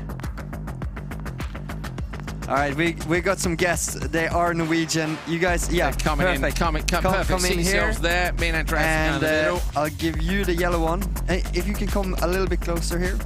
You want to introduce them? I can introduce them. Two Norwegians. Yeah, go on. You introduce your We have friends. Dennis Vik, Oliver Solli. Both their dads used to race cars earlier or in the previous years. Good to have you guys. Are you enjoying the racing so far? Yes. Yeah? It's cool, right? Yes. Holjes. This is the first time you do a race in Holjes. Yes. Yes.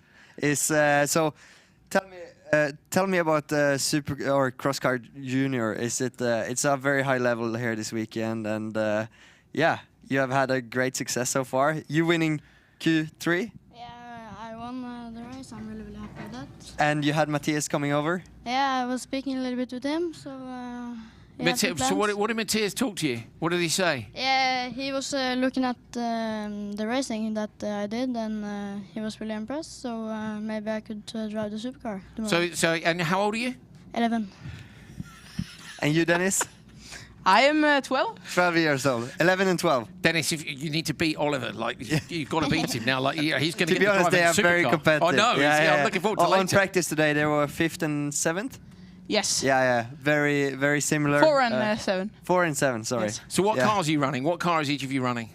Speed car. Your speed car? Extreme Junior. Extreme Junior. Yeah. Okay. So tell what's the engine for people at home? 600. Yeah. And Suzuki. And yes. what's the speed limit? 9,000 RPM. 300 RPM, yeah. 9,000 RPM. Yeah. And just for you guys watching, these two kids were the first to approach us here when we arrived to the track Thursday. Yeah. And yeah, we find it very cool, like young talented drivers coming up here and introducing themselves to the voice of RallyX, Andrew Coley, and to myself. And to Andreas Backer, the European Rallycross champion, you know, legends. Right, stick around. We've got some more racing, and you can help us out with telling us what's going on in the racing. So what do we got next? Have we got any races ready to go? Are they waiting for us? Yes, we they have are. race 3. So we're making race. They waited. Those people are waiting in those race cars because we're chatting up here. So here we have my friend in the middle here, Andreas Persson. I'm very biased here. So we've got another guest. We'll get you in 1 minute. So these guys have just turned up. We're going to do a switcheroo. We've got a queue coming up. So give us this race and then we'll do a swap out. Here we have a jump start. Right. Okay. So let's run through the grid first of all. So we've got Jens Wahl, we've got Marco Ringenberg, Andreas Persson, Sten Oja, and Kalle Gotherson. And for my money, that was slot number 2. Yeah, it was. Yeah. Look at the light top right. You'll see it shows the number 2. Ringenberg from Estonia. So that's not ideal. So tell us about the start. Oliver, you tell us about the start first of all. Does it make you nervous? You guys struggled a bit in Q1, both of you, yeah? Yeah. What happened? On the start, the car just... it bugged? Yeah, it didn't have any... The cross car just bugged, or did you do a mistake? I did a mistake because I had... You should never say you did a mistake. You're a race car driver, you can blame your mechanic, your dad, and your dad, and then the dampers, the engine, whatever. Never tell anyone, especially not the camera and the microphone, that you did anything. It's just a tip from me. Yeah, until you get a V-box and data engineer, and they can see that you did something wrong. Then you're in trouble. Then you can't say. Then you can't lie anymore about what happened at the start. So, right, let's get this starting away. Then we're gonna have a chat with these guys, and then here we go. Thumbs up. Marshals will walk back off the grid. Listen for the revs. Here we go. Here we go. Ready to race light. They've all been quite sensible with the RPM there. Sometimes you hear them sitting much higher up. A great start by Jens Wahl on the inside line. They're going to lose out on the run to the first corner. My buddy Andreas Persson has it. Persson gets it. Contact in the background between Wahl. He lives only 10 miles from here, in Torsby. Yeah? Yeah, we grew up. Me and his brother went to school together. Andreas here is a bit younger, or 1 year younger. Yeah. Fantastic. So leading up and over the crest. Right. So, what did you think of the start? I think it's a very great start. It's kind of. Well, you can say whatever you like. It's fine. Honestly, did he do a good move? Did you like where he positioned the car?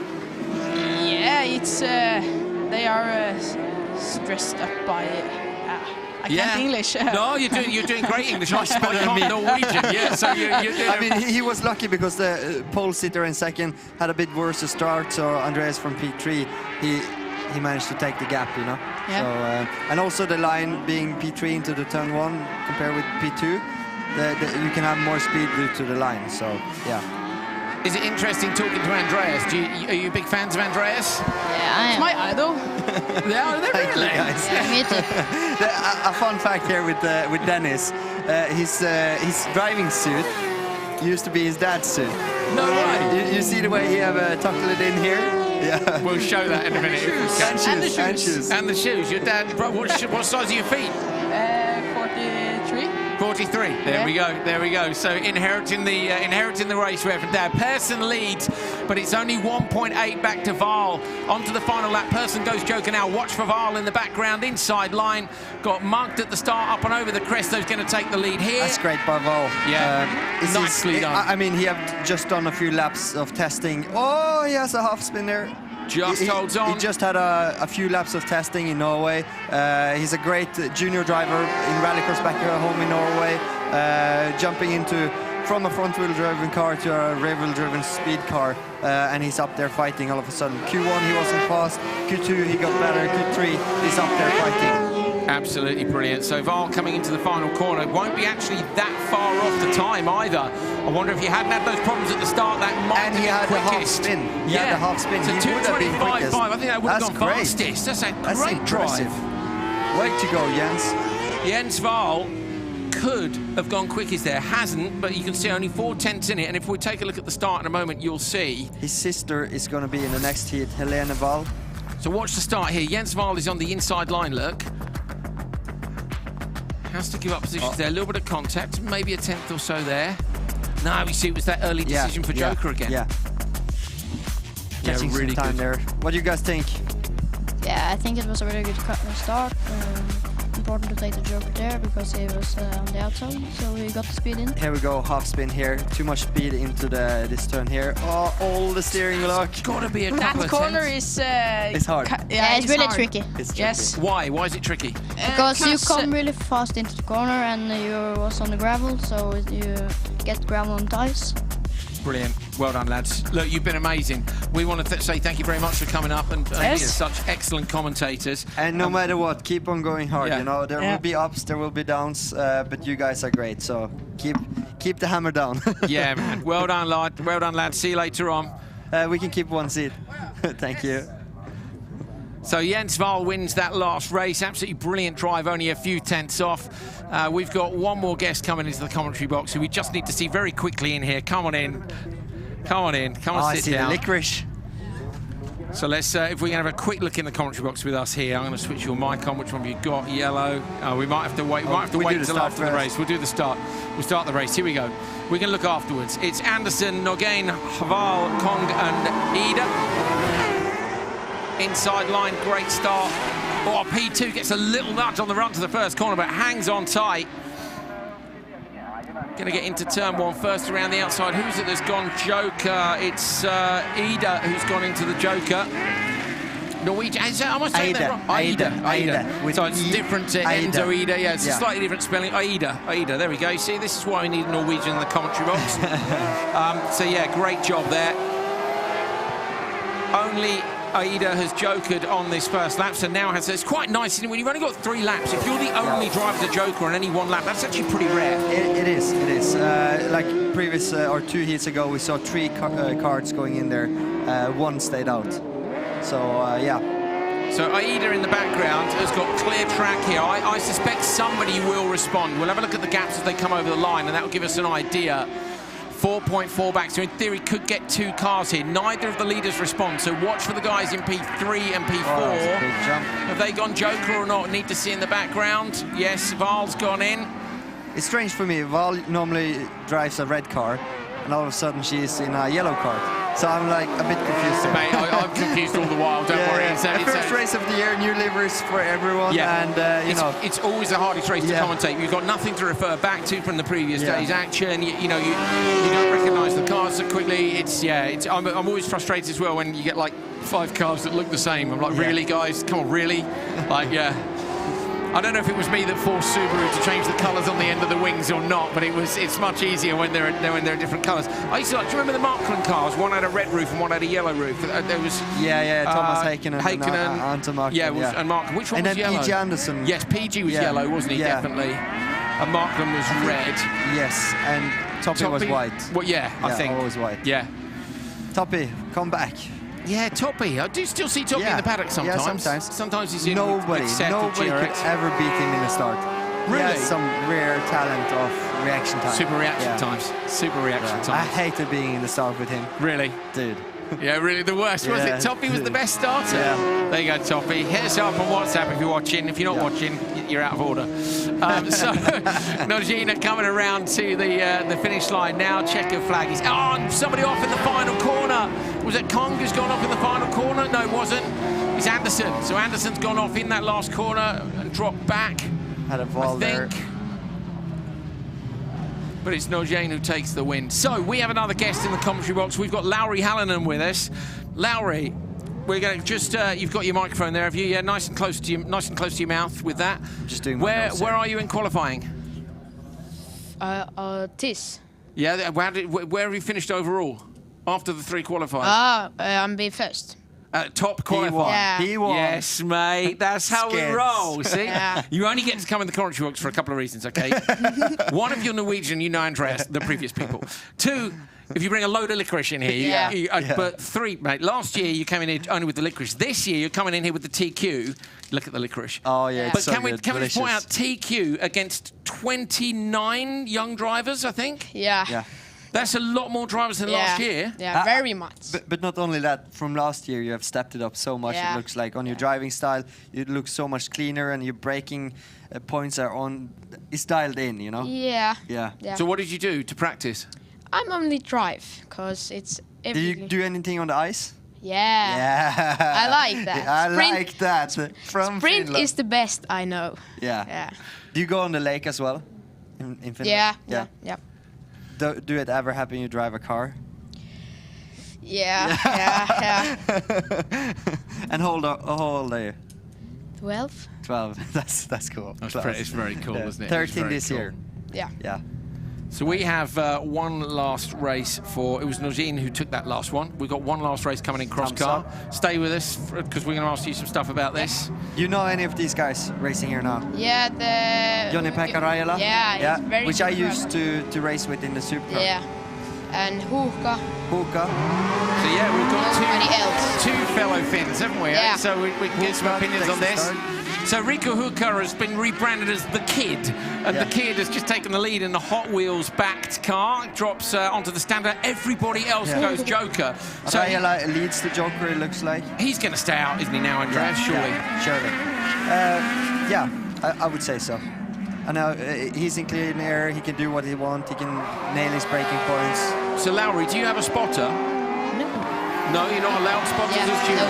No. So if you, what would you do at this point if you were Riku Huuhka? What was the plan? I don't know, cause everything can happen. So would you stay out until the last lap? Yeah, do best laps, the one, what he can do, and yeah. And see if you're in the lead. Yeah. What do you do at the Joker merge? Big wheelie, hooks a wheel on the inside. Get it, Huuhka. Go on. This cross cart is so soft in the rear. I know, you can see it lifting the wheel. Everywhere. Every corner, it's 3 wheels. I think in America we would say he's getting after it, which he is properly getting after it, isn't he? But that that was mega. That was really good. So yeah, dives on the brakes. There. The Hot Wheels livery as well. Doesn't that look good? Lifts the wheels. Even with the cover on there. Yeah, we know. We see that purple business.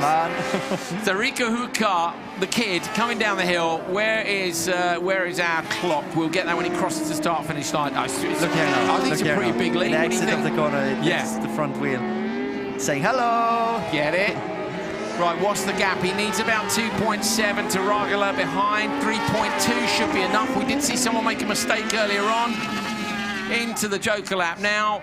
Tight on the left and then the right. Oh, it's not the best entry, I would say. Joni-Pekka Rajala is doing, putting on some decent lap times here now. For 6.5 in the previous lap. Only 1/10 faster than Huuhka. Two Finns do I say it correctly? Huuhka. Huuhka. Huuhka. And what about Rajala? Rajala. Huuhka. Rajala. Yeah. Yeah? Okay, that's good. Are we saying your name right? That's the big question. Yeah. Hallonen. Hallonen. Yeah, Hallonen. Kiitos. All right, tell us about the licorice you have here, because last year you gave us these licorice rolls. Yeah. Metrin Lakritsi. Yeah, and this is new taste. This like ball. And what is this called? It doesn't have a name yet, because we are the testers. Yeah. We are trying, me and Coley. Coley's going to test. We're going to try the licorice. I'm going to test it right now. We're going to try the licorice. Let's give it a go. Because I can eat it, but I would like you to like eat it 2 or 3, because it's like better than one. I'll do 2. Yeah. We'll try it. I'm a little bit scared. you taste first. Oh, look at that. Yes. Wheeling it over 10-1. Get it. That's what we want. Get some. Right, here we go. This is the new one. Yeah, it's not called anything yet, because this is the first sample. We're going to test it out. There we go. I'm just going to do this. I'm learning. Back on. You do the result. Yeah, I did. Okay, Ricky Huuhka, 226.0, which puts him up in P6. Joni-Pekka Rajala up to 7th. Great heat by them. Very close in the top. I mean, less than a second up to P1, which is Thomas Ek Mustad from Norway. Jens Wahl, P3. Great result. Definitely climbed the ladder. The licorice gets a thumbs up. I'm going to have to just leave you just for a minute just to finish the licorice. Yeah. I'll be back. You'll be back. So we have 2 VD or touring car or super national, as I call them, rear wheel driven cars, front wheel driven cars. We have Jonas Dahl in P1. Dalters Jakobsen. I lost it here. You freaked out. Yeah, you freaked out. I left him for the start and he freaked out. Tiger's got him. Simon Tiger, sorry. It's Frederick the dad. Yeah. Listen to that engine. It's mad, isn't it? The Wankel engine. Jonas Dahlstedt Jakobsen has been the fastest in Q1 and Q2. He has a bit better pace than Tiger, but it's been very close between them. Let's see if he does the Joker after in the second lap. So might this be the point at which our reigning Open 2-wheel drive champion fights back? As I try and find my results. It's very close here now. 2 from 2. Simon Tiger's had a P2 and a P4. I wonder if maybe he's dialed in the BMW just a little bit more. Sometimes the track comes to you, though, doesn't it? Jonas goes to Joker now. He's got to go Joker, really, if he wants to have the alternate strategies. Only Johansson that can threaten. Straight in the exit. Needed that, so that's great taxi. Andreas, the thing is, he's not racing Johansson. Sorry, we've got Johansson and Johansson behind. But you've still got to slot into that traffic somehow. At the same time, he have 2 times P1. He's very close to being pole sitter in the semi-final, so he don't need to risk anything. He doesn't need to beat Simon Tiger here. But he for sure, he wants to win every qualifying heat. So he went to the Joker. He's in clear here. If he was in the fight with Johansson, that would hurt him a bit. Look at Simon Tiger's car as well. They're lifting. That's like a cross car soft. It was just lifting it right up. Absolutely fantastic. In the background, Engsvig with a little bit too much curb. Watching now for the merge, 3.4. This should easily be enough. Tiger's patient on the way in. Oh, I don't know if it is. Look at the difference. Yeah. So that was 3.2, and still Jonas Dahlstedt Jakobsen has come back. That's I must say, epic I lap, don't think surely. Tiger had a perfect joker there. Too slow, too much rotation on the first part. Yes, and the car looks very heavy and hard to handle through the Joker. I don't know. It just didn't look very efficient. It did look slightly over-rotated, didn't it? You've got to say he's patient on coming off the throttle before getting back on, but if he's lost that time. But either way, really, really impressive. Jakobsen comes around. Dahlstedt Jakobsen takes the checkered flag. What's the time? 2:29.9. So it's only 2/10 off his time, but then we know the track's a bit quicker as well. Yeah. So it's only 2/10 off Jakobsen's quickest time. But yeah, either way, not such an ideal race. Lowry, we're going to say thank you very much to you. Yeah. And we'll wish you the best of luck later. Now that you're top qualifier, you've not been top qualifier before, have you? No. Okay. So how do you feel about approaching the semi-finals from the P1? a little bit scared because everybody drive very fast right now. But you drove faster.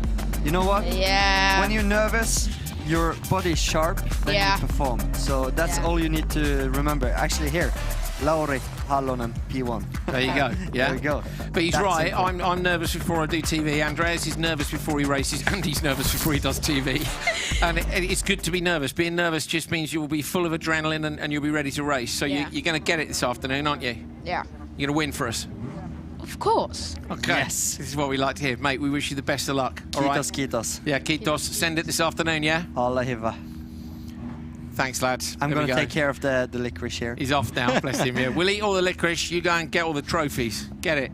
See you later. See you later, alligator. So cool. Yeah. We just had, basically, what we're discovering here is that kids are better than us at Rallycross, and it seems they're better than us at television. And they're better only than me in English. They're only, they're only 11. I mean, what is there left, Andreas? I don't know. What is there? I mean, you know, I'm impressed. I'm going to have a worse midlife crisis now. I realise how terrible I am compared to all children. But great to have them here. I hope you guys at home appreciate, I get it, we're bringing in some 11 and 12-year-olds into the commentary. So I hope you're enjoying hearing from them because they're trying so hard. They are. You listen to Lowry and he says, I'm nervous. I love that as well. There's no hiding. Like you, if you were in that situation, you probably wouldn't say whether you were nervous, although you know the nerves will help you with the performance. Yeah, but kids are so honest, they're aren't so they? honest, yeah, they are. So honest. That was cool. All right. Okay, little bit of a reset. Race two. A little bit of a deep breath. And how do you say 2WD or do you say two-wheel drive? Two-wheel drive. So that's what WD stands for. Yeah, I just call it Supernational Touring Car. Yeah. Well, so the thing because the reason it was called open two-wheel drive is because the regulations allow you to use a touring car, the different specifications from Norway, Sweden, Denmark, because the rules are slightly different each place, aren't they? Or a front-wheel drive car. So they wanted to be able to attract everything. I want to see someone use a 306 Maxi in this. I mean, I know you do. Yeah, wouldn't that be cool? I wonder, how do you think it would fare? Seriously, in the corners, it's a fast car. Yeah. But the thing is, they have weight they have to reach. Right. So I do think with a 306 Maxi, it's very light and very efficient. But when you put more weight on it, it would maybe not be so good. For the start's where they'd get killed, isn't it? Because the rear-wheel drives sit down, don't they? Whereas front-wheel drives just scrabble. Yeah. So we'll have to give the 306 Maxi one-wheel landing off to the inside line. It's all gone horribly wrong on the jump landing for Engsvik. Had a big lead, just got a one-wheel landing and got fired to the inside. Luckily, no damage, but Enland is right there. 1.2 back. How far back is Raiola in the background? 3.6. Could still hold on here, but it's going to have to be absolutely perfect. So Engsvik has made it tough. Coming into the left-hander now, a little bit tight on that first leg. Going to try and get the gas down now and shut the door on the exit. Nicely closes the door. Raiola slots in, bit of contact there between Nilsson and Enland at the back of the pack. But Engsvik with a one-wheeled landing and a big run wide. It's going to cost a lot of time, so I'm not expecting that top time of Dalseth Jakobsen to get challenged at all, to be honest. No, I think it's going to be a bit behind, but he has driven well all day, so he's up there for the semis. Did you ever do any of this? Oh, in the background spin there? I didn't do many of the rear-wheel driven cars, no. No. Super 1600, straight up to supercars. But after that, I've done tons of different stuff. I've done World Rallycross Championship, European Championship, Pikes Peak, Troffe Andros, DTM Peak. testing, Formula Renault 3.5 testing, Gymkhana Grid, X Games, Nitro Rallycross, Folk Race, rallying, karting. I've done it all. It's pretty crazy, not isn't Supernational. it? It's pretty. So we need Andreas to get a run in a Supernational late this year. So if anyone's got one, would you do it? Would you ever? Yeah, for sure. For sure. For sure. Okay, so we have one guy back home in Norway. His name is Habian Haug. Yeah. I've seen him in a yellow Mercedes. He have always promised me, and it's up to me. I need to contact him. Are you free in a couple of weeks' time? Oh, look at the jump.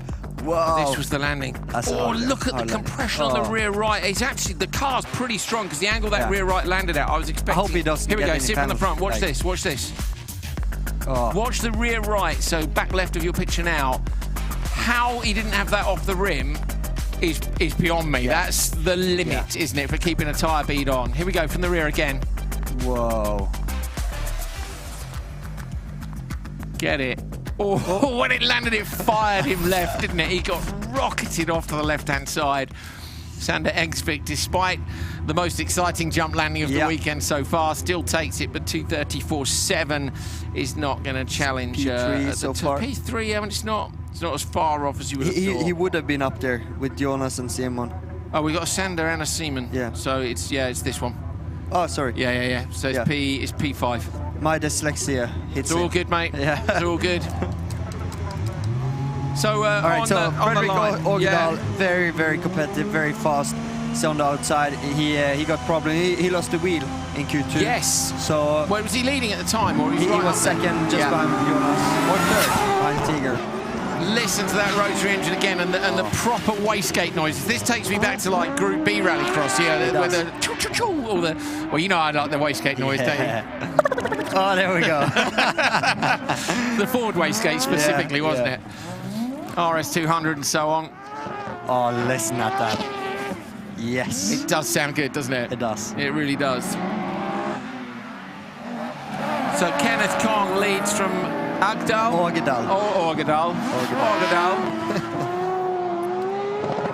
up so close behind, coming down, trying to find a way around the outside at the bottom of the hill. Surely not.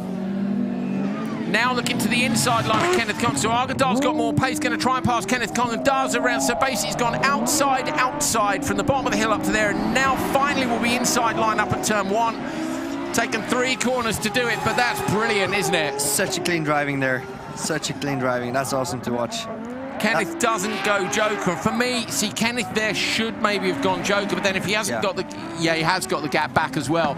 I would have gone Joker just to be on the alternate strategy, because following now, he can't beat him unless he makes a pass back, and I think with Ågedal having the better pace, that's unlikely. Ågedal is one of the most talented drivers we have in Rallycross back home in Norway. It's cool to see him here in Rallycross Nordic. He makes that BMW M3 E30 fly. Listen, just the... Oh, we got a problem for Kenneth Kong. Yeah, Kenneth Kong is having a bit of a shocker. Listen, that noise is obscene, isn't it? It sounds like a Group B car, it really does. It's obscene. The Joker, can you nail it? Looks pretty good. It's not so ideal for Kenneth. That's a shame. So Kenneth Kong was down in P12. Crazy Mike, though, hasn't appeared in this one. I don't think Ågedal will have the pace to match Jonas, but I think he will slot in close to Simon Tiger and Simon Engsvik. So there were 14 entries. Who are we missing? No, sorry, 13 entries. Yeah, 2 4s and a 5. 13 entries. Crazy Mike. 2:29.9 is the time to beat. Yeah, is he going to do it? No. I think it's going to be very close to Tiger. Let's see. 2:31.3 slots him in P3. Yeah, so Tiger got him, just. Yeah, great drive. I wonder without that lap at the start stuck behind, maybe would have been. And also, don't forget the pass. He went outside line 3 times, which is going to cost you a couple of tenths a turn. So good drive. But yeah, we've got 13 cars, but Crazy Mike has DNF'd Q1 and Q2 and hasn't turned up for sponsors, Q3. As you can see on the car. I'm sure Ågedal wants to be up there fighting with Jonas and Tiger in the final. Molly caught up with somebody earlier on, not quite sure it was, so let's have see where Molly's been.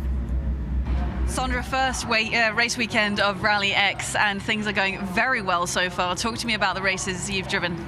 Yeah, we had a really good start launch in Q1 and managed to follow Niklas partly, but we ended, I think, 4th. And in Q2 I had a problem with the gearbox in the start, but we managed to do a smart choice in the first corner and managed to follow Johan until his and Niklas's incident, and we ended P3, so all in all, really, really happy. With this field that is here this weekend, are you surprised to see yourself in P2 overall so far? Yeah, we talked about it, me and Ole Christian, about it's with Matthias and with Johan, and we're kind of in front of both, even though they had their issues, but we're still in front, so it's really, really fun to be in front of them. Tell me a little bit about the track. What are the conditions like? How is it suiting you? Obviously quite well. Yeah, we had in practice 1 it was really, really good grip, and then the rain came with low grip, and then today it's been on and off with the grip, so it's really difficult, but it's also learning and fun. Thank you very much. Thank you. Fredrik Argedal. Oh, it's showing Norman Kong and Craig. What? Two DNFs. Did they not finish? I know. Kenneth didn't. I didn't see. No, neither did I. We were both looking at results and listening to Molly talking to Sondre Evsson. So, okay, there we go. You can hear the light rumble in the background of RX lights, and we're going to take a look at the standings for lights ahead of their final qualifying session. That's somebody who'll be beating Andreas in Rallycross in about 3 years' time, judging by the kids we've had up here already. Supercar lights currently led very close up there. Yeah, Martin Jonsson, Jimmy Walfridsson, look, is P2. Kevin Eriksson up to P3 after a disastrous Q1 and a winning Q2.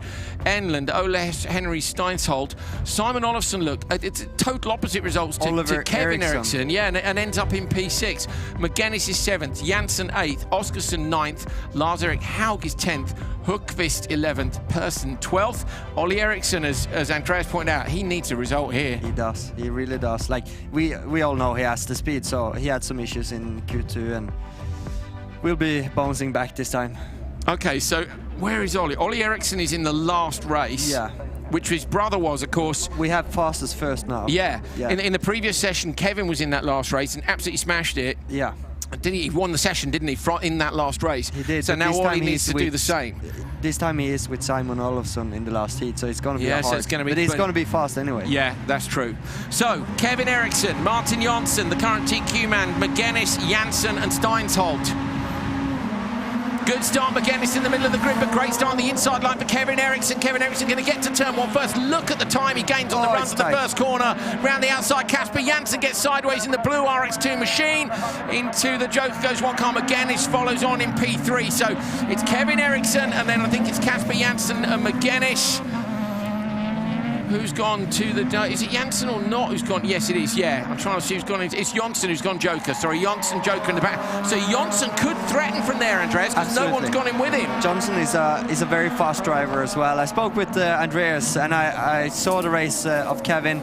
He doesn't have like the top speed, but he's a class driver. He can nail every lap, consistently good, no mistakes, avoid traffic. He's very good. So he's going to be the pace sitter here, but you see Jonsson is closing them down already. Yeah. Jonsson is 3.5 off the back, and immediately Janssen responds with a 3.2 gap. Let's see now. So Casper Janssen in the blue car over-rotates. He's definitely going to lose that. Surely he's going to lose that. Where's Jonsson? Yeah, Jonsson's got him. Yeah. So too much rotation on the way in, so Jonsson's got 1, and Janssen was in P2, don't forget. Yeah. So in theory, that means Mcginnis and Steinsholt are already gone. So now he's after Kevin Eriksson out front. It's going to be tight. It's going to be very tight against Eriksson and Jonsson. Mcginnis has managed to gap Steinsholt just a bit as we see that wonderful camera on the Armco barrier coming down the hill there. The bit that Andreas was saying earlier is just so much fun. That car is still low. So low. Are you going to go and have a word with Eric? Nah, it's low, man. He knows what he's doing. Yeah, he does, doesn't he? To be better fair. than me on these cars. Eric 2.3 seconds. Was spotted for Sebastian Loeb, of course, wasn't he? Now running yellow squad. He got married last weekend. Loeb or Eric? Yeah, Eric. Eric? Yeah. Oh, I didn't know. In Latvia. Brilliant. Yeah. Congratulations, Eric. Yeah, congrats, mate. That's amazing. Me and Eric mostly... I saw a video of him dancing. Did you? Should have worked a bit more on the moves there. Really? Brilliant. I love other than that, he looked great. He's so funny, isn't he? He's such a good guy. He really is. I drove for him in RallyX on ice in Ora. You see the gap now is closed down. Yeah, a lot. I think actually maybe Kevin has some problems. Kevin's going to get his final lap, so he's got this done. But he's done the Joker. Yeah. 4 laps. I was thinking 4 laps. Sorry, guys. 2:25.001. So what are the fastest time? 2:26.7. That's fastest time of the weekend. Yes. For Kevin Eriksson, 2:25.001. He had a 2:26.7 in the previous heat. 2:25. I'm loving the. I kind of wanted the fully 0:00, but I'll take that. You know. Yeah.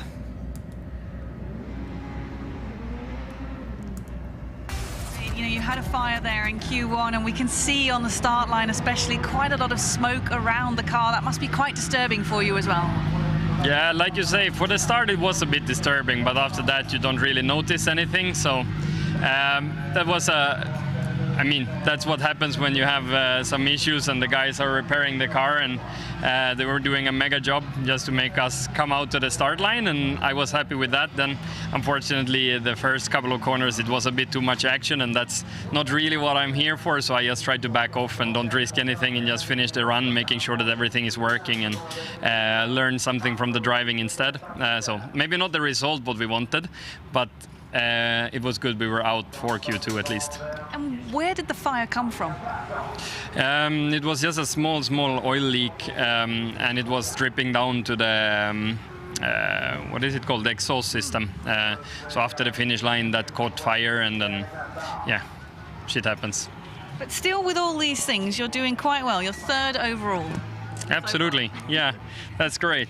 No, and I'm really happy with that. And to be honest, we haven't really had the clean races that I wanted to. We have always been in some traffic, and like Niklas is showing, the car is doing really good here. And I hope that we can just get a solid start and a clear track, and then we can also show the pace what we actually have.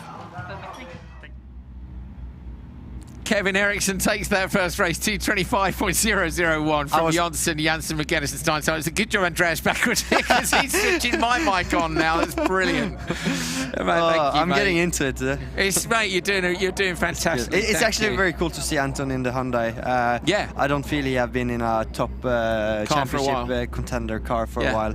And actually in Q1 he had the fastest lap time of everyone, so he just need to nail the starts. Got the pace. But it takes a while. It takes a while to get the hang of the starts, you know. Especially when you swap cars. Yeah. Here we go. Janssen, Walfridsson, Haug, Enlund, and Experth.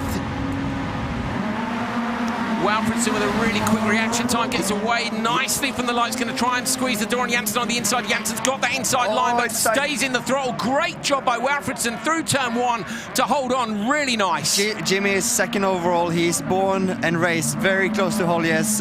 He is from Torsby. His family are big owners in Helmia, which you can see all on his car. His family with, a big family tree there, but Stig-Olof Walfridsson, which won here, I believe, back in 2007. Stecca, the man, the myth, the legend. Yeah. He has a got puncture. rear left's gone down. He got punted into turn 2. You think it's where it happened?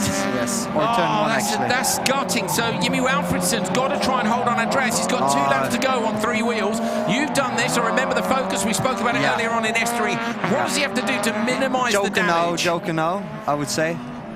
Because otherwise you're going to end up being overtaken and lose a lot of time on that. So. And how do you drive when you've got three tires like this? It's so boring, but the good thing is that it's left rear, and mainly the corners here goes to the left. So you can hang on there. Yeah, but this corner here is so hard with the puncture on left rear. It's just like a disaster. It's so boring, you know. Yeah, for him it's damage limitations. Yeah. So although down the hill here as well. It'd be a long way down. Yeah. Ideally, he wants to remain. It's going to be a big ask, but he wants to try and remain top 4 because that will see him on the front row in a semi-final. But it's unlikely, isn't it? Yeah, it is. It is. I'm trying to draw a track here now so that I can know the numbers of the numbers turns. of the corners. Andreas is drawing himself a little Holjes track map, and we'll come back to you with what the corners are just after these short messages. Janssen leads from Haug 3.4 seconds. The gap going to come out just in front. Haug's getting a bit of pressure from Enlund as well behind, but nicely done by Janssen. That's turn 6, by the way. There we go. So now he's done the numbers. Oh, sorry, 5, and here is 7. Okay, so no, 6. You've got 2 6s on there. I have 5. Sorry, 5. Right, okay, that's 5.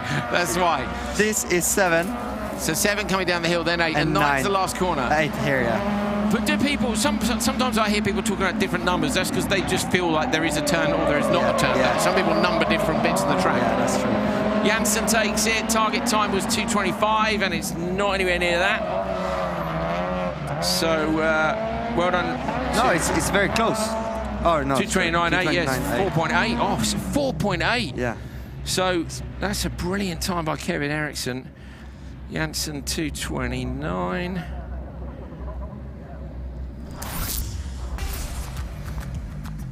Look at the start here. You can actually see in turn 1, in the mid corner there, Walfridsson will get a tap on his left rear. In the mid corner here now. Here we go. Boom. Oh. Yeah, that's caused the puncture. You can see it already there. Yeah. It left the Oh ring. man, it's such a shame because I felt he'd done well in turn one with Janssen in his door on the inside. He did the right thing to stay in the throttle and get round. So a couple of messages, what we got here. So Manny Flores watching, I think it's one of my American friends, currently watching on YouTube. Some of these kids in Crossrail have so much talent. Andreas is doing great on the commentary. There we go, Appreciate too bad he races, otherwise he could join you more. That's great. Kieran Walmsley, great seeing you and Andreas this morning. It's mega. We need to know what he's doing. We need to know what he's doing this season. What's your PayPal? And we'll try and get the money together for him to have a race this season. Cheers, Kieran. I'll pass that on to Andreas. We've got fire emojis from one of the Latvian rally teams. We got, what else we got? Oh, here we go. George Mcginnis has just messaged. Here we go, race 3. Inside person, Hawkvist. Then we've got Birgit, Oskarsson and Schwartz on the outside. Oskarsson with a good start from P4, but it's a great start from inside person and Hawkvist. Hawkvist trying to go around the outside. Surely going to dive off to the joke. No, can't quite go. So that's frustrating. Inside P2 is fine. Sometimes you get boxed in, don't you, in turn one? You do. You really do. So Oskarsson, is it Oskarsson? No, sorry, Hawkvist. So leading. Here we go. So George Mcginnis, proper rallycross fight in that last quali. He's just messaged me. That's the perfect example of why I love racing rallycross over any other discipline. Cool. George, thank you for the text. Yeah, well done, mate. Great to see that. You're enjoying yourself here. Oh, Niels Anderson sent a message. So Niels sent a message to us on Instagram. Did he? One of his stories. Someone has put a note on his steering wheel that says, remember the ALS, which is the anti-lag system. So Niels obviously forgot the ALS at some point because, of course, he's come from lights where there is no ALS. I think Linus Östlund described it well in the interview today. There's so many buttons. Yeah. You know? and I told you yesterday about like driving an electric car compared with a supercar, especially on starts. You know, with a supercar, it all feels like you have no time to do anything and you have so much stuff to do. In an electric car, you have all the time in the world. Nothing to do. From the ready to race light turns on till the green light is on. But looking at some of the crazy settings that are within the electric cars, I think that's going to be the key, isn't it, to lap times? It is. You had a try at the FC1 recently down in Barcelona. And I was very positive about it because, like, for me, electric cars has been so easy to drive. Very easy. Yeah, too easy. a bit too easy, yeah. But the FC1, I tried it first with 850 horsepower. So challenging, so hard, and then I tried to drive it with 1,150 horsepower and undrivable. Really? yeah. That's great because you look at F1 and they're always saying we want less grip, more power, make it more of a challenge for the drivers, reduce the aero. And in rallycross, it's kind of the same thing. You want to be I can explain you how hard it is with saying that Formula 1 world champion Jensen Button did put it in the wall. Sorry, Jensen. Jensen, if you're watching, I do apologise for Andreas. That wasn't going to go out there, was it? No, it's fine. It's fine. I saw him put it on social himself. He said, I had a problem. He said, we won't say any more about that. And he's a nice bloke. He's a very nice bloke. And to be honest, I'm a bit starstruck. The next weekend I see him in Miami handshaking Mr. David Beckham. And I'm like, what? Yeah, I know.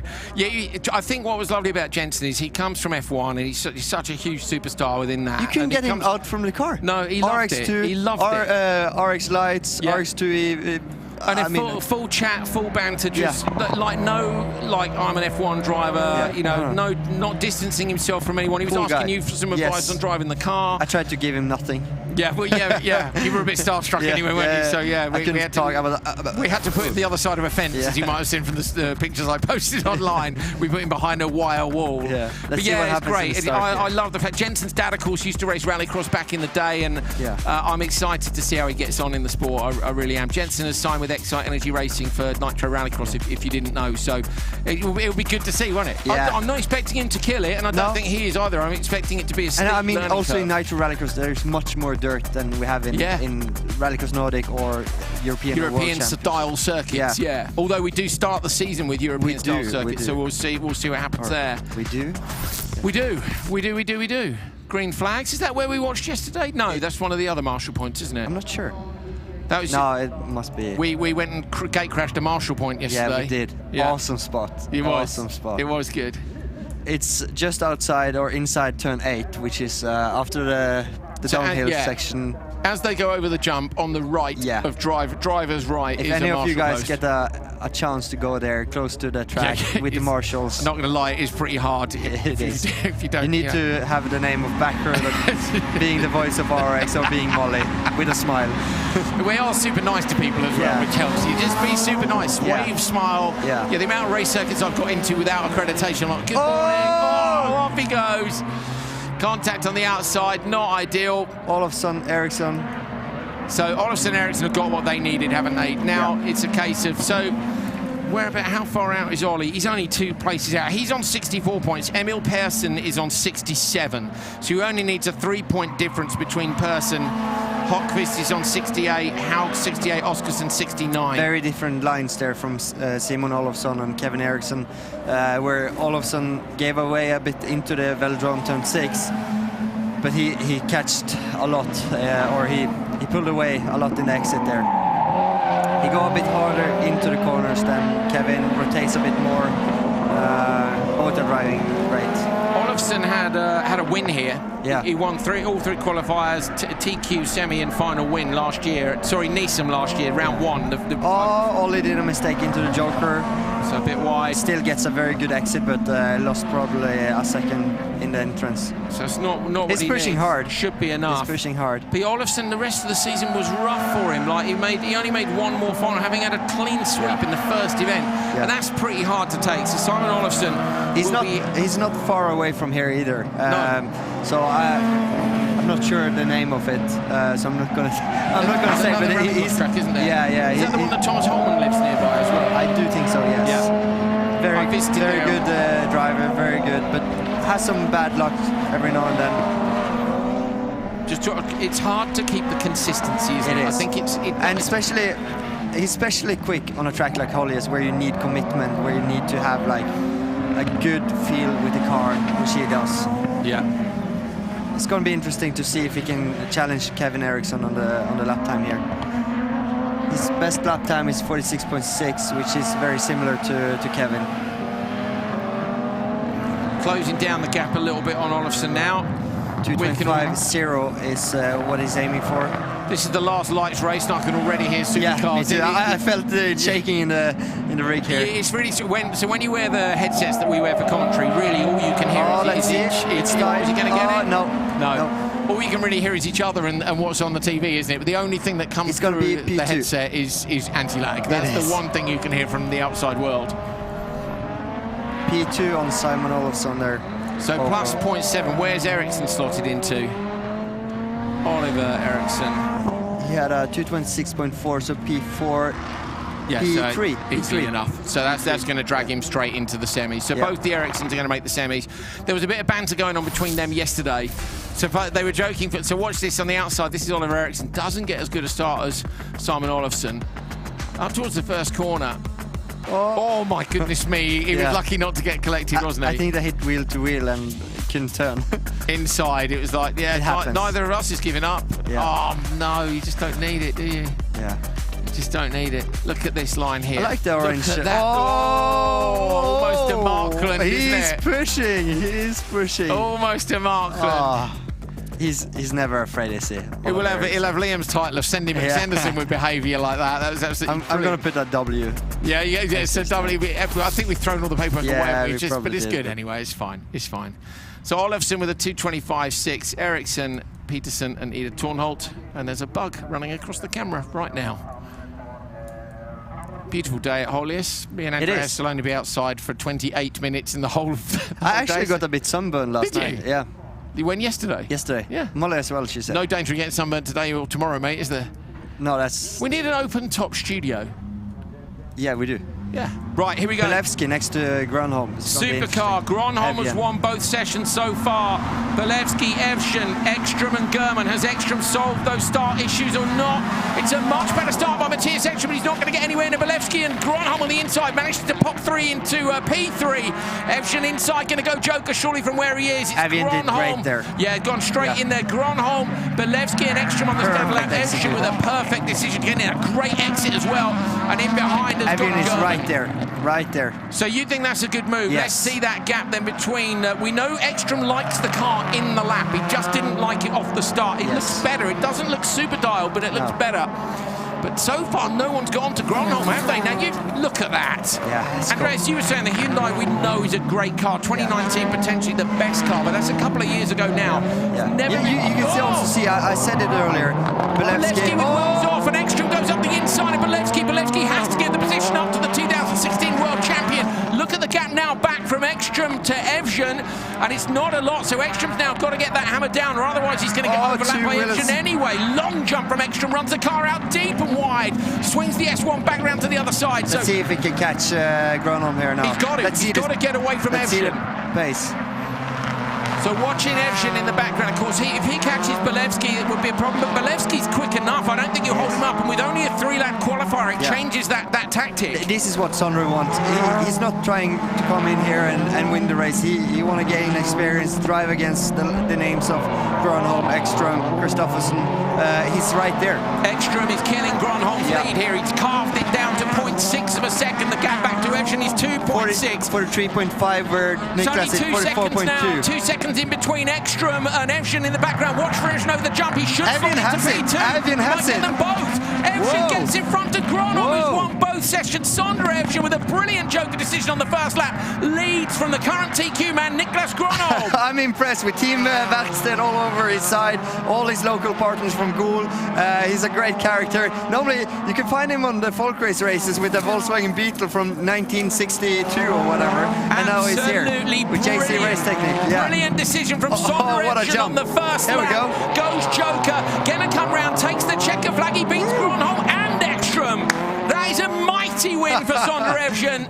Brilliant drive. Belevsky drops to P4. How quick is that compared to the other sessions? It is fast. It's fastest. It's the fastest. No, it's not faster than Niklas in Q1. Yeah, but it's an awesome heat. Here we go. Talk us through this. I mean, it was a very tight start there, and Sondre did a perfect execution on the driving lines and like choosing the joker here immediately. That's awesome. Going alone, then German follows.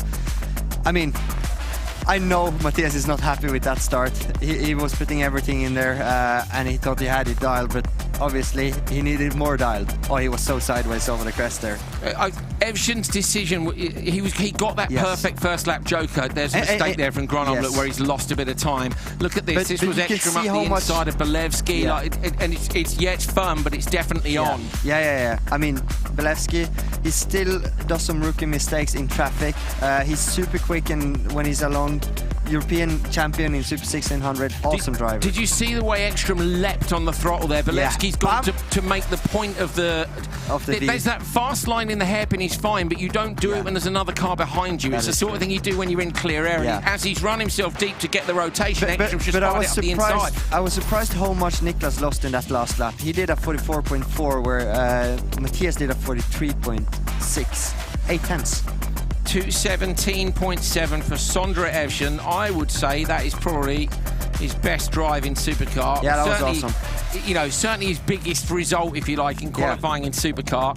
Absolutely fantastic. Almost like a little breakthrough, beating definitely. Niklas and Matthias. To be fair, Evgen won a session in Nissan last year. So he has won a qualifying session before. So is he going to win is it a round one special for him? We're gonna pop down to Molly quickly. Yeah, thanks guys. I just put the question to Sondre. So Andrew Coley's saying that this might be one of your best results in a qualifying with a supercar ever. You had that win in Nissan last year, I believe. But does this one feel a bit better? Yeah, obviously we beat some pretty big guys, so it's really fun. But we have to see on the times, but I hope it's good. Let me see the hands.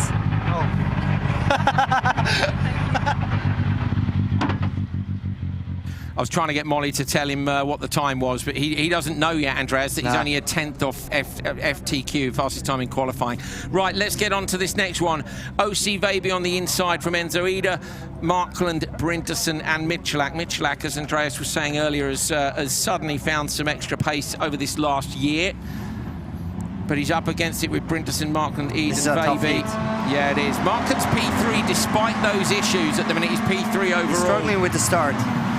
Veiby with a brilliant start on the inside. Markland goes backwards again, so Baby going to get there. Eid is still inside Markland. Markland trying to go around the outside, and Bryntosan inside in turn 1.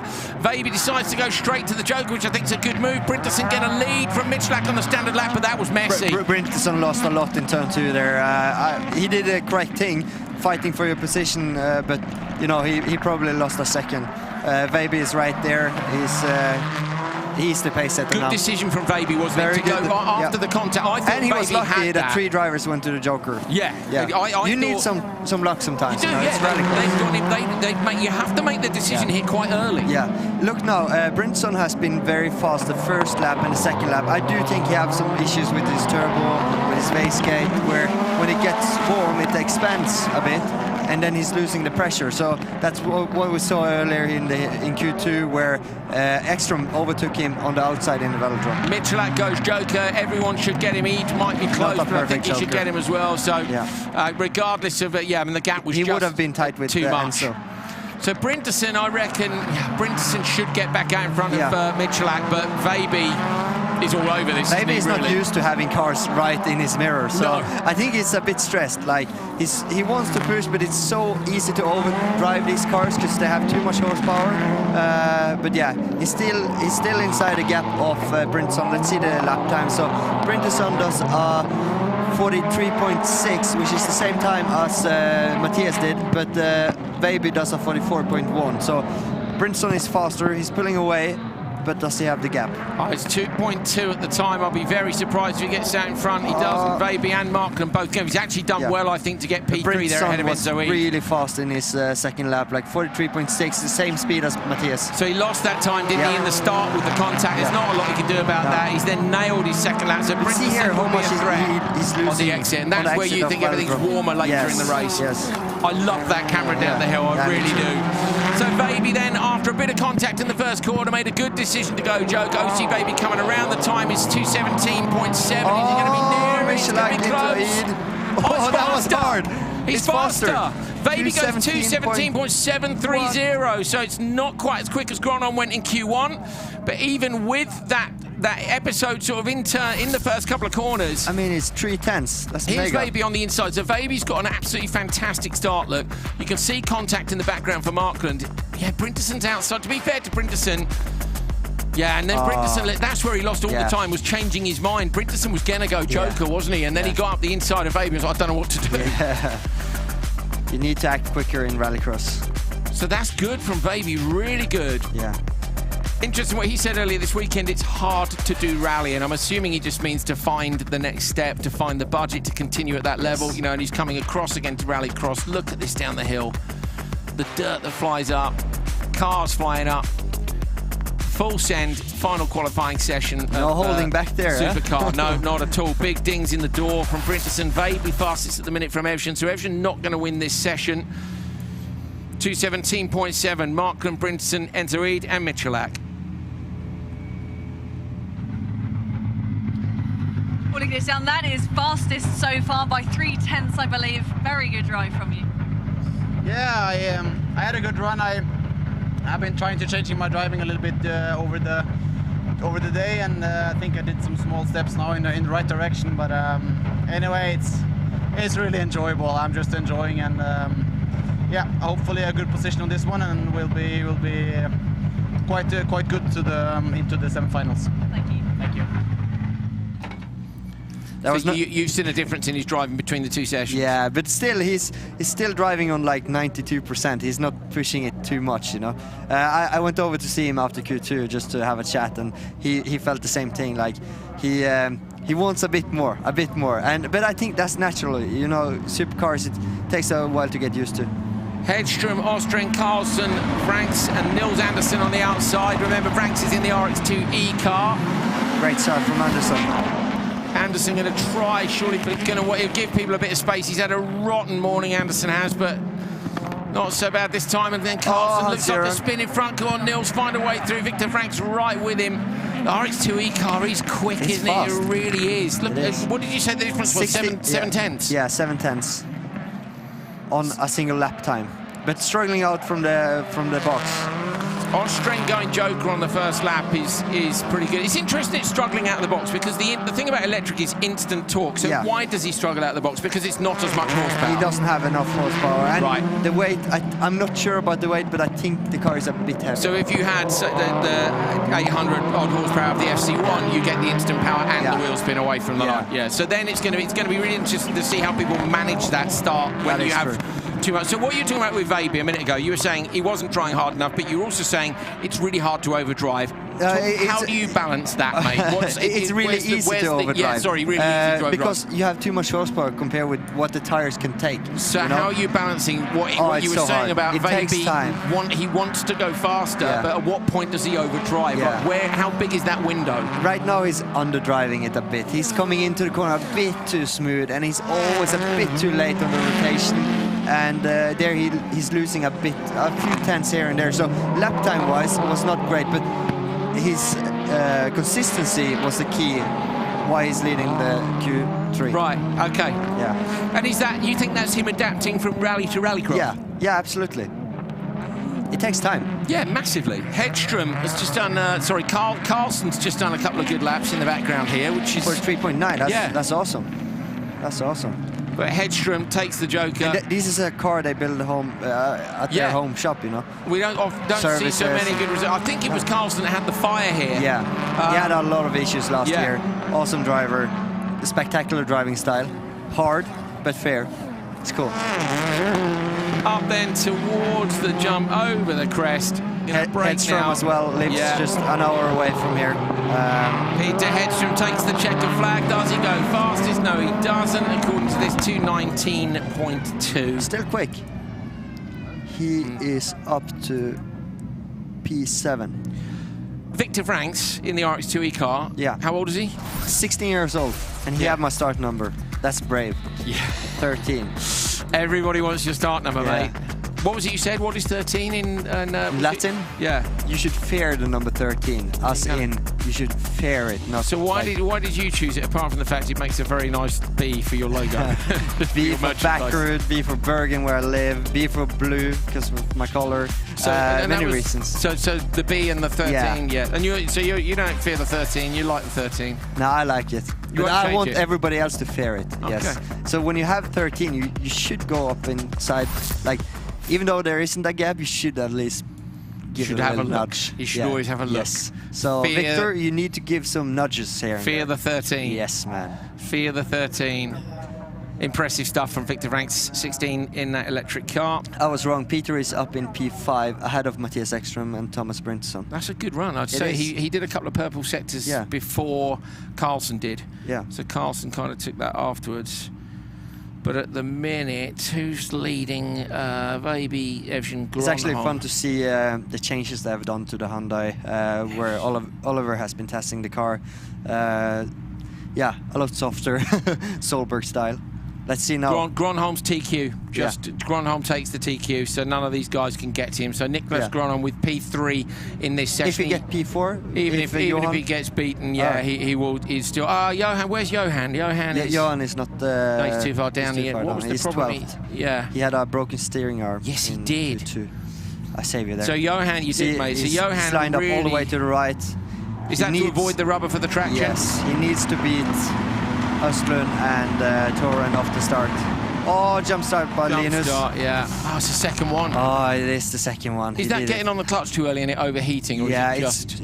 the thing is, if you preload too hard, the clutch will be warm and then start to catch, creep, and that what it looked like now. So talk us through a start procedure. I know they're all different in each car, but roughly. Often with the Olsbergs MSC Ford Fiesta, which I drove in 14-15, you put the clutch in, bump, second gear, hit the launch controller, revs it up to, you have your adjustment there with RPM and boost.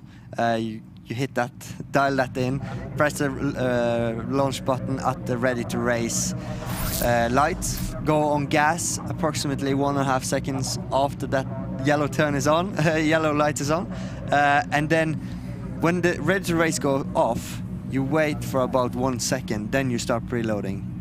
And inside the next from 0 to 3 seconds the start will Yeah, be. because it's 2, isn't it? 2 I to... don't know. It's either 2 to 5 or... I've done it so many times, I don't know the but numbers. there's a regulation. So basically it won't go green inside 2 seconds, will it? The earliest it will go green is 2. You would like to stay consistent. Obviously, I think Linus now preloaded too much. You need to feel the preload in your bone marrow, you know? Yeah, so if it starts to creep, you can dip the clutch slightly more. Yes, but then it's until you get to the already point where it's warm. overheated. Then it's already warm, so you need to go quite a lot in.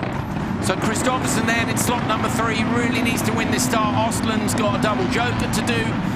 Toren, well, there we go. And Ostland this time box, so this time with the warm clutch doesn't get it away from the line. We'll talk about that in a second. I think this is going to be fast. Kristoffersen gets out in front. Yeah, I'm thinking exactly the same thing. Look at the line into turn 1. There's a lot of dirt gone out now behind, which might affect his lap times, but what's your money on then? I reckon he'll win the session. I do too. Niklas had some... He slowed down a lot in the last lap there, and I think Veiby and Evian, they didn't have like the perfect lap times, which we will see now. Every lap of Johan, he will fly. He's pushing his hard. Consistency is unreal, isn't it? But also his push laps are really, really good. So his top speed, yesterday in free practice in the dry session, Johan was like P3 or something, wasn't he? And then in the wet session, he was P1. He's so good in the wet. He did 45.9 in the little bit deep in turn 1 there, just missed the apex by a tiny bit, but we are talking tiny margins. Ostland, you can see, has got 2 jokers to do. He's not leading, don't worry. So he's P4. Oh, so big cut there. Oh, wow, mate, look at the lap time. Purple sectors. All over. So Johan smoking the tires a bit there. Yeah, they've done a huge improvement on this car over the winter, and it looks like they've been nailing the starts a bit more than previous years. Also, the chassis looks way more balanced. So Johan said to me yesterday when I know we talked about this in the car on the way back. See there, clip the curb in entrance, hit the curb in exit, straight car. The engine's moved. There's a new manifold that moves the turbo down. The wing mirrors weigh 89 grams. Look at the line, the steering input through there. They've changed the geometry slightly, which makes the window a little bit bigger. Yeah, but look at it. It's cool, just killing. And I love it in black. It's like sort of Darth Vader style. Like, it's just great. The drone. P1 on the car, the most wins in the World Rallycross Championship, the most titles in the World Rallycross Championship. The current RallyX champion, Johan Kristoffersen, has had a tricky day. Is he about to take FTD? Fastest time of the day, 2:17.7. With the margin. Yeah, he's about to lay down a big old marker. There's a 1 on the side of the car for a reason. Destroys the fastest time of the weekend by some 2.5 seconds. 2:14.505. Prior to that, it was a 2:17.6. So it's actually 3.1 seconds quicker than anyone has gone all weekend. And that is why he's arguably the best rallycross driver in the world at the moment. He really is. Now, I'm sitting next to one of the best rallycross drivers in the world, but he's a hard man to beat, isn't he? He is. Yeah, it's hard. Sometimes, you know. He's a perfect driver. Like, doing a 2:14.5, like his quickest lap time is 43.5, but his Joker lap 45.2. Is that the difference? Oh, that's a big difference. Because the Joker's so perfect? Yeah. I love the steering. Really, I wonder if we good. might see it. Just talk us through Johan. I mean, like, the start is good. He's not the best of reaction time. He's a long guy, you know. It takes a while from the brain, read the green light until it's in his foot. But he's very good at executing the start, so slipping the clutch perfectly and so on. Here you see he's hitting all the marks perfectly. In the last turn here, he cuts the curb in the entrance, like I told you yesterday, rotate the car, he stays on the curb in the exit. It's mega. Yeah, it's really very, very good. Yeah. We've got a result for you here. Johan Kristoffersen 2:14.5. Like a minute ago, he's a 10th off. Yeah. And now Johan goes 3 seconds faster. 3 seconds. I think the only one that has been close to his lap times here is Matthias. Matthias has been fast, but he didn't nail the start, so he's been in traffic all the way through. Brilliant job by Johan. We're going to go and have a chat with Molly. Johan, it's of course never optimal to get a DNF, but what a way to come back. You just smashed the time, 3 seconds faster than anyone else all day. What a commitment. Yeah, that was good. I mean, I had a good run, and of course you also gain a little bit time when you are so free in the first corner and can take my own line through T1 in the start lap. but from there on I was not sure because it was quite a lot of gravel in turn 2 on my second lap, and with so short laps when you can't really afford any mistakes, but I was trying to be neat, tidy, not push too hard, but still make a good time. So that was good, but still we have I'm a little bit afraid when the car is breaking down. You're always a little bit afraid of pushing maximum the next heat, but I think I will have to push maximum for the rest of the day if I want to spray some champagne. So yeah, Johan saying I'm going to have to push maximum if I want to spray some champagne, Andreas. Like that's it's I don't know where he'll After actually my be. calculations, it's Niklas Grönlund, Sondre Evjen, and I do believe. You think he might have been up to P3? Yes. So that'll see him on the front row at least. Yeah. Oh, mind you, how many semis are there? It depends. Well, it's going to be very close with Veiby there. If there are 3 semis and he's P3, then he'll be pole in semi-final number 3. So it goes, I think he's 4th, actually. You think he's 4th? Yeah, so he'd be outside then in semi-1, I think. Yeah. To be honest, as a rookie here in RX Nordic and as a presenter together with Andrew Coley, I didn't do the groundwork with I didn't read the... Don't worry, mate. Yeah, sorry. But it's fun, though. It's cool to watch here. Are you enjoying it, mate? Yeah, I am. Honestly, it's kind of hard, though. think, Like, look, you know, sometimes... I want to say something, but I know the Norwegian word, and I'm like, that just shows if you're doing it in your second language, he's absolutely brilliant. And it's pretty warm in here. Great job. He's doing, doing a great job. Great lights here, and hey, isn't he doing a great job? Thanks, mate. Good fun. It's been fun. Good fun. We've got a whole other day of it, don't we? And we got the semis and the finals. Yeah. I'm tired. Are you tired? No, yeah, a little bit. Yeah. In my head. He just keeps. There's my buddy, Andreas Persson. Chugging monsters. Yeah. Right, we'll leave you with this for a minute while we figure out what's happening, and we'll be back soon. Oh, lost the wheel. When you said fast coming down the hill, I get it.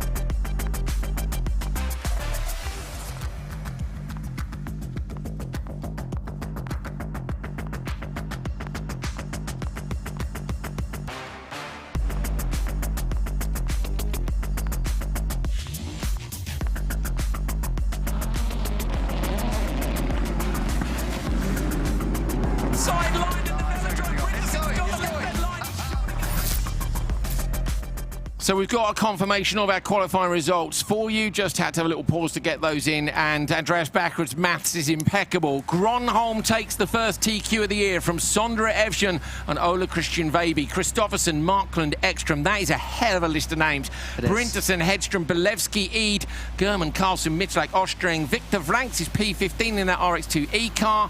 We might be able to see the second page. I'm not sure we can. Ostland, Nils Andersen and Daniel Toren make it. Unfortunately, Frank Valler and Tom Andre Sutton are not going to be in the semi-finals. 3 semi-finals, 2 cars through from each. We're going to sign off from Q3. It will not be very long before we're back for the semi-finals and the finals. So we're going to get a tea or maybe a Monster Energy for Andreas. Oh, yeah. And we will catch up with you very shortly. Thanks for joining us, guys. Semi-finals coming up soon.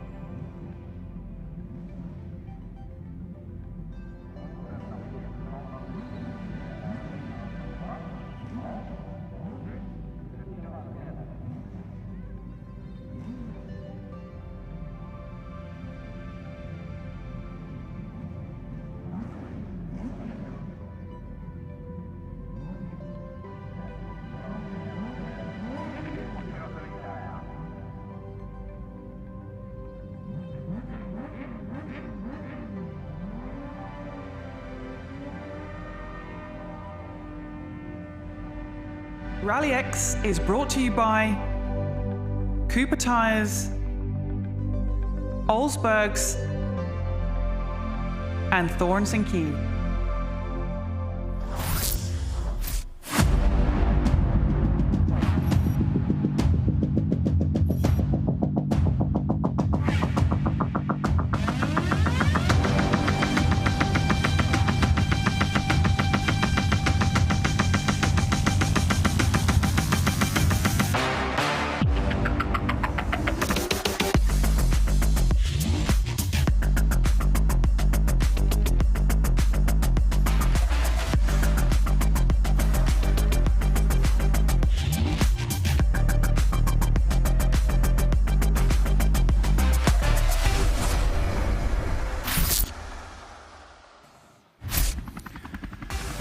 We are approaching the final stages of the first round of RallyX 2022. Had an epic day so far here at Holjes. It rained last night, but we've had sunshine and cloud all day today. Dry conditions. The track's got faster and faster as the day goes on. Oh, here we are. Look, Andreas is just looking. That's my fault. That's actually your phone. I did. I handed him a crash that we saw on Instagram. There you go. That's real life for you. I've got a tea. I'm good to go. Have you had some Monster? No, but I have my brand new, very fast sunglasses. Here we go. Actually, someone's won a pair, haven't they? Yeah, I think we had so. a competition to guess who my co-commentator was, and it is, of course, Andreas Backrud. Although we have had some other co-commentators in it, including Lauri Halonen, the TQ man from Cross Car Junior.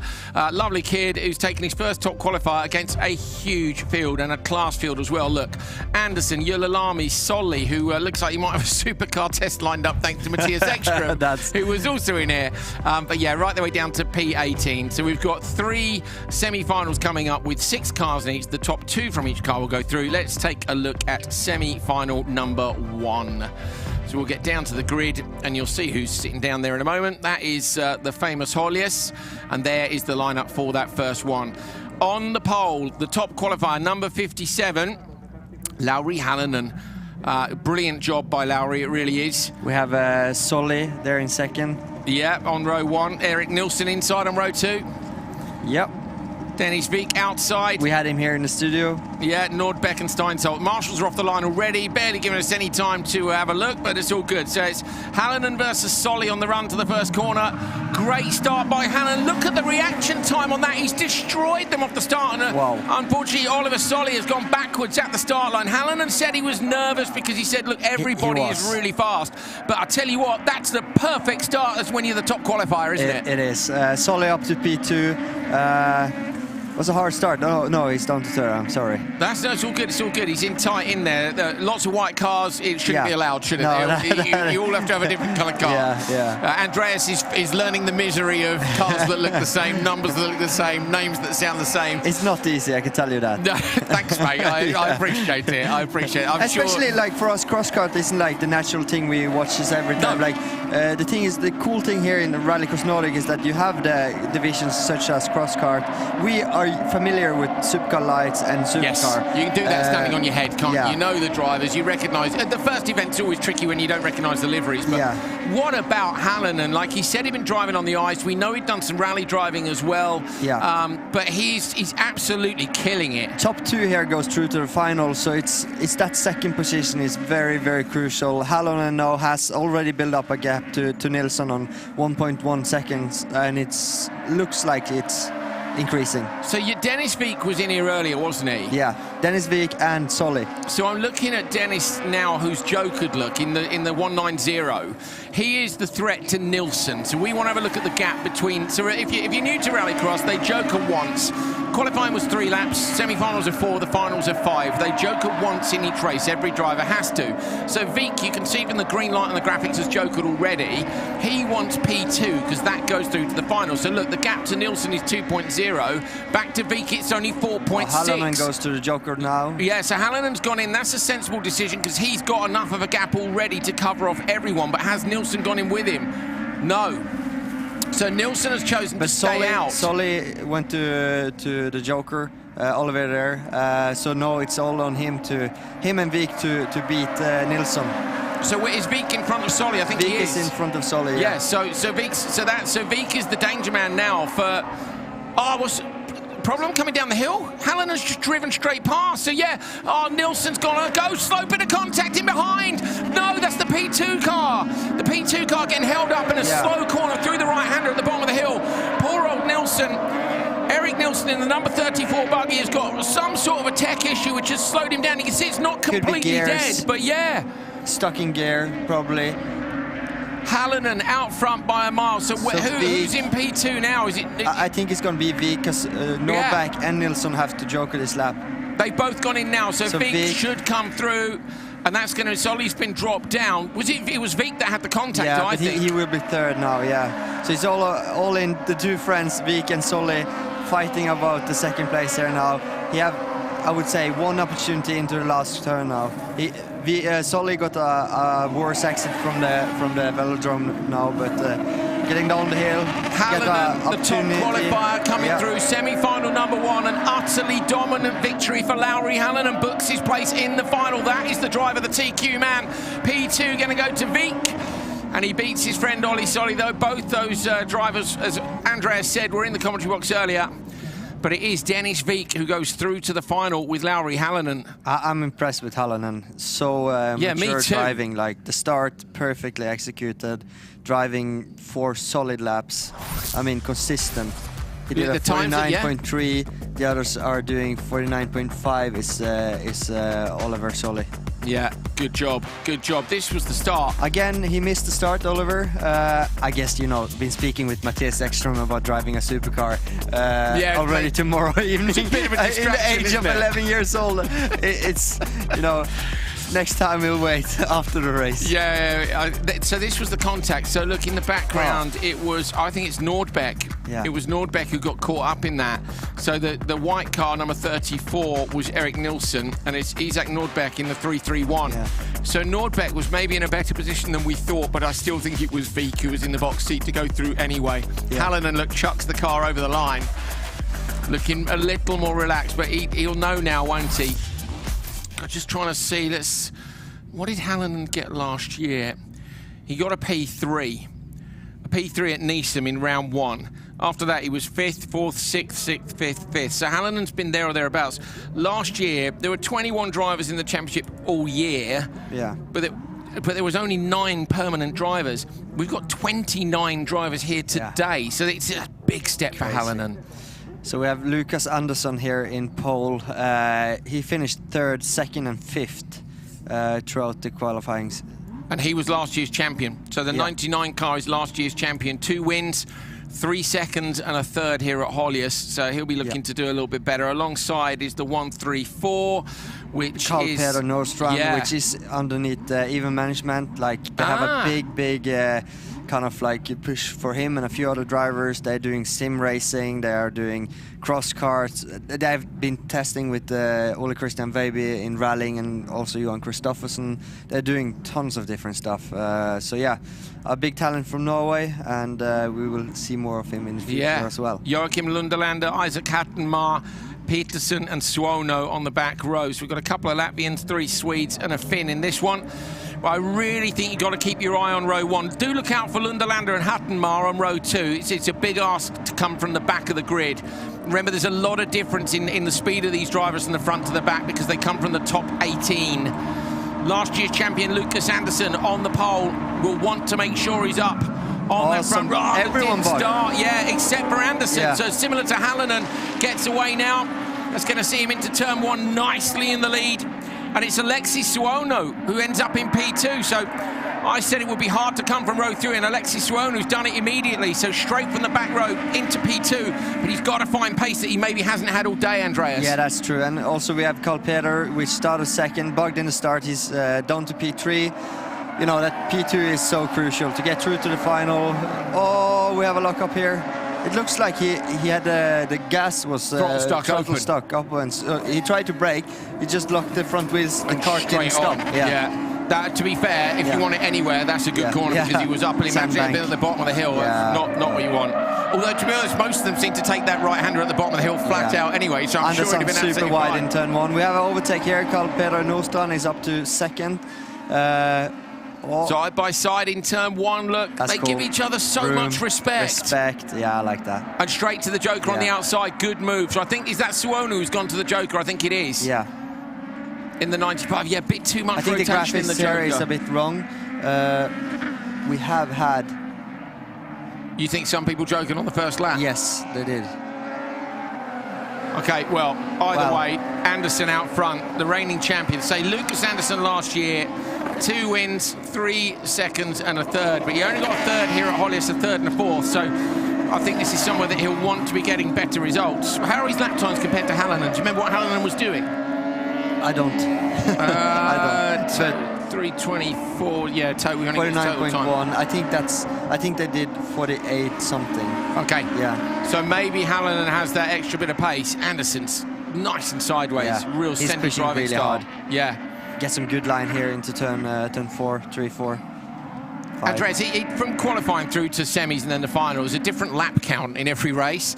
Yeah. It's confusing enough when you go from 4 to 6 laps. It is, and I've always stayed with qualifying. There's 4 laps, semi-finals, finals, 6. Yeah, so it's for easy, me to isn't do it? 3 and 4 and then 5 in the final. Be a nightmare. Yeah, it's hard. Although we are trying to get hold of a, we want to try and get hold of a touring car, a rear-wheel drive select car for Andreas Backerud in Kuvula in 2 weeks' time. Can you do that? Yeah, I think I can. Okay, so if anybody's got a 2 litre, it's got to be good. It's got to be capable of winning. He wants to go in the open 2-wheel drive class. Yeah, against Tiger, Jonas Dahlsen, Jakobsen, and Ågedal. If you can, but we had Nostrand jokering the previous lap. I'm not sure if Olander have jokered or not. Let's see now. Well, either way, Anderson is come out in front. So Anderson is clear with a joker. So we want an open 2-wheel drive car, please. Did he for clip the curb there? He did. Only clipped it though. Didn't knock it down, did he? You think that'll be okay? I think that would be all right. Oof. We have Calpero now in Nostrand in second. He will get through to the final. It looks like. So Lucas Anderson, last year's champion, blasts down the hill in the 99 car. He's on the limiter, a little lift, now a big lift off over the jump. He's going to get on the brakes and pitch the car into the last corner. Send it. Yeah, with the nicely done. Yes, so man. Gets it turned in and he goes straight through. Who's going to get P2 in the background as they come over the line very, very close together? It goes to Carl Petter Nordstrand. So Carl Petter Nordstrand in the speed car, Wanda goes through. 4.6 second gap, that's a lot. It is a lot. 322.5. Yeah, he's quicker. He's quicker. So Hallinan was a 324.0. You see the last lap, or best lap, 48.7. I think that's matching. So Anderson is definitely a threat then. I mean, we'd expect that. Yeah. Who was Carl Petter Nordstrand went through in P2? Yeah. So many of them bugged in the start. Very hard. You know, they are young, 12 years old. Yeah, 11. I mean, this is the place to bog 13, in the start, 14. isn't it? Yeah. If you're going to bog in the start, you do it when you're 12. It's fine. Don't do it, when you're fighting for a championship. It's just not what you need. Yeah. Not what you need. Great drive then by the current champion, Lucas Anderson. Where was Lucas? Lucas was P5 2 years ago in 2020 with 2 P3s. I say last year, much better results. He did start last year with a double win in Neeson. So I'm sure look at that. Look at that. That's cool, right? Yes. Class. Get it. I think he's driving for JC Race Technique as well. They have 4 carts here this weekend. Big team in cross kart. Putting a lot of time and effort into young talents. Joel Kristoffersen's all over that, isn't he? He's really good with that kind of thing, Joel. He covers all classes, I would say. So that's showing Carl Petter Nordstrand in P6. So was he given a penalty? Or is the result not correct? We need to get a check on that, but we can't see.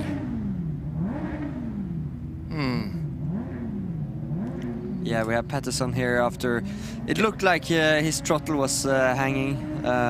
Is that the correct way to say it in English? Where the throttle stays on. Yeah. Throttle. You could say your throttle's stuck. Stuck open. Stuck yeah, so your throttle's stuck open, or your throttle jammed. It happened the same with me at Pikes Peak. Luckily, there's 3 corners with a fence, and I hit one of them. So my goodness otherwise, me. I wouldn't be landing yet. No, it's Keep a going. long way down. It's a long way down. Here we go. No, he does get P2. That's good. Okay, so Lucas Anderson, but with the fastest time at 3:22.5. Fast. And it's Carl Petter Nordstrand who goes through from P2. So this is our last semi-final for Cross Car Junior. Take a look at the lineup on the grid in just a moment. They're down, they're all revving their engines, aren't they? They're just so stressed out, which I do understand. We've got Julalami in the red and yellow on pole. Alongside is Michael Uito, the two Finns for the front row.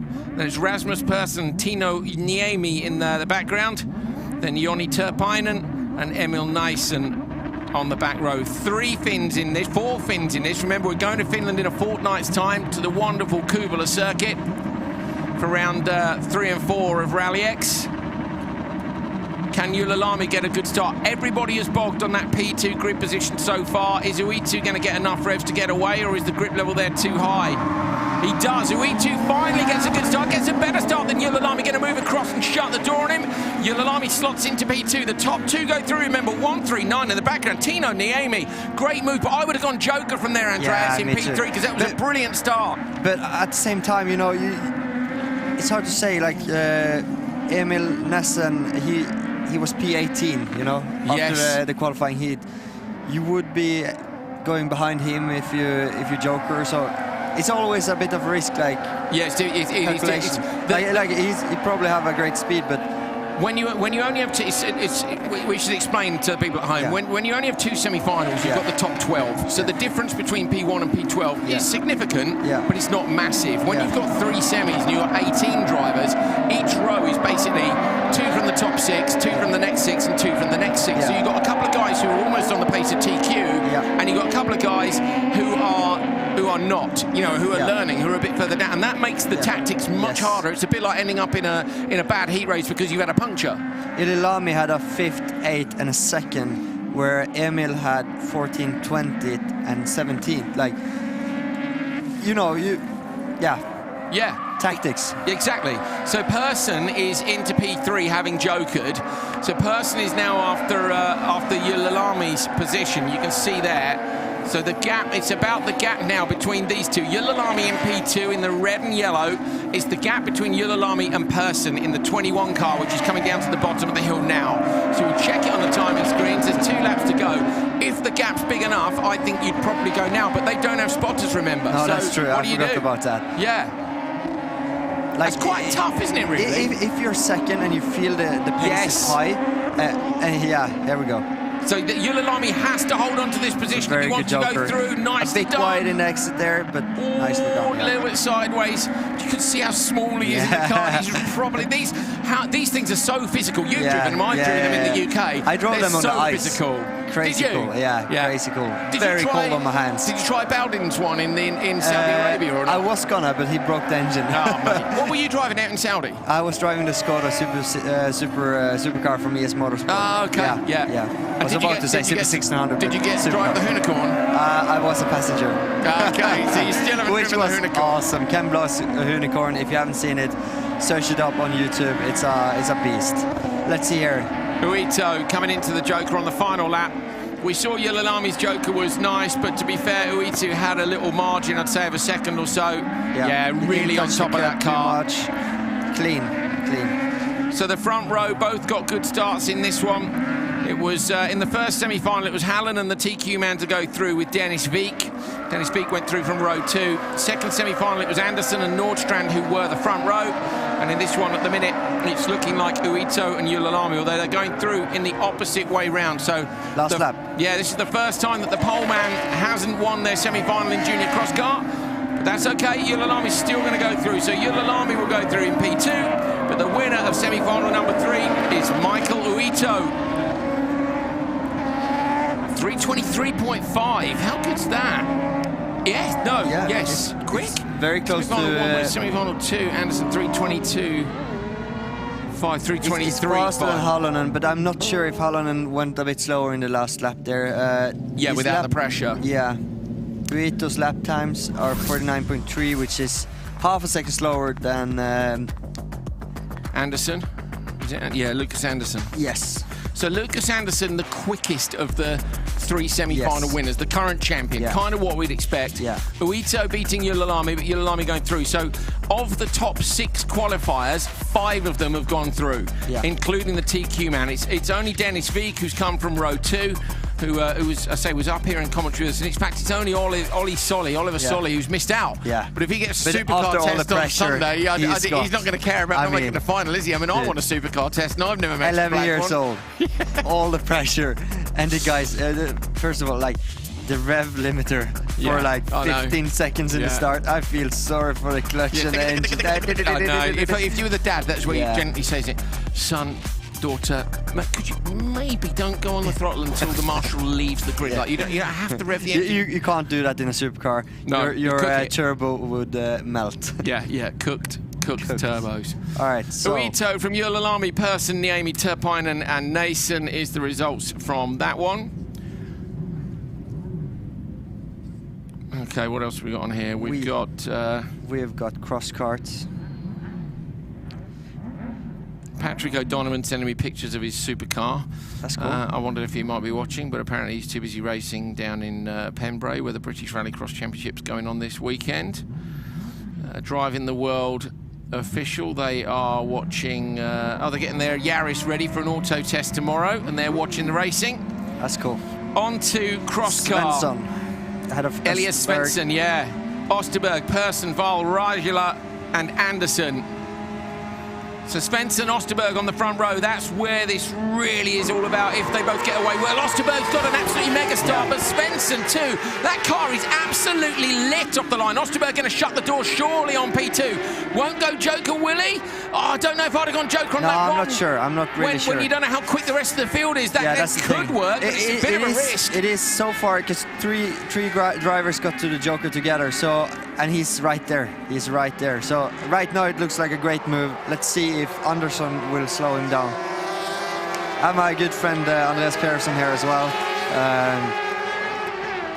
So we've got in cross car the winners of the sessions. Elias Svensson won 2 of the sessions. And Thomas, did you say it's Ekmustad or Ek? Ek, double E. You say the Ek, do you in Norwegian? Yeah, Ek. Oh, poor old Thomas. I've been saying that wrong for 2 years as well. I'm a terrible person, aren't I? So Thomas Ekmustad won Q3. Just trying to see the various winners were. We had 3 different winners in cross car junior. So we have Svensson, Persson, Anderson. Persson and Anderson haven't jokered yet. You see Osterberg is right on the tail of Anderson. He right now he have the gap for Persson and Anderson, but he's very close with Svensson. Jens Wahl, the rookie here today, is currently last, but he had a great Q3 where he finished P3. P3. Yeah. Listen to this. He finished 20th in Q1, 11th in Q2, and P3 in Q3. The progress, mega. Mega. Say it. Come mega. on. Yeah. Mega. Do you like that? Yeah, mega. I do. Osterberg, it's interesting. That tactic you're going on lap 1, thinking about it, from where you are on the grid, you know there's one car in front. You know they're likely to get split 2 cars behind you. Yeah, was it tactical? Like, look, if we're in P2, we might as well joke it because we know we'll be on the back of the slower cars and therefore we will get P2 anyway. I mean, it's kind of as an odds game, it's not bad. No, it's not bad. I would have followed Svensson for at least a lap here. How much, when you were working with the likes of, who have your spotters been? David Mansfield was for a while. For many years, yeah. I had Anders Nilsson with EKS. I had Joe Norton for many years. Yeah. And who was your spotter at Subaru? Was it Joe? It was Joe. Yeah. Still Joe. So, okay, Svensson into the Joker on the final lap. In the background, Osterberg goes up the inside line. Is Osterberg going to take this? Has it been a genius move going on lap 1? Maybe it has. He fires it up the inside line. Contact between them. Svensson going to go round as Osterberg just holds on. They could fall into the trap of everybody in behind. Osterberg gets through, but will the stewards think that was on or not? Elias Svensson looking for a way back through. Now going to come through the velodrome all the way down that back straight. Rajala is right there with him if either of them has a problem at all. Coming down the hill now. What's your thoughts on that move? I mean, that was brave. That was brave. Let's see. Okay, Andreas doesn't want to say, and I agree. I agree. Osterberg going to try and take this one, so holding on to that inside line. Svensson going to get P2. They both go through. It's a question over whether or not people would think the Osterberg move wasn't on. I like it. I thought it was good. Yeah. If it was normal cars, not cross cars, they wouldn't have got hooked up. Yeah, that's true. For me, if that was 2 lights or 2 supercars, you'd go, the move was on. And I do think Osterberg tried to give room to Svensson Svensson. Svensson had no idea that Osterberg was there. So the speed difference was unreal, wasn't it? Yeah. So watch this. Osterberg, red and white buggy P2, immediately decides to go to the Joker and gets followed in by 2 cars. So he's lucky there that 2 of the slower cars have gone in behind him immediately. So that's what we were talking about with the odds game. Yeah, look here how close it is already. Yeah, and what I was asking you about is so good. I know, just show us slow-mo flames and jumps and we'll just love it. How much of say did you have on tactics? Here we go. He's 100% he's in front. For me, that's Osterberg's kind of corner, I think. I understand why Elias wants to shut the door. Oh, that's close. From that angle, it looks way worse for Osterberg, doesn't it? Do you realise the stewards are looking at the same pictures and going, Yeah. Actually, Osterberg got saved by the outside curb there. Yeah, because he got over rotation, and the curb stopped the slide. If you continue here a bit more, so now he starts to slide, and he over rotates. He will spin, but he hits the curb on the right rear, which turned the car around, and then he's going again. What's your thoughts there? Because for me, I felt that Svensson shut the door after he'd seen. I think he would have seen Osterberg. To be honest, from the Joker, you don't see it. You don't see Osterberg. But at the point he's turning in, or has he turned in already? He has turned in already. I suppose he has. You know, it's like me crashing into Timmy Hansen in Abu Dhabi. You know, I didn't see him at all. Yeah, because it's to the side. 1,000 before the hit, yes, I saw him. Yeah. But a tenth before, no, I didn't. No, I get it. And people don't understand the sides of the seats. You're so low, the nets, the windows, the cage. It's not visibility is not good, and that's why you have a spotter who says when you're clear. In your head. Yeah, of course. Yeah, the stupidity of I must win. But okay, Osterberg takes it with the 3:09 from Elias Svensson. Writing that down. We're on to semi-final 2. We have Thomas Ekmurstad. Yeah, who won a session, 1 Q3. Patrick Hallberg alongside. Just let me look at the results. Egonson, Andersson, Oya, and Nogene. Hallberg last year was P2 in the series by 4 points from Isaac Rierson, who's moved on. So Hallberg's well capable of a good result here. But yeah, Egonson, Andersson too. But keep your eyes on that front row. We know that's where most of the action's been today. Hallberg's car sits down and goes really nicely, but on the inside line, Ekmurstad seems to have got the better start. Will Hallberg copy Osterberg and go straight to the Joker? Doesn't look like it. Going to go standard lap. Andreas, that's what you said you would have done last time out. So let's see if that's any better. 4 cars go standard. Into the Joker went Oja and Egonson, who are from P3 and P5 respectively. So one of the quicker and one slightly slower. But Ed, look, it's a totally open game come semi-finals. Murstad leads from Hallberg. I mean, Egonson is going all in for that P2 and the last slot into the final. I would have done the same thing. You need to risk a little bit here now. When there's 6 cars, if you're calculating in your own head, and Holjes is often somewhere where you decide for yourself if you Joker because it's an early Joker. It is. Anything in the first 2 corners is as much driver decision as it is spotter, isn't it? Yeah. So what position are you in where you think go Joker? Is it 3 and back, but depending on who goes in? Yeah. So if you're third, you're going in, Yeah. If I have the room for it, yes. Now we see Egonson already catched up with Nogene. Spin in the background. Who's gone round? I'm not really sure. 3 white buggies, always ideal on a long shot. Yep. I love the. Can we just? I just want to sit on the barrier all afternoon and listen to the cross cars come down the hill.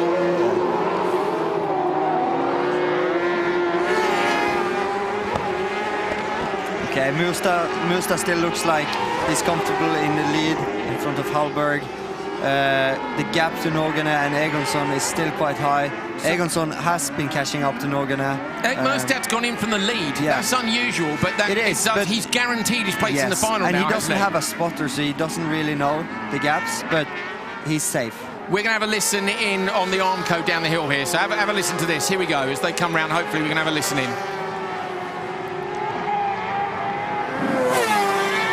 Yes. Wait for it. It's so good, isn't it?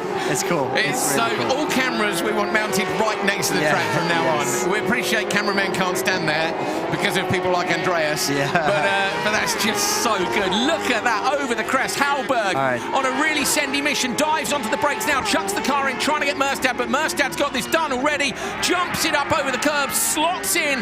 Ek Merstad has done a brilliant job here, and will go from pole in semi-1. Hallberg did have a very good joker there. No, not good. Or no, good. it was really good. It was good, yeah. Really So good. it shows you that Ek Merstad had the lead, didn't it, on the previous one. Interesting tactics from Ek Merstad to want to go in that little bit earlier. Take the pressure off yourself. Don't worry about making a mistake on the last lap. And another look at that wonderful angle, particularly these cars with the high revs over the jump. And it will be Ek Merstad and Hallberg who go through to the final. What's the time this time is? 3:08.5. Yeah, so 1.4 quicker than Osterberg, but there was contact between Osterberg and Svensson, which slowed them down. So 3:08.5. Right, I'm going to try and find.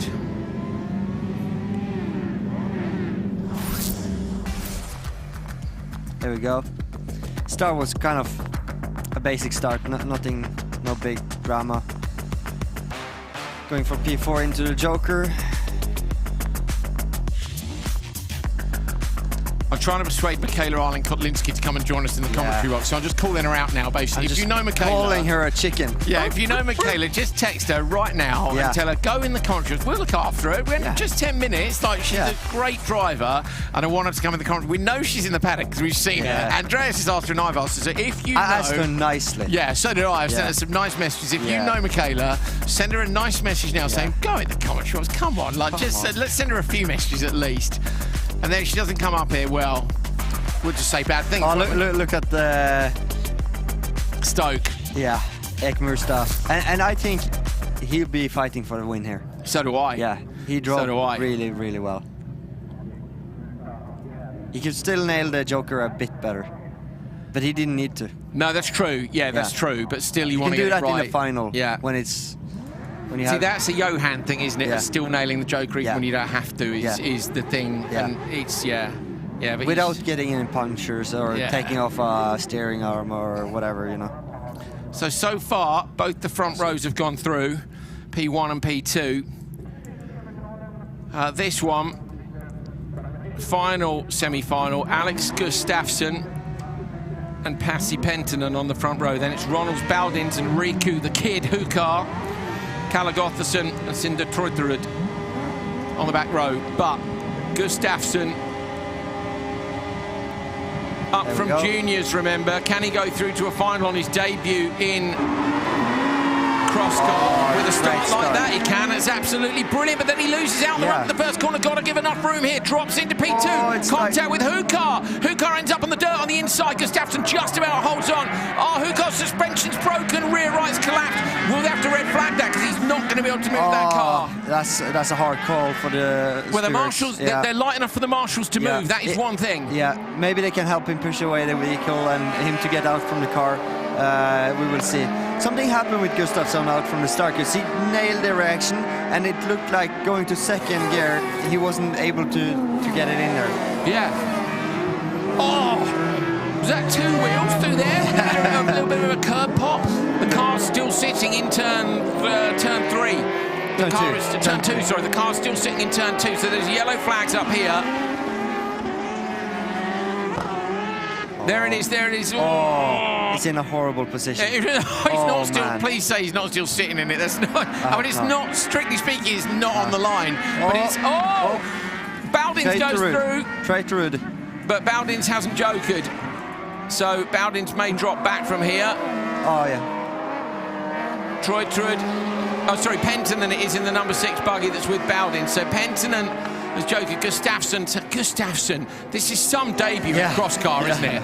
It is cool. It is cool. With the AT service, jumping over the famous jump here in Holjes. It's cool. Like a youngster coming in here, doing really, really well.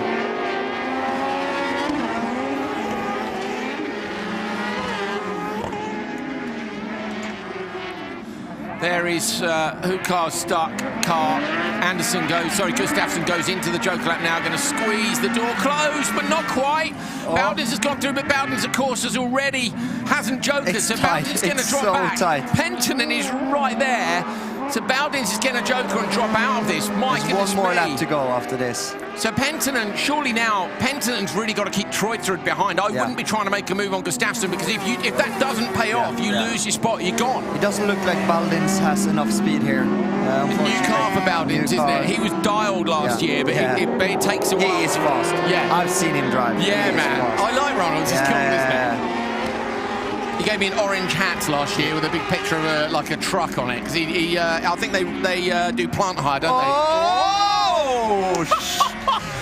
That was close. Alex, come on, man! Like that's unnecessary, isn't it? That is unnecessary. Sorry to you all watching. Yeah, everyone at home who's just gone deaf. Yeah. That's thanks to Alex Gustafsson, who would have given anybody from his family. You know what? The pit crew probably can't see that, but when they see it, they'll be like, "Slap, no, never again."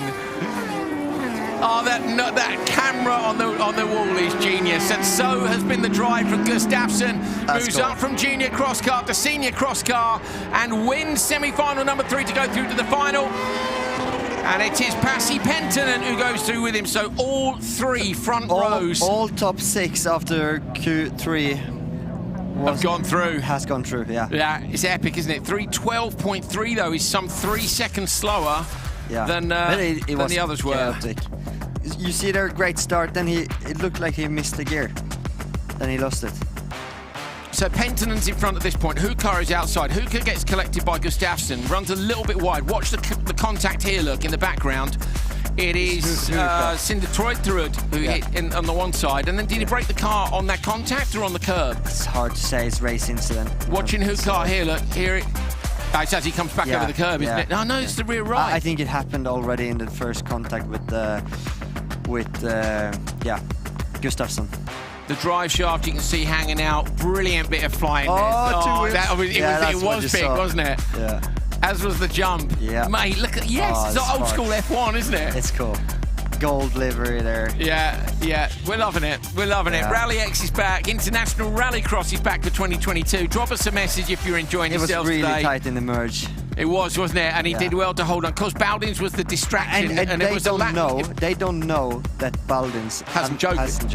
No, he was so surprised. Look here how close. Oh, no. And I wrapped Riku Hukar sitting there too going, come on, mate, it's already broken. Don't break it anymore. I've done the wrong corner. I don't want to do another corner too. 80 servers all over the bonus. Great with good sponsors. Alex Gustafsson wins from Pasi Penttinen. They go through. Everybody else is going home until tomorrow when, of course, we have round 2. OK, we are looking forward to what's up next, which is open two-wheel drive. So this one is just 2. Oh, wow, we've lost... No, we've only lost a couple of cars. I'm looking at my grids here. What do we got? We have Jakobsen, Engsvik, Johansson, Engsvik and Johannesson. There we go. We'll have you in this seat before long, mate. Get Hal Ridge back. You did do that one start earlier, didn't you? I did. Was I eating licorice? I was. I'm sorry about that, mate. You're a bad influence. Never leave me. You're a bad influence.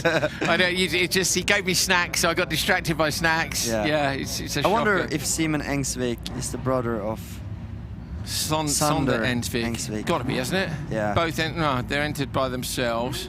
Polo and an E30. I mean, it's pretty. Yeah. Well, they're Norwegians. You must know them. I should have known. I'm sorry, guys. It's fine. I don't know. Det är bara att beklaga. Jonas Dalseth Jakobsen on the front row has been absolutely epic in qualifying today. Is that going to continue? Jonas is fast. Yeah, he's one of the best Norwegian drivers we have. Really good. Here we go. All 3 sessions won. good start. Nobody spectacular off the start, really low in the RPM, trying to find traction. And it is the TQ man that gets to turn one first of all, really tidily done. Straight into the joke lap goes. Is that Ensvig, I think? You can see a big difference here. You know, Jonas Dahlstedt Jakobsen's, the car behavior is so much softer than Simon Engsvik. Both have similar car, but very different philosophy when it comes to setup. You see, Jonas's car will be on 3 wheels throughout that corner, where Siemens' car is very neutral. So is that what's the difference? Stiffness, like roll bars? Yeah, but also roll center. That's very detailed. Yeah, I'm into roll centers. Adjusting them, I'm not into, but I understand the concept of it, and it's really complicated. Yeah, and also weight distribution. There's lots of stuff into it, but you see 3 wheels on the ground where Engsvik has all 4 planted on the ground. Sometimes what Engsvik has is better in the corners, but for traction, I understand Jonas builds the car around that. And then, like Solberg would have done. And the super soft car, sure. So or it's like Solberg versus Ekström. So which of the 2 cars would suit your driving style best? I'm a fan of the philosophy that Jonas has. Driving style was probably Simon Engsvik. Really? Yeah. Oh, we were saying, weren't we, yesterday, we were watching Ekström's footwork. We watched an onboard with Ekström, and you were saying that he touches the brake and the throttle many more times in every corner than you would. You're like one brake, one throttle, effectively. Actually, on, off, on, off, on, off. We had an engineer from Germany coming up here in 2018, checking, or he was having a master degree on driving styles and lines. The biggest difference on me and Matthias Ekström that year was that Matthias had full throttle throughout the whole track, 62% of the track. Yeah. I had full gas, 11%. Really? My lap time was 1/10 faster than Matthias's. And where was this, sorry? This was Holjes 2018. So you were full throttle 11%. He was full throttle 62. 62 so or is he having a lot more wheel spin than you? I do think so. I think that's one of my skills. To feeling the traction level. Feeling the traction level, yeah. But like, sort of like ice driving, you need to use the throttle much more to be able to put the studs and dig them into the ice. So there, it's not good to have the feel that I have. And does your feel work well in the wet, for instance? So in the wet, it's a mega ton. I've been off pace on wet, to be honest. Jakobsen's gone joker just quickly from. To be honest with you, they've all followed. The top 3 have followed each other in on that last lap. So Jonas is driving superb here. Yeah, and behind Engsvik knows that just following him in is gonna book his slot. So there is Jakobsen coming through. I mean, Jakobsen has 46.7 as his best lap, and Engsvik has 47.4. So it's 8/10. So Jakobsen, having won all 3 qualifying sessions, is coming through to win the first of 2 semi-finals in open 2-wheel drive, and that's going to see him on pole for the final. And to be honest with you, if he doesn't win it, it'll be a shocker, and that pressure will build a little bit with him. Yeah, it will. Engsvik is going to go through too, and then I think it's Johannesson who's going through in P3.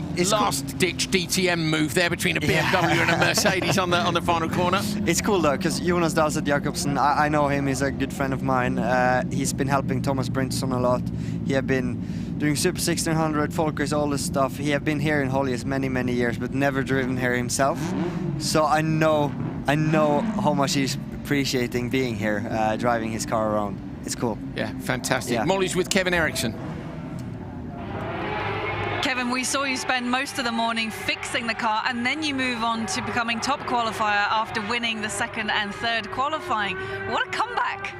Yeah, I was a little bit surprised myself, to be honest. After the Q2, I saw this is still possible. So Q3, I wasn't super happy with my own driving in Q2. So I did some homework. I did some setup changes. Q3 felt very nice, I would say. The first lap a little bit careful, but then I got a good flow, and I have a good feeling now for the semifinals. So obviously pole position, and yeah, that's where you want to be. Full send. Yes, of course. Thank you. Thank you. So Jonas Dahlstedt Jakobsen takes out with a 317.1. Simon Engsvik is in P2, and Marcus Johansson is in P3. Second semi-final for open 2-wheel drive coming up. Reigning champion Simon Tiger is on the front row. I reckon this one is going to be tight between Tiger and Ågedal. Okay, well, Tiger last year got 6 out of 7 wins, but Argadal wasn't here last year. Norwegians didn't really make it over the border much. Mcginnis and Joni-Pekka Rajala in row 2, who's double driving this weekend, we think. Unless there's 2, we know there aren't 2 Joni-Pekka Rajalas, are there? And then Timmy Enland and Kenneth Kong on the back row. Again, Tiger's car is insane in the start. It's so good, isn't it? Oh, bumper off straight away, just rips the rear end off the car with a tiny bit of contact. Argadal gets straight into the back, and Joni-Pekka Rajala munches the last bit of bumper that's left of Simon Tiger as he jumps that big BMW up and over the top. So now Rajala, who's gone Joker, has got to hope doesn't end up stuck behind any of these cars if he manages to catch up. Look, he's there already. Yeah. DNS for Kenneth Kong, so out already, unless he had some problems in Q3. Yeah, okay, so all gone. Look how long the cars look on the drone shot. Here we go. That's great, isn't it? The rear wing on Simon's car as well is epic. I reckon he's had to stiffen the rear up about 20% to account for the extra downforce. Absolutely. Oh, the sound. So I wonder which would work better in the wet. The arches on that BMW, just the width of it, it's just, it's mean, isn't it? It really is. You see Argadal is all over Tiger here. Tiger's car looks so soft. Yeah. But I know he has more horsepower. He have a turbo. Is it Wankel engine? I can't remember, to be honest. We'll have to go and have a catch up with him afterwards. You can hear something whistling away, can't you, the entire time? Wankel engine in there. The problem is, we just have so little time out of it. Well, if you've been watching all day, you'll know. I'm gonna know tomorrow. Yeah, fine. If you've been watching all day, you'll know that we've been in here for 6 hours. Yes, so there is no going to talk to anyone, unfortunately. 3 wheels there. When he gets the traction down from the exit of a corner and on a straight, nobody can be close to him. But around the track, the car looks a bit heavy and soft. So Argadal's gone Joker this time. That gives him a lap. Is he going to shut the door? Yeah. So I was going to say I might have gone a lap earlier, but if you don't want to get stuck behind that car, because he doesn't want to get stuck behind Nilsson. I think it was a good call, to be honest. Yeah, to wait until no, it's all in. No, it's all in, because Tiger is going to try to cover up now. So Argadal really need a good push lap. And, you know, when you are 2 car lengths behind Tiger, when you go into the Joker, you probably need to catch up more than, close to a second to be on the inside. Yeah. That's the difference. That's the difference. So, and it looked by the eye now that Argadal is pushing a bit too much. Well, top 2 goes through to the final, so it's no crisis if he doesn't take Tiger here, but he would like to be up there with Jonas in pole position. So Simon Tiger climbs the curbs on either side. It is a tidy run. He shuts the door on Argadal. Distance is the same. Yeah, really nicely done. Both of them pitting in a pretty decent lap. Yeah. And it looks like Nilsson may have come out of the merge in front of Rajala. We haven't seen that in the background. Top 3 will go through. Where's the battle for 3rd place? Assuming these guys make it. Didn't see it out the corner of the drone there. Tiger, Argadal down the hill. In the background, where are they? They're a long way off, aren't they? The pace differential between the top 2 and P3 is massive. It is. Simon Tiger going to stand on all those horses through the last corner. Argadal goes through as well. Let's see who's going to get that final place. Is it Rajala? Is it Enland? Who's going to get P3? There it is in the final corner. It was Nilsson who got up the inside of Rajala. We didn't see that. I don't know where that came from. But it was that last corner business. I think loads of stuff happened there in the last lap. Yeah, I suspect so as well, yeah. So Simon Tiger, the reigning 2-wheel drive champion, has gone through. Got perfect traction off the start. But has got his work cut out in the final with Jonas Dalseth Jakobsen, who's been a bit of a weapon all day long in that rear-wheel drive Volkswagen Polo. Just a much shorter chassis. A little bit more nimble. Maybe doesn't look quite so awesome as a big old BMW, but you know, if it's a weapon, it's a weapon. It is a weapon. Focus was pretty big, wasn't it, mate? It was, and especially the overhang we had in the front. Like, you remember the square corners on the front bumper? Yeah. Dude, that was not easy to dial in when you're trying to be millimeters from a fence. So you'd end up running it across a barrier or whatever. Yeah, I remember one of the races, I asked to get it cut off. What, cut the corners off the bumpers, and what did they say? We did it. You did it? Estering just to get some. Yeah, because Estering is the So last tight. 2 corners, Yeah. the not so much the right because there's a curve, but it's the left, isn't You it? run the onto fence, Yeah. Yeah. So there's that. Do you remember there was the wonderful slow-mos? Tiger Argadal Nielsen go through of David Genet rubbing his bumper across that. It was the year that he destroyed everyone at Estering. Remember in the factory Peugeot? He was really fast. He was, wasn't he? Yeah. It's one of the standout sort of domination weekends. I just want to say, great job by Kevin Eriksson putting his car on pole after having only run on 3-cylinder and P17 in Q1. Shows the level of his driving. Yeah, in the agreed. 001 car. This we shouldn't forget. Like, it's the first car Supercar Lights Wolfsburg's MSC built. The gearbox is still the same as from the first race. Is it the first really? test? Yeah. Right, there we go. So Kevin Eriksson, Simon Olofsson, Steinsholt, Walfridsson, Persson and Hockvist. 2 semi-finals for these guys, so top 3 go through. Great start by Eriksson. This is exactly what he did in the previous one, whilst Olofsson kind of gets collected there, I think, from row 2. That was harsh and gets that's a spin round for Ola Henry Steinsholt. Not sure about that, Andreas. You'll have to look at the replays of that for us and let us know what you thought.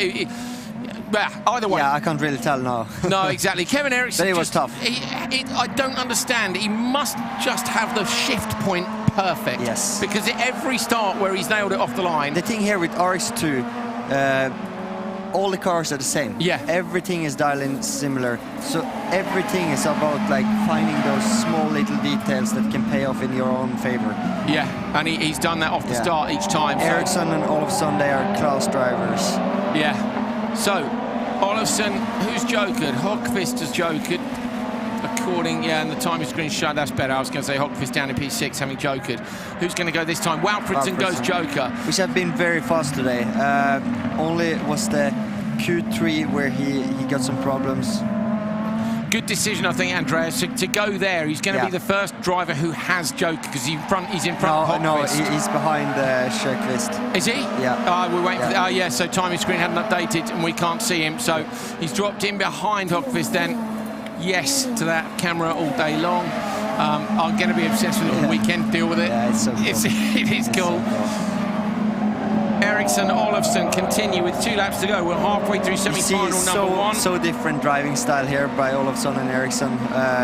Olofsson is a bit more rotated, sliding a bit more. Let's see if he can keep the pace of Kevin all 4 laps. I wonder if he'll follow Kevin anyway, like or if he's going to go for an alternate strategy, as we see Persson go joker. Going to cover off behind. Persson comes out, I think, in front of Hockvist. So that might mean then that Persson has booked that last slot in. There it is. No. We haven't seen Persson now on the timing screen either, so apologies. We've got a few little issues there with we have Kevin points. in front of Olofsson, and then Steinsholt haven't jokered yet. He's in P3. Eriksson. So these 2 top runners, they are pretty clear to the final. Last lap going in now. Here we go, on to lap 4. Both these drivers to go through. Ignore the timing top left. You can see Eriksson and Olofsson. Now finally it catches up to their 3/10 back. Steinsholt is 3.1 off but hasn't jokered. So these 2 come through. It's going to be who comes over the joker first in the background. Great job by Kevin Eriksson though. Looks like like go through. Persson is going through. Person's made it in the background? I think so. No, sure. To be honest. No, I know. The timing on this one is extremely confusing. We've got someone's got a problem with the transponder. So Emil Persson, I think. Kevin Eriksson, I would have thought tapped the barrier there. It almost looked like it moved. It sounded that as well. Yeah. But Emil Persson is 3rd. Right, Kevin Eriksson then, the TQ man, comes around having recovered from engine issues, going to take the win. Olofsson is in close behind. Was there a move in the background? It was.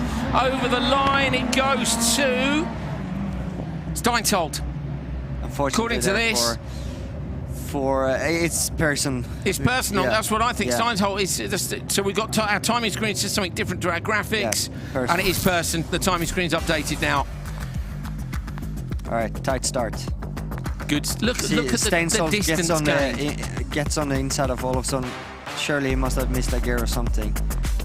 Tight. Very tight.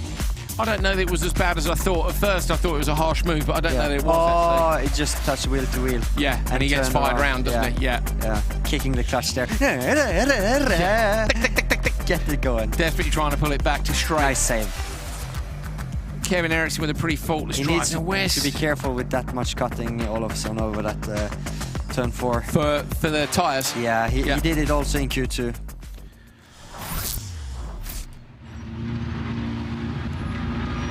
Kevin, that was another perfect drive, a win in the semi-final. Talk us through the race. Yeah, not fully satisfied, but I did the job I needed to do.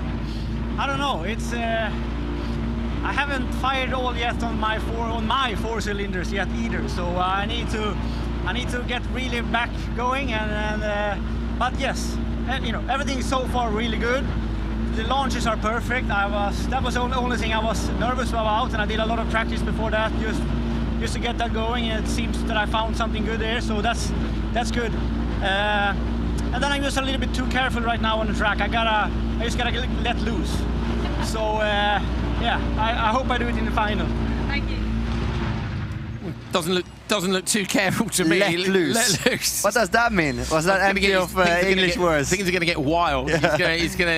Kevin Eriksson's going to get wild in the final. I mean, the drive was great. 330 was. Simon is also a great driver. He managed to stay with him there. So Olofsson and Persson have gone through. Persson coming from the back row. Yeah. So that is also good. But 3:13.0. So first, third, and ninth from the Q3 goes from quali. Yeah. Okay, so there happened some stuff in the last corner there over the last jump. It looked like Jimmy Wolferson had some issue with his left rear suspension. Maybe we get it in replay now. There's a bit of track cleaning going on apparently at the moment. So we're just taking a look at the grid. Yeah, let's have a look at the grid, shall we? Well, oh, there's the track cleaner. There he is. Actually, we were doing the track walk yesterday when your man was out, and it was dusty, wasn't it? This will be very interesting because we have Oliver Solberg. Oliver Solberg's not here, remember? Oliver Solberg, Oliver Solly. Yeah, we've got a lot of Olivers. Eriksson is starting 1, 2, 3, 4. They're P4. taking over from all the Sebastians. Yeah, too many Sebastians, and now there's a lot of Olivers. Yeah. So Olives. grid for this one, Martin Jonsson and Kasper Janssen. Kasper Janssen, of course, the current NRX champion. Row 2, NRX next, sorry, that is, not NRX overall, because Travis Pastrana, obviously. And then row 2, Enland and Ollie Eriksson. So Ollie Eriksson's going to be looking to make some headway from there.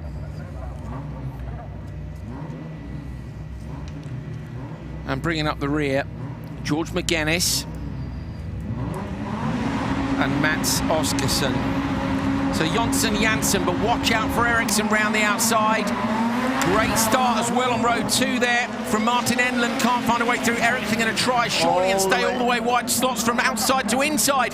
Mcginnis is there as well. Mcginnis going to go joker with Eriksson. Mcginnis had that lined up from early, but Ollie Eriksson gets in there. Oh, Mcginnis passes him in the joker. Mcginnis passes Eriksson on the way to the joker, but did he hit the barrier on the inside line? I'm not really sure, but I felt he was pushing Oliver a lot there. But Mcginnis drives aggressive. Well, yeah, mate. I mean, you know, he wasn't that aggressive earlier on. So no, but I think Kenneth and Kevin have told him you have to. To use the car. I think you were a bit busy with Subarus in America. Mcginnis can be. He can get after it. Yeah, when we saw him go for it a few times. Oh, that's a nosedive. So it is Jonsson leading from Enland and Kasper Janssen in P3, but Jonsson runs wide, loses some time, going to be under increasing pressure now from Enland as they come through.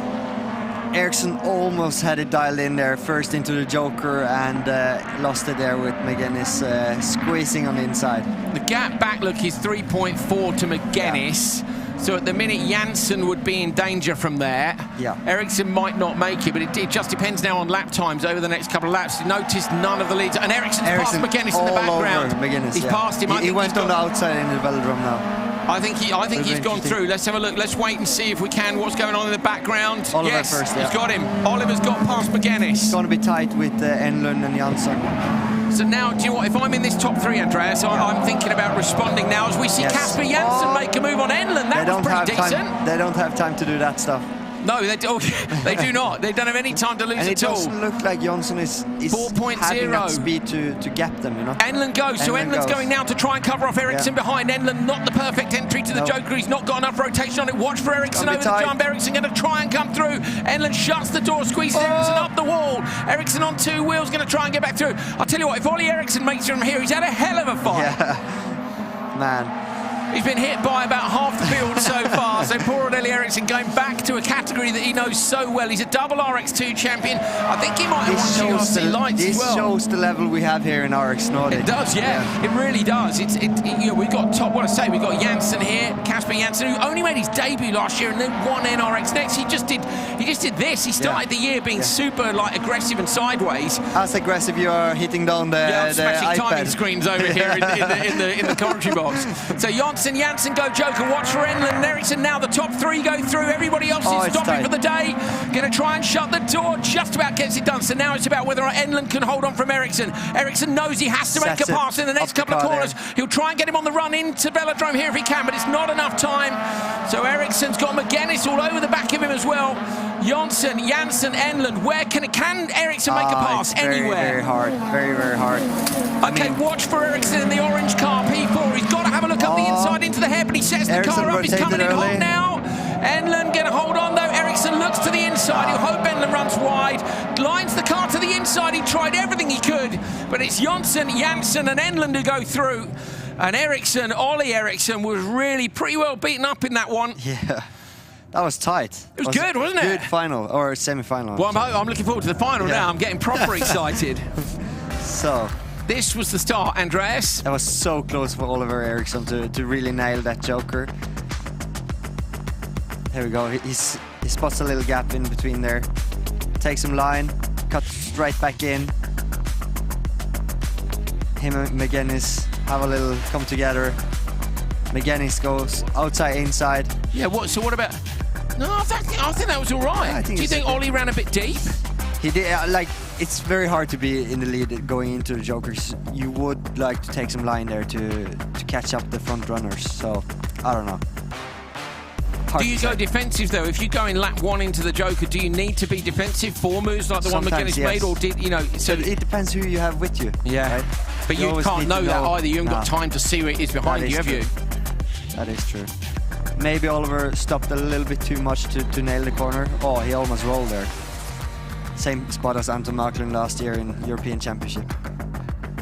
We did talk about that earlier a little bit, and Andreas encouraging They're nosediving so much off the jump. Yeah, which is, and bearing in mind a lot of the weights in the rear, these are a mid-rear engine car. They get a little kick from the compression just before the jump. Janssen takes it from Janssen and Enlund. How quick was that compared to the other semi? We don't have that time. No, we don't either. That's fine. I don't think I wrote it down. Okay, on to Supercar. Supercar had a significant entry, so... It's cool because it's shaking in the whole... I know, you can hear the commentary box actually is vibrating, basically. And we have got a brilliant front row for you. This is Niklas Gronholm on the inside. Next to him, Kristoffersen, the current RX champion, RallyX champion, but also 4-time World Rallycross champion, having won the title again last year. Brilliant. In the last round, that was against Timmy. Went on countback. We didn't think we'd have any more countbacks since 2019, Andreas. We've had one in Nitro, we've had one in World. I mean, it's too close. No more maths, please. We don't want to do maths. Bryntosan and Enzo Eid on row 2. And at the back, Michalak on the inside line. Michalak can be quite aggressive, so he can, if he have a good start, he can start pushing up to Bryntosan, which can give Kristoffersen and Niklas some problems. Between Bryntosan and Eid, who's your money on? Bryntosan? I think Bryntosan. I don't know. What do you do if you... But Eid, in some ways, Bryntosan's in that weird position of being blocked in, but then you end up on the good side to go to the Joker. Yeah, I would say that Eid and Matthias has had some issues in the start, so where Bryntosan looked strong last heat, you know. He was the only one that was close to Matthias and Johan on lap times. Here we go then, Supercar semi-final 1. Another look at the grid. Gronholm, Kristoffersen, Bryntosan, Eid, Michalak and Linus Osland. Osland's had a couple of jump starts. He doesn't want one here. Thumbs up. It's 3 semi-finals, so only the top 2 go through. So really, Gronholm and Kristoffersen need a good start, and you don't want to have to go Joker because they are significantly quicker than the cars that are behind them. Eyes on that front row. Watch out for Edie's in that latest spec Audi on the outside. And watch for Bryntosan slotting off to the Joker on lap 1 if he doesn't get past either of the others. Bryntosan with a great start from row 2, but they get the door shut. Christopherson trying to go around the outside of Gronholm now, and he does. Gronholm drops to P2. Bryntosan surely going to go Joker from there. He does. He goes straight round the outside line. Enzo Eid slots in. I think it's Michalak who's gone with them. Someone's been left on the line. Is it Ostland on the line? Ostland's just got away now, so Lena's still trying to get his head around it. But Bryntosan has gone Joker. He's the only driver to go Joker on lap 1. And that's how they stand right now. Christopherson, Gronholm, Eid. Christopherson did a great move off the line. He was slightly ahead and squeezed everything he had into Gronholm, making the turn 1 so tight for Gronholm. He had nothing else to do to back off. Michalak's car didn't sound great coming down the hill, but it might just be a difference in engine note between them. So there's only 4 laps, remember, in these semi-finals. It's 5 in the final.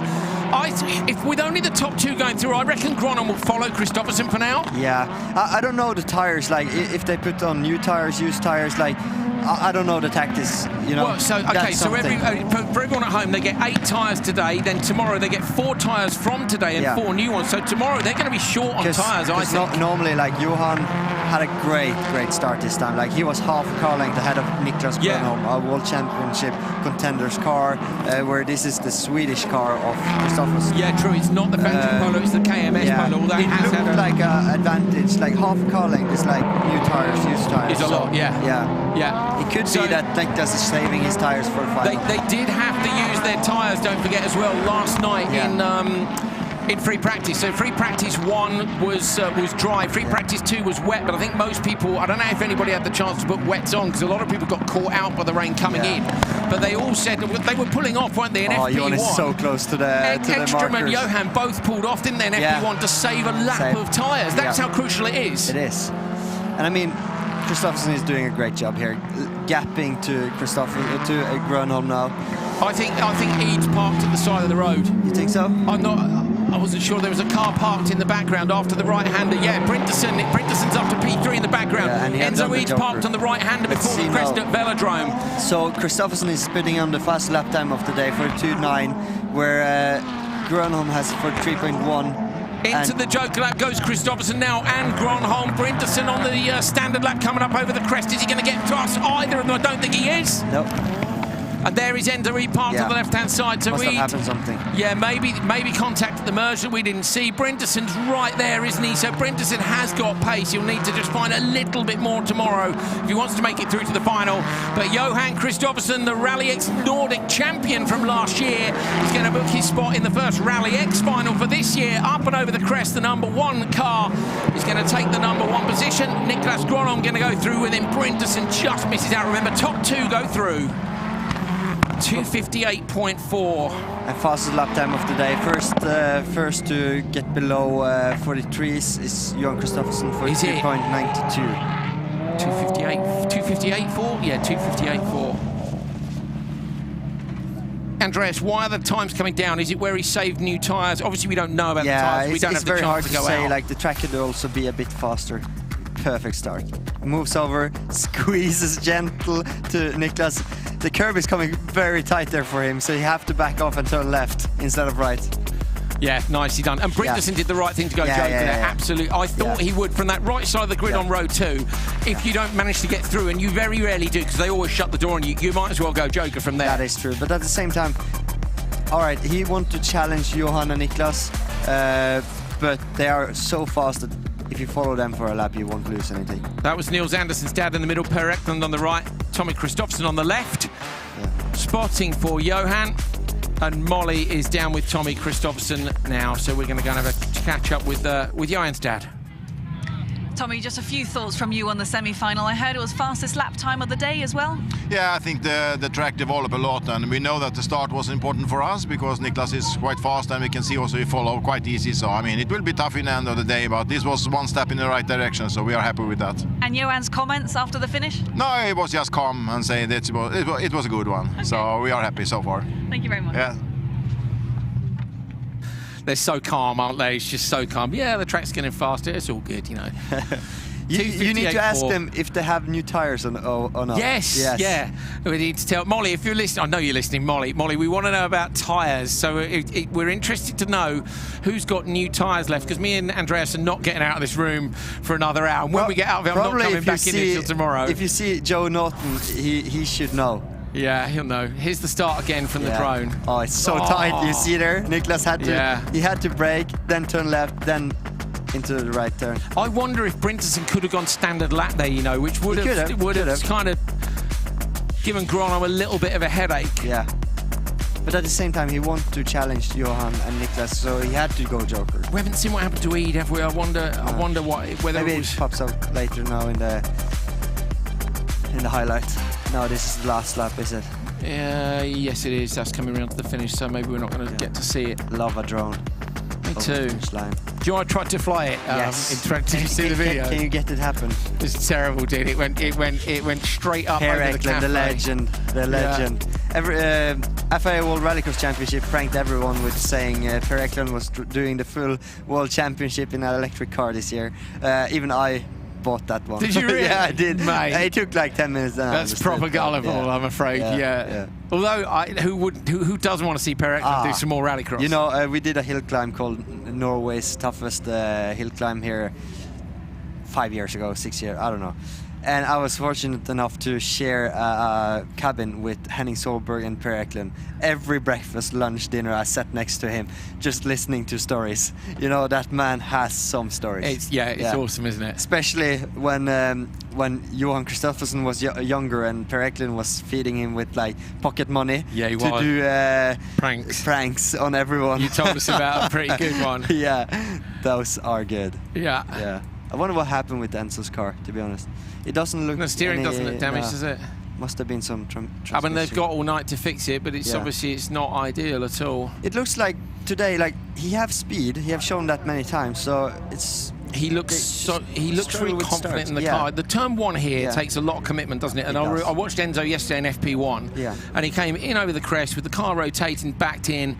I was like, yes, you know, he's really properly on top of it, and it's a commitment corner. It's a very different Enzo than it was a year ago. A bit like Michalak, just big steps forward. So, okay, semi-final 2 on the pole. Sondre Evjen alongside Anton Mark, and then it's Peter Hedström, Philip German on row 2, and Hans-Joran Ostreng and Nils Andersen on row 3. Nils Andersen is in the similar grid position that is Linus Oslam was in a minute ago. Both those two stepping up from lights to supercar, and it is a big step. It really is. And this field here, you know, you have some brutal drivers with Hedström in the middle there. Hedström doesn't take any prisoners off the start, so watch for him in the black Hyundai on row 2.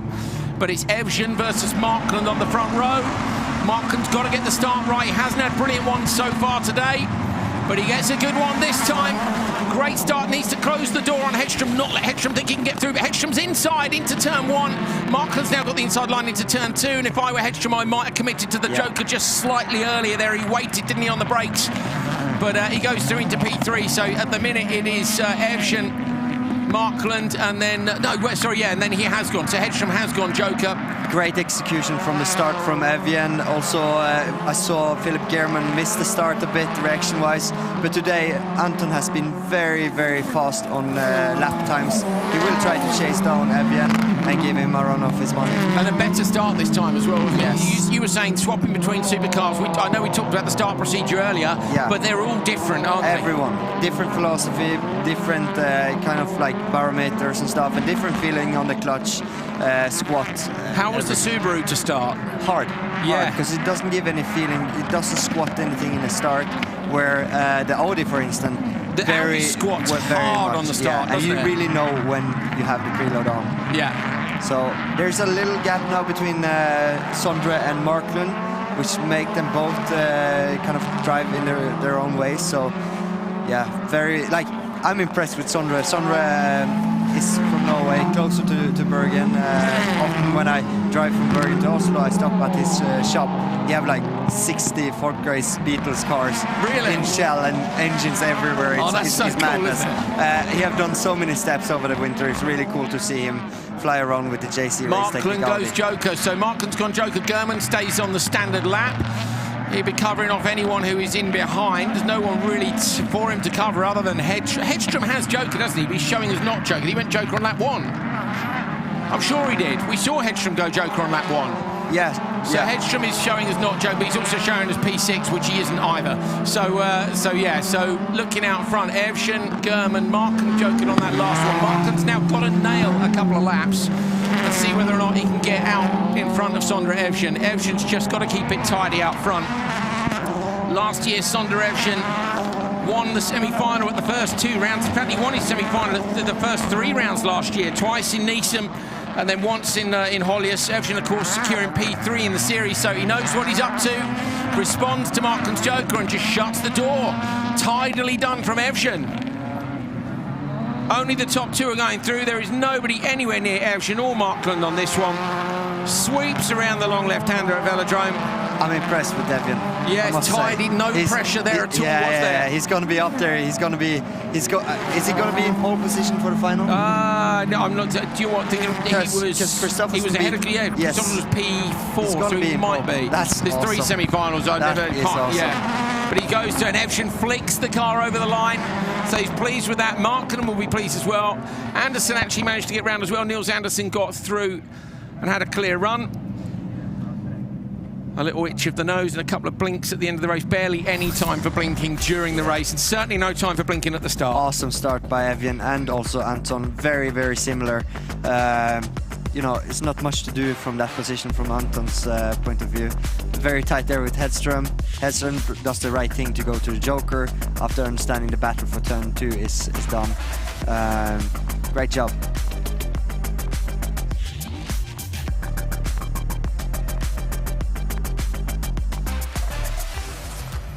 Okay, we got 1 semi-final left to go. Well there.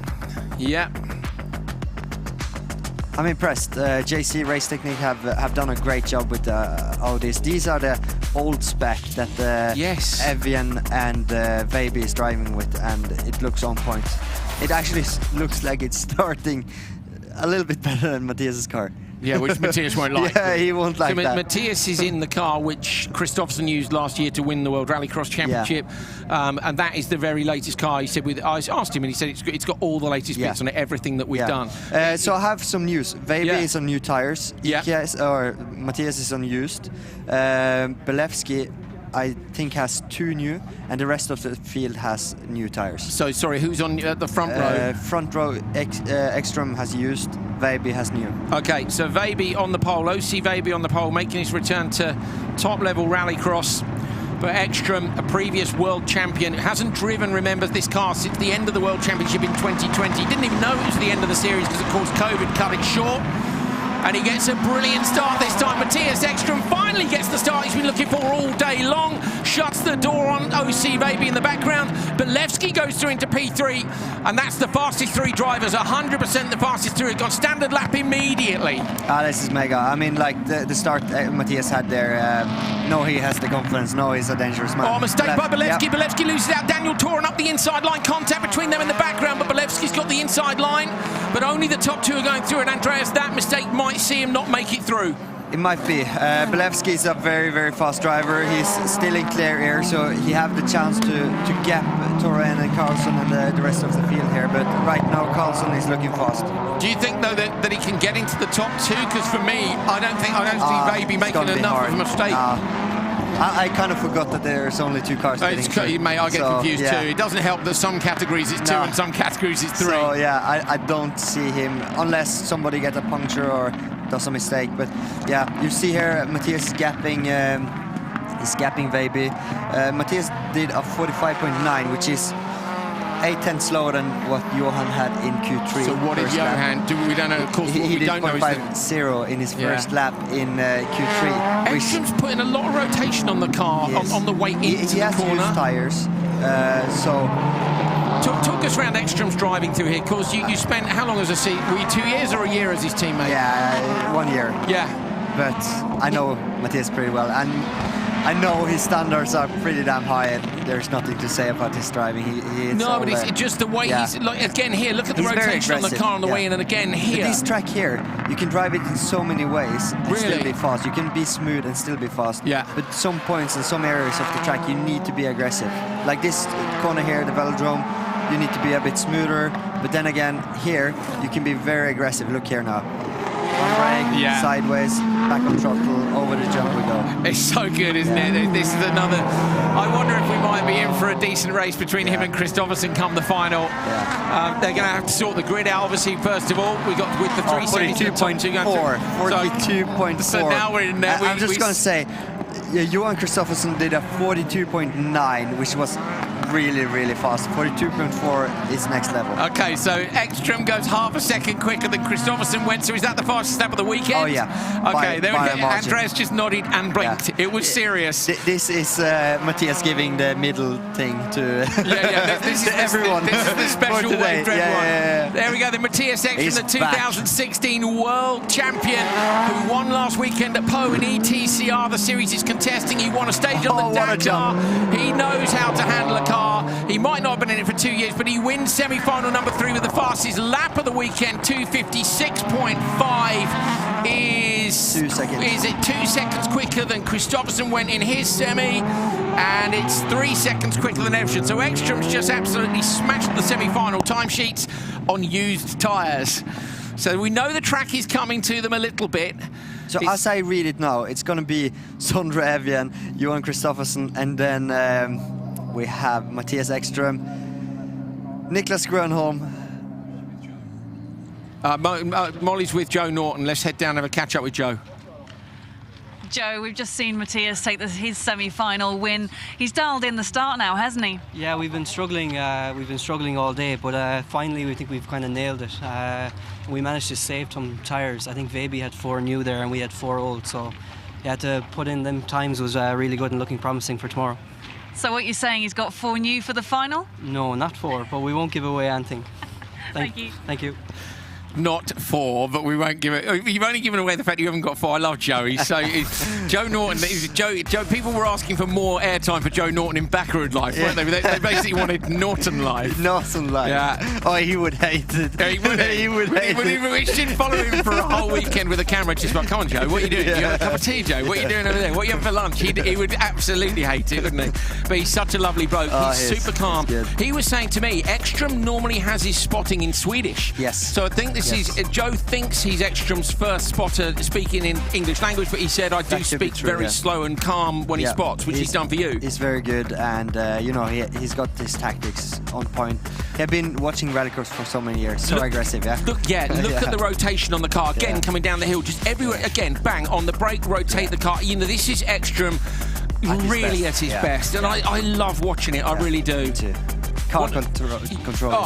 Next level. Yeah. Yes. See, there is a bit of emotion in there. There's Viestas in the background. Sebastian Eriksson was there as well. Was he? Yeah. A full crew here. Yeah, so Sebastian Eriksson, of course, ran with EKS and South Racing in the Dakar in a Can-Am and got P2 to Chaleco Lopez on his first attempt at the Dakar, which is incredible. Yeah. And EKS sort of heading in that direction a bit because, of course, Matthias is a factory driver with Audi in Dakar, so there isn't a lot. I mean, imagine winning the DTM, the World Rallycross Championship, stages on the Dakar, ETCR. You know, Ekstrom and Kristoffersen are 2 of the modern-day all-rounder heroes, aren't they?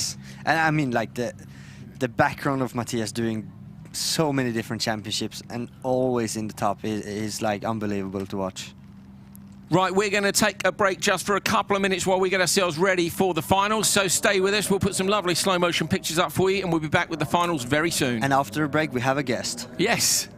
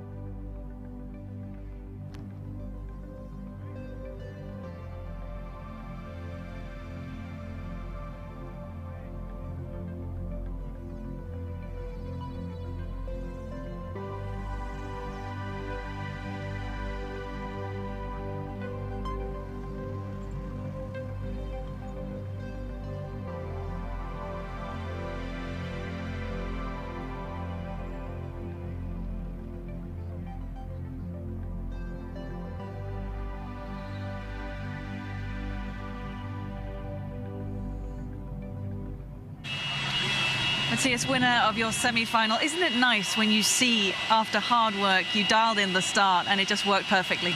I don't think the start was so great. I think Ole Christian had a bad one. Mine was okay, but then on the track I felt super happy just to have no one in front, just to drive my pace, and I just enjoyed all the laps. And I noticed just before the start that you went out on used tyres. Maybe you went out on 4 new tyres. What does that actually mean? How many new ones do you have left now for the final? No, I will not put any new one today. I felt we take this day as a bit of practice and leave a bit better tyres for tomorrow. So tomorrow is the day when we wanted to do well, because no testing coming here, and still Johan and Niklas and Sondre are really good. But when you are on the back foot, I think, yeah, just go out and have fun today, and we'll try better tomorrow. Thank you.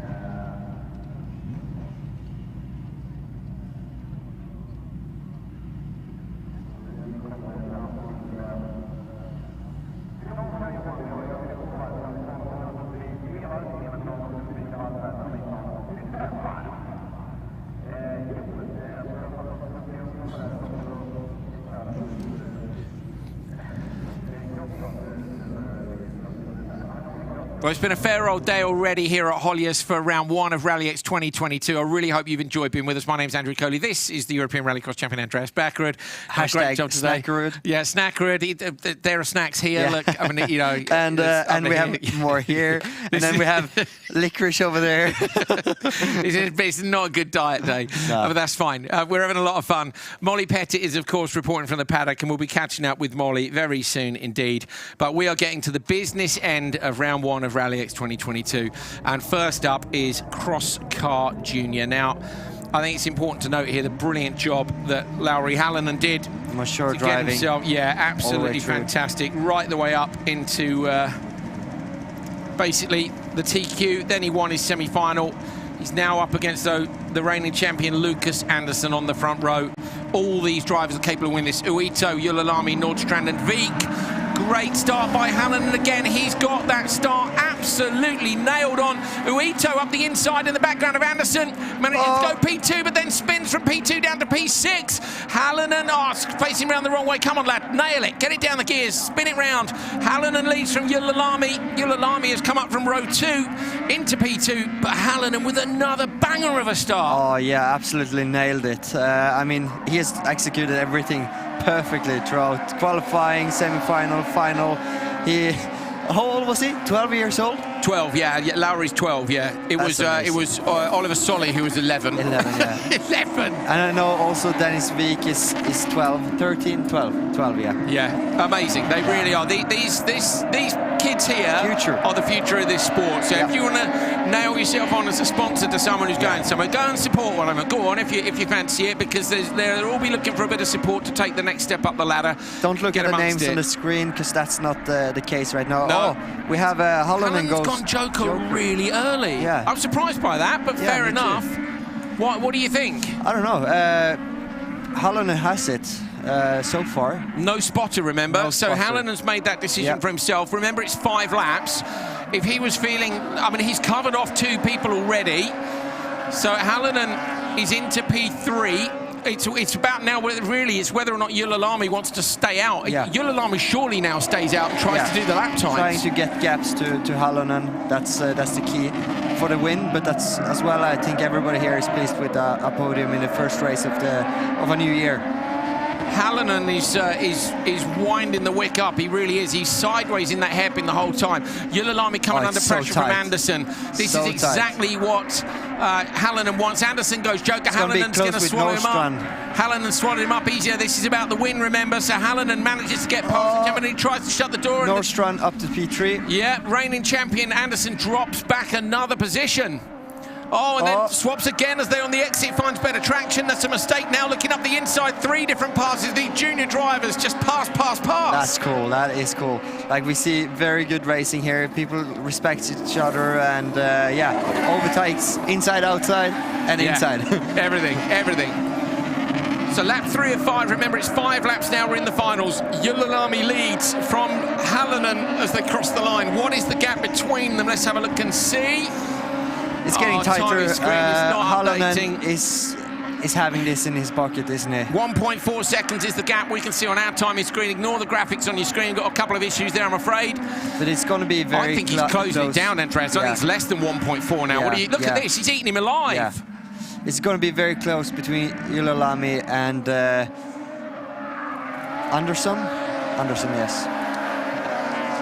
Looking down now to see last all the way up year's to the limiter here, down the crest, down the hill. Last year's results. It was a good season for Lowry, but he only had a P3 in round 1. So his best result was round 1 last year, but of course that was elsewhere. We're at Nissum in Denmark.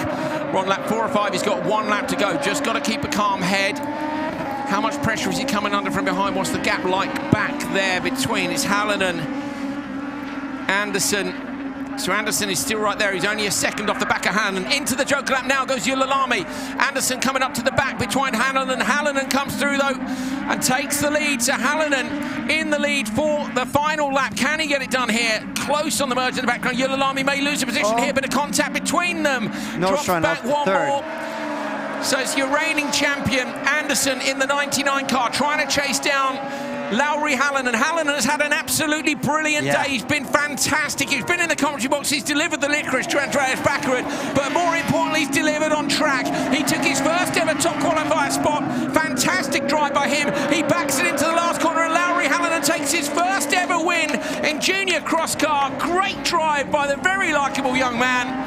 Fantastic. Oh yes. He have executed the job perfectly all weekend. He's stepping out of the car. Yeah, I get goosebumps. That's so cool. Too. 12 years old. Oh man, dude, that's so amazing. good, isn't it? Yeah, all the sponsors he have on the car. A big thank you. Mainly licorice. Oh, mainly licorice and donuts. Oh, I'm so pleased for him. I really am. Yeah, me too. Nordstrand up on the roof. So as good. well. The kids now have to celebrate way better than the adults, don't they? They do. Oh man, and they won't even have a hangover tomorrow. Yeah, that's true. They'll probably have far too much sugar tonight, won't they? It'll be like, unlucky for Oito spinning in turn 1. Done a great job all weekend. So you know, Halonen, the early joker's interesting. Yes. Psychologically, it takes. Nordstrand went straight to the joker, the Norwegian. But this was Halonen on lap 2 or 3. Yeah. Went in really early, had enough of a gap to slot back in before any of the slow drivers, and then just sort of hunted them down and picked them off. And like we said, he was right with Ylälami. You see his driving; he's hitting every point perfectly. Really good drive. The gap dropped down a bit in the end there. He was getting closed down, wasn't he, by Anderson? So reigning champion Anderson is not going to give it up too easily. Yeah. But that is a fantastic drive with Halonen, and I think Molly is with him right now. I certainly am. Lauri, what a brilliant job you have done all day today, getting the win here in Holjes. How does it feel? Very good. The first win in RallyX Nordic. Wow. Take us through that final. Yeah, the first corner I'm thinking if where anybody else are, and the second lap I see the Uito is then DNF, and I'm going to Joker, and I see the Ylälami and the Lucas Andersson. I'm going very fast over there. I'm get him, and I'm win. Show us what it's like to win here at Holjes. Let's go! Thank you. That's amazing. That's amazing. Oh, I'm happy for everyone. Yeah, me too. Hallinan wins from reigning champion Anderson, and it's Carl Petter Nordstrand who gets P3 in round 1 of junior cross car. Awesome. Awesome drive. Great racing. Cool. Class. Okay, on to cross car. Quick jiggle of paperwork on the desks here. Onto the next one. Front row, Elias Svensson and Ig Merstad. Row 2, Gustafsson, Hallberg. Then it's Penttinen and Rajala at the back. Gustafsson, remembers, come up from junior cross car, yeah. Rev super high there. Ig Merstad got a good start. Hallberg on the outside too, but it's another banger of a start for Elias Svensson. Gets the whole shot into turn 1. Round the outside line, Ig Merstad surely going to go joker from there. Doesn't, rotates the car in. Hallberg, look how soft the car is. Grabs though on the inside of the curb there. Pitches up and then rides over the jump. The front right riding up on the back there as he came over the crest. So Hallberg loses some time. Might be able to get this car on the exit now if he can get a bit of extra traction. Wheeling up over the crest. Hallberg alongside in P4, going to now try the cutback, see if he can get up the inside of Gustafsson. Oh, he does. Gustafsson, the junior driver, has to give way to Hallberg, but Gustafsson's really impressed me, and this is not over yet. It's not over yet, and Svensson, what a traction he found out from the start there. He was side by side with Ek Murstad, but putting second, third, fourth gear on the gravel there, he really gapped him. Easy, not easy, but easy into turn 1. He have it. Lap 1 is so crucial. Murstad is all over him, so it's going to be a tight one all the way to the checkered flag. Murstad's going to pile that pressure on. You've got to keep it on. You look at the line he's taken through there to get the extra, really nice rotation, but in fact loses time. I thought he would have gained a bit of time there. Yeah. Oh man, come on, get it done. It's going to be tight now. Let's see if Ek Murstad is going to the joker or not. I love seeing how physical the cars are. You know what the emotion's like in there. You know, they're absolutely on it. Rajala in the background is the luminous yellow car, I believe. The question now is... Rajala's put wheels off on the inside line, so Rajala maybe not where he wants to be. Check the gap back from Rajala, forward from Rajala, 3.6. Rajala could get Gustafsson, but probably not. Murstad's gone in, so Murstad's gone in. This might cover off Rajala. Fastest on lap is Svensson. Super close on the merge, got to shut the door. Going to try and get through it. Contact between them, just holds on. Ek Murstad now going to get past on the exit, but a contact between them again. We have a problem with the rear right's broken. The rear right's broken there on Rajala's car, the luminous yellow machine, so that you just saw it collapse on the way in. Oh man, it's all going on. It's all going on. Yeah, this gives Svensson a bit of breathing room. You know, Murstad lost a bit there. What happened with Gustafsson, I don't know, but must have been something in the merge or something. I don't know whether Murstad was responding behind to the lap times of Rajala. Maybe they thought Rajala was quicker. Look at that, tidally in from Svensson. Svensson, the leader, trying to cover off Murstad now. Going to try and shut the door here. Murstad losing too much time in that battle. We go on board with the drone, and Vigo through the right-hander. Look how dirty it is offline, up and over the crest. He's still got another lap to go. Lap to go. Sorry. Nice, all good, but Murstad's now a little bit too far back. Before I felt he was in a position to maybe able to apply some pressure, but I must say quite. Svensson has been putting down the fastest lap times in this final, where number 2, 3 and 4, everyone is very consistent on the same lap times. On to the final lap then for the first round of Cross Car RallyX 2022. Svensson, Murstad in the background, it's Penttinen and Hallberg. Hallberg right up behind Penttinen, 0.5 of a second between them. Over the top of that crest, big jump from Murstad. Svensson's been great though all day long.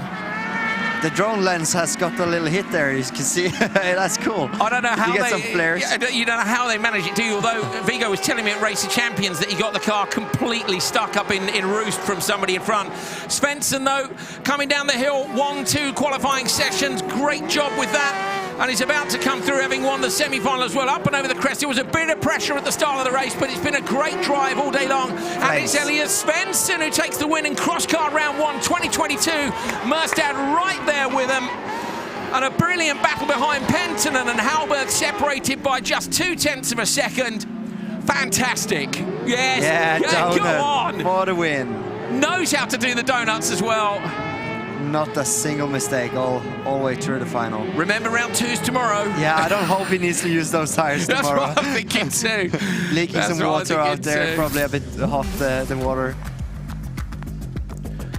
Great stuff off the start. So here you can see Gustafsson in the 199 in the background got a great start, but Merstad was shutting the door into turn 1. Gustafsson then ran a little bit wide in the background, straight into the Joker there. So this was Hallberg making the pass, got great traction on the exit, and then goes inside. Gustafsson had done really well up to that point, but Hallberg was piling the pressure on. He just ran a little bit wide. But from Svensson out front, and then Merstad went. We weren't sure whether or not that was to cover off Raj a little behind or it was tight. The merge. It was tight. It was tight. And then you can see it. Yeah, right. and then that was where the car broke. So Raj looks for it here, and just a bit of contact. Yeah. No, it's actually the rear right, so maybe over the curb on the inside. No, I think in the incident in the merge there, in turn. And then that left then Penton and Hallberg to have a decent battle for the rest of the final.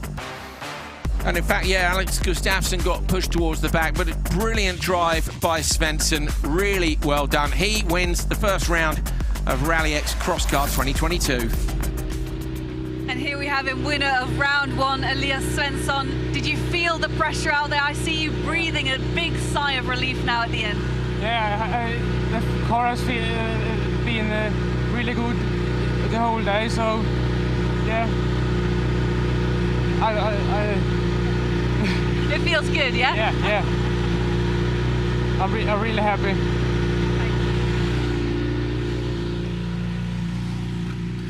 Love it.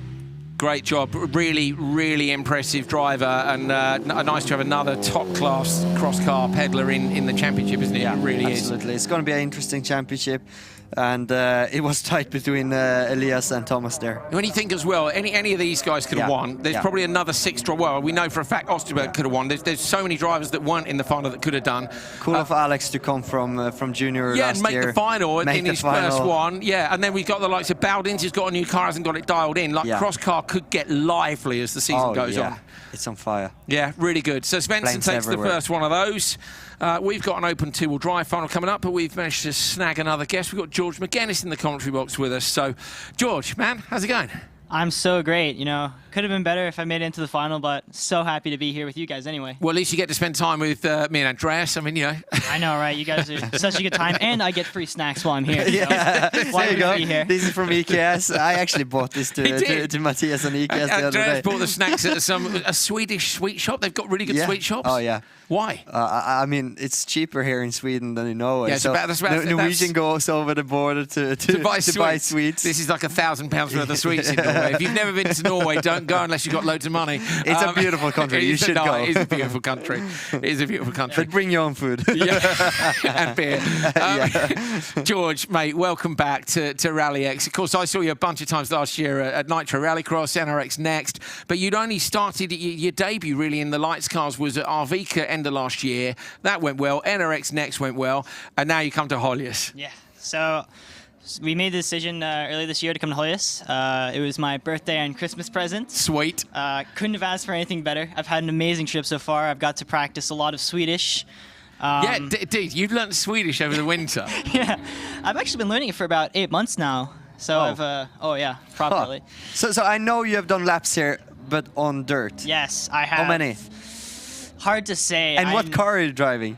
So Kevin's gonna hurt me, but I'm 151st in the world fastest on a 1-lap pace in your Audi. Oh yes, yes.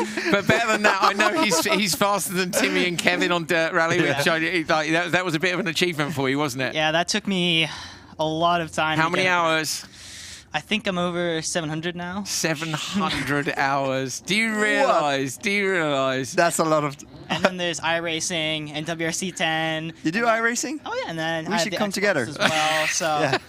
There we go. RallyX bringing together deals on sweets and iRacing. We need to get back to the racing. Super National 2 Two-wheel drive, 2WD. Two-wheel drive. You like that stuff? Oh my god, I love cool, it. All right? the cars are amazing. Yeah. I love the rotary and the... Which one's it in? Because we can't tell It's from here. Tiger, right? It is Tiger. Tiger. Okay, that's right. Yeah, we're trying to remember from last year. With turbo. Right, here we go. Jonas Delseth Jakobsen and Simon Tiger on the front row. It's been a great day for Delseth Jakobsen, but Simon Tiger is the reigning champion.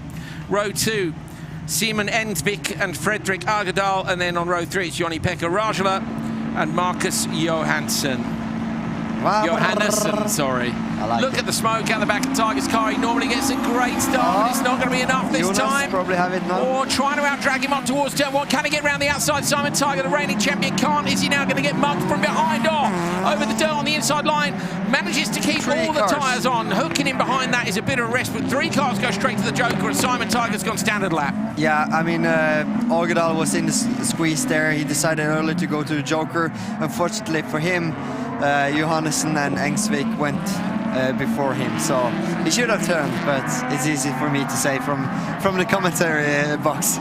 Welcome to my world. Yeah, it's so easy, isn't it? It's nice up here, mate. We just get to go, look at that world. You should have done like this and that. Yeah, especially, I mean, it's okay for you to say you've actually won stuff in Rallycross. I'm like, well, that's absolutely terrible. It's like he says about the 4-time champion of the, but that's the game.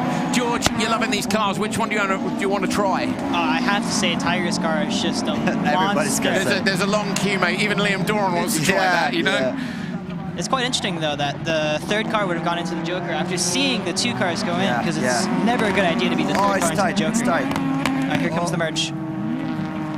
Tiger still got it. So lost a rear just bumper. holds That's on. nothing. Yeah, just holds on. Just a flesh wound. Yeah. Lighten up the car. So Simon Tiger trying to chase down Jakobsen. You see all the rubber in the velodrome now. Look at the flames on the upshift there we saw from Tiger's car. You won't see it in the higher RPM, but we saw it. Might see it on when he lifts off. Drone shots are just epic. Cool. They really are. What a great addition. He needs to get closer with the drone like last year. That was mega. We'll have a word with him tonight. This was actually a challenge because I think maybe he hears us.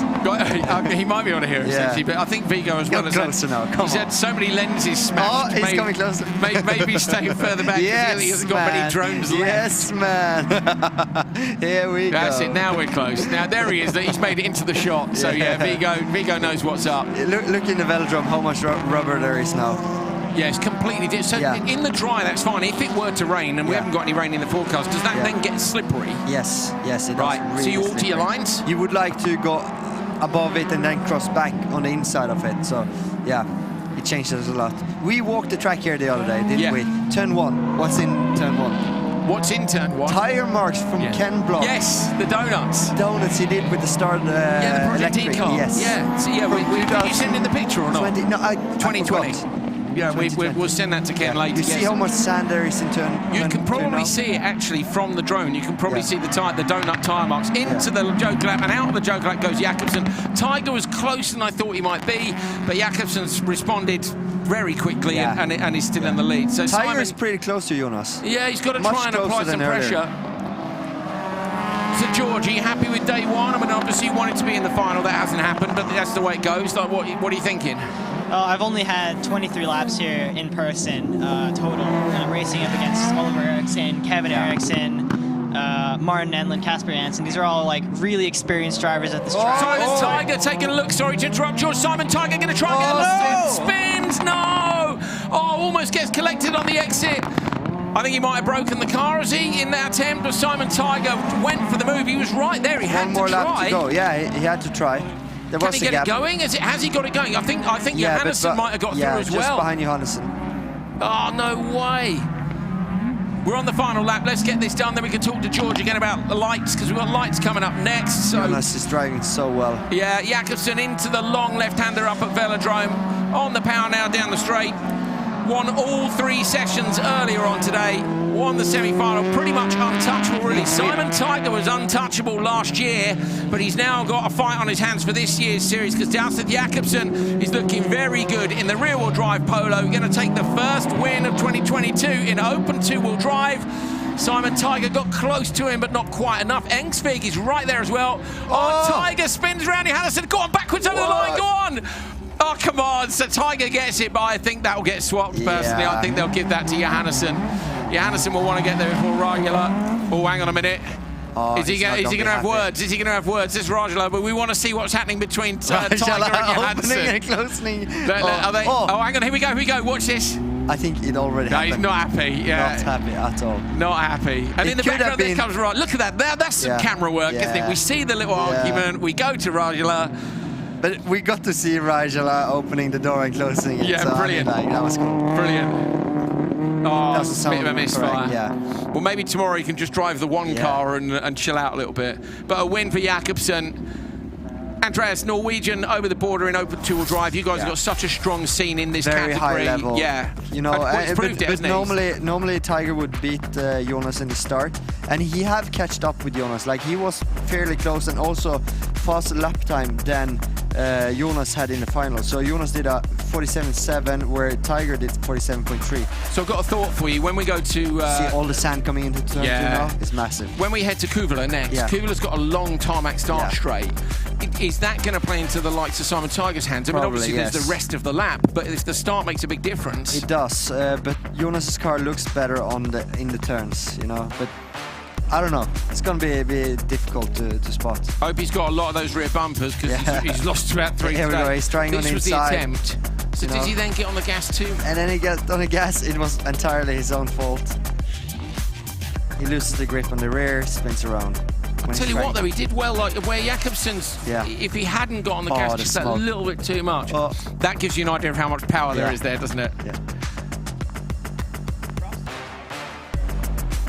Props to Tiger though for having the well-being to not keep hitting the throttle and get T-bone there, to have the peace of mind. Jonas, to calm down. congratulations! That's a win here at round 1 of RallyX, and it's been a good fight all day today. But you've been quite dominant. How do you feel? It's been really tough and a really enjoyable track and good fun. Tell me about the final. You know, from start to finish. The final was okay. I lost the front brake some places, I don't know why, but in some corners I didn't have front brake, so I tried to play it a bit safe, but suddenly it was on the inside there, and but it was okay. And first race weekend of the season, how good is it to be back and to be here at Holjes? It's so much fun on this track, and I've been driven rallycross for 10 years, and I've never been on such a fun circuit. Thank you very much. Thank you. So that is a good result then. Yeah, it's awesome. It's like I said, he have been around for rallycross for 10 years and he have never been to Holjes, and this is his first time. I mean, mate, like, he shows his class. Clean sweep, you know? Yeah, it's the kind of guy you want to see move up to supercar, isn't it? With talent like that, but that's a budget thing, I'm afraid, usually. But he's together. Okay, I'm not going to go into family details. Like, it's all in the paddock. That's all good, mate. That's rallycross for you. There's a lot of people who know each other. What do you think of my drawing of the track? Is this correct? Turn 1, 2, 3, 4, 5, 6, 7, 8, 9? That's incredibly accurate. Let me give you an accurate rendition of the grid while George and Andreas admire Andreas's drawings here. Kevin Eriksson on the pole. Martin Jonsson alongside Simon Olofsson and Kasper Janssen on row 2, and then it's Enland and Emil Persson on row 3. Oh, good start. Oh, great start on row 2 it was for Simon Olofsson. But Kevin Eriksson still gets the best start down to the first corner. Somehow, once he gets that car off the line, look how far in front he is in turn 2. And now Kevin Eriksson's out front. I think Olofsson's gone straight to the joke lap, has he? It was a very clean turn 1, 2 there. It was, wasn't it? Really clean. So it's Jonsson who is... who's in P2 at the moment. Jonsson, of course, followed Kevin Eriksson to the line. No, Jonsson won semi-2, earlier on today. And then we've got Kasper Janssen is in P3 at the minute. So it was Enland who is the first of the cars who's Joker down the hill now. George, what's that part of the track like for you? Like when you compare the sim to sitting in the lights car? There's no way to show you how much elevation change there is going down that hill unless you walk it in real life or drive it in real life. It is so steep. How cool is it the first time free practice 1? Oh my god, I was going so slowly because there's so much more to this track than there is in the game. Yeah. Yes, there's a couple of little crests under the crest in the braking zone for the right-hander at the bottom of the hill. Just little elevation changes. Yeah. You get it, Andrew. Especially with the velodrome, there's so much banking when there's basically 0 in the game. Kevin here is going really well, executing everything perfectly from the start to now in lap 2, entering lap 3 soon. he got it all dialed in. He's doing 49.6 the first lap. They take quite a lot more road on the exit than supercar do. You let the car run a little bit more. Yeah, you have less horsepower, you know, you can't slide as much. You see the sand there in turn 2, exactly where you want to rotate the car. It's yeah, it's hard. But it's very tight here between 2nd and 5th. Yeah, I'm trying to see what's the gap down. Yeah, but is Enland? What's the gap from Enland up to at the minute? Enland is plus 3.4. Yeah, so when Simon Olofsson, who hasn't jokered. Simon is actually fastest now with a 45.5, where Kevin has a 46.1. So, but I do think he's a little bit too far behind to catch him. I might be tempted if I were Kevin. Yeah, would you go now? I might go now, yeah. and just know because there's going to be tight. It's going to be tight in the background, definitely. Yeah. Enland, Ace, he's got the advantage of Enland coming up on traffic. He's not going to go. You see, this is typical of top-level drivers not going until later. Jansson's going now. Kasper Janssen gives goes the Joker. chance to Olofsson to catch up. Look at Janssen's line into there, but they're not so good on the exit, and he hit the pole as well. Too much speed into the. I liked the entry. Yeah, the entry was good. Yeah. So what do you find, like, compared with these guys, which you have been driving with the whole day? Where did you miss the speed? You know, I wasn't really missing any speed. It was. You were in traffic the whole day. I was in traffic the whole day. Yeah. So the starts, you're gonna manage them better tomorrow? I had pretty good launches. It's just that I would go into turn 1 and then I'm like on the outside. T-bone. Yeah. It's just bad luck. I like this. It's always somebody else. It's like what I would have said. You know, exactly. Right. No, it's the crucial moment here. George knows what's up. Into the Joker lap goes your leader, Kevin Eriksson. It's going to be close. Oh, coming out through the right-hander now. Much closer than we thought. Olofsson's going to get him, is he? Olofsson does get him. So Simon Olofsson, no, he's not jokered. Simon's not jokered. He's not showing us jokering on the timing screen either. So has Olofsson got his joker tactics wrong? He's not showing on the timing screen or your graphics up top. I thought he had jokered the lap 1. If he's joking on lap 1, then we've missed it on timing as well, because it's not showing on the timing screen either. You might be right, mate. I must be honest. I'm not really sure. Not sure either way. Coming up to Olofsson, goes deep, and then he takes any question marks away because Kevin Eriksson goes up the inside line anyway. Oh, yeah. And it's Eriksson who's going to take it out the line. I mean, regardless of whether or not Olofsson did joker or not, which that is class. Our screens are saying he didn't. I mean, Kevin is showing his drive here, you know. He's jumping straight into a lights car. He haven't driven a lights for many years. He comes in and he wins the race. Yeah, so against some seriously good drivers. Yes. George. Right, let's see if we can see what happens with Olofsson. Does he joker? And we've just completely missed it on timing as well. So Kevin up into the first corner. Look at the room he gets given by Jonsson. So yeah, I think you're right. I think Olofsson does go joker. He does. So Olofsson has jokered. So timing have missed that, I'm afraid. So our apologies. So Olofsson would have won that. Yeah. We've got to get timing somewhat fixed for tomorrow. In the last corner. Got it. He just went so big over the jump. And it literally... Oh, look at that. It looks like something broke or something happened. And he had a big entry. Impact. Like, he had just no stopping at all. And Kevin saw that immediately, went straight on the inside. That was cool. Really you see there respect, pass. you know. You see Kevin sees Olofsson coming from the normal line, brakes. So he was offline. He was way off to the left-hand side. George, we're going to say thank you very much, mate. We've got one race left to go to wrap this show up. Good effort. And we'll what do we got? Yes, very quickly. Very quickly. Hi, Mom. Hi, Dad. Hi, Robert. Hi, Leah. I'm going to go now. Thanks, mate. We said thank you for the birthday. See you, dude. We know very well that George's family are all watching. Cheers, mate. George Mcginnis' family are all watching at IMSA over at Mid-Ohio, which is where we had the final round of ARX a couple of years ago. But Molly is with Kevin Eriksson, who won in that final corner after some confusion, it has to be said, with the timing screens. Kevin Eriksson, that was unreal. That is how you win a Rallycross final. Congratulations. Yeah, thank you. It felt quite good there in the front, I must say, but I heard it was tight all the way. And yeah, maybe we could have taken some more risk, but I knew already when I came here that this is not a walk in the park. These guys are fast, and obviously I raced them before, but you know, they have not stopped their growth either. So I'm very impressed by the pace. It's fast. But yeah, super nice to get that win. Tomorrow I know I need to be 101% and not 100 or 99% when I lead. So hopefully we can be here tomorrow again, but I really enjoyed today. It started really rough, I would say, with the problem there, and then a couple of wins, so feels really good. So much fun. I had so much fun, and you know, it's so tight, but I love spec cars. That's why I'm here. I want to get back in spec car racing. That's what I'm gonna do forward in my career as well. It's different kind of racing. It's much tighter. All the cars are the same. So yeah, and as you see, I guess that was one of the closest finish I've ever had. Even maybe as tight as Godspeed last year in California. Unreal, thank you. He's referring there, I think, to the battle, wasn't he, with Scott, which has got to be one of the best battles last year of Nitro Rallycross. Less than 2 tenths. Yeah, Olafsson 2 tenths behind, and yeah, I say unfortunately our timing screens and the graphics matched up to say that Simon hadn't jokered. We thought he might have missed it, but he had gone on lap 1. There's a lot going on, so apologies to Simon. But yeah, great final. Interesting what Kevin's saying there. Little hint at his plans for the future. You know, I'm going to be spec racing where all the cars are the same. We know what's up, Kevin. Yeah. We know what's up. You impressed us all today, so Kevin, great drive. This final here is interesting. Sondra Evian in pole position. Just hear the names: Kristoffersen, Ekström, Grönholm, Veiby, Marklund.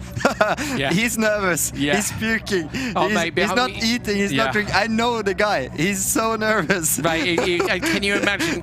He will love it and hate it so much. I'd be. Anyway, here we go. Let's see whether or not he's going to love it once we get out of the first couple of corners. Ekström is on all tires. He's saving his 4 new tires for tomorrow. Because you can save 4 tires and use them for tomorrow's race.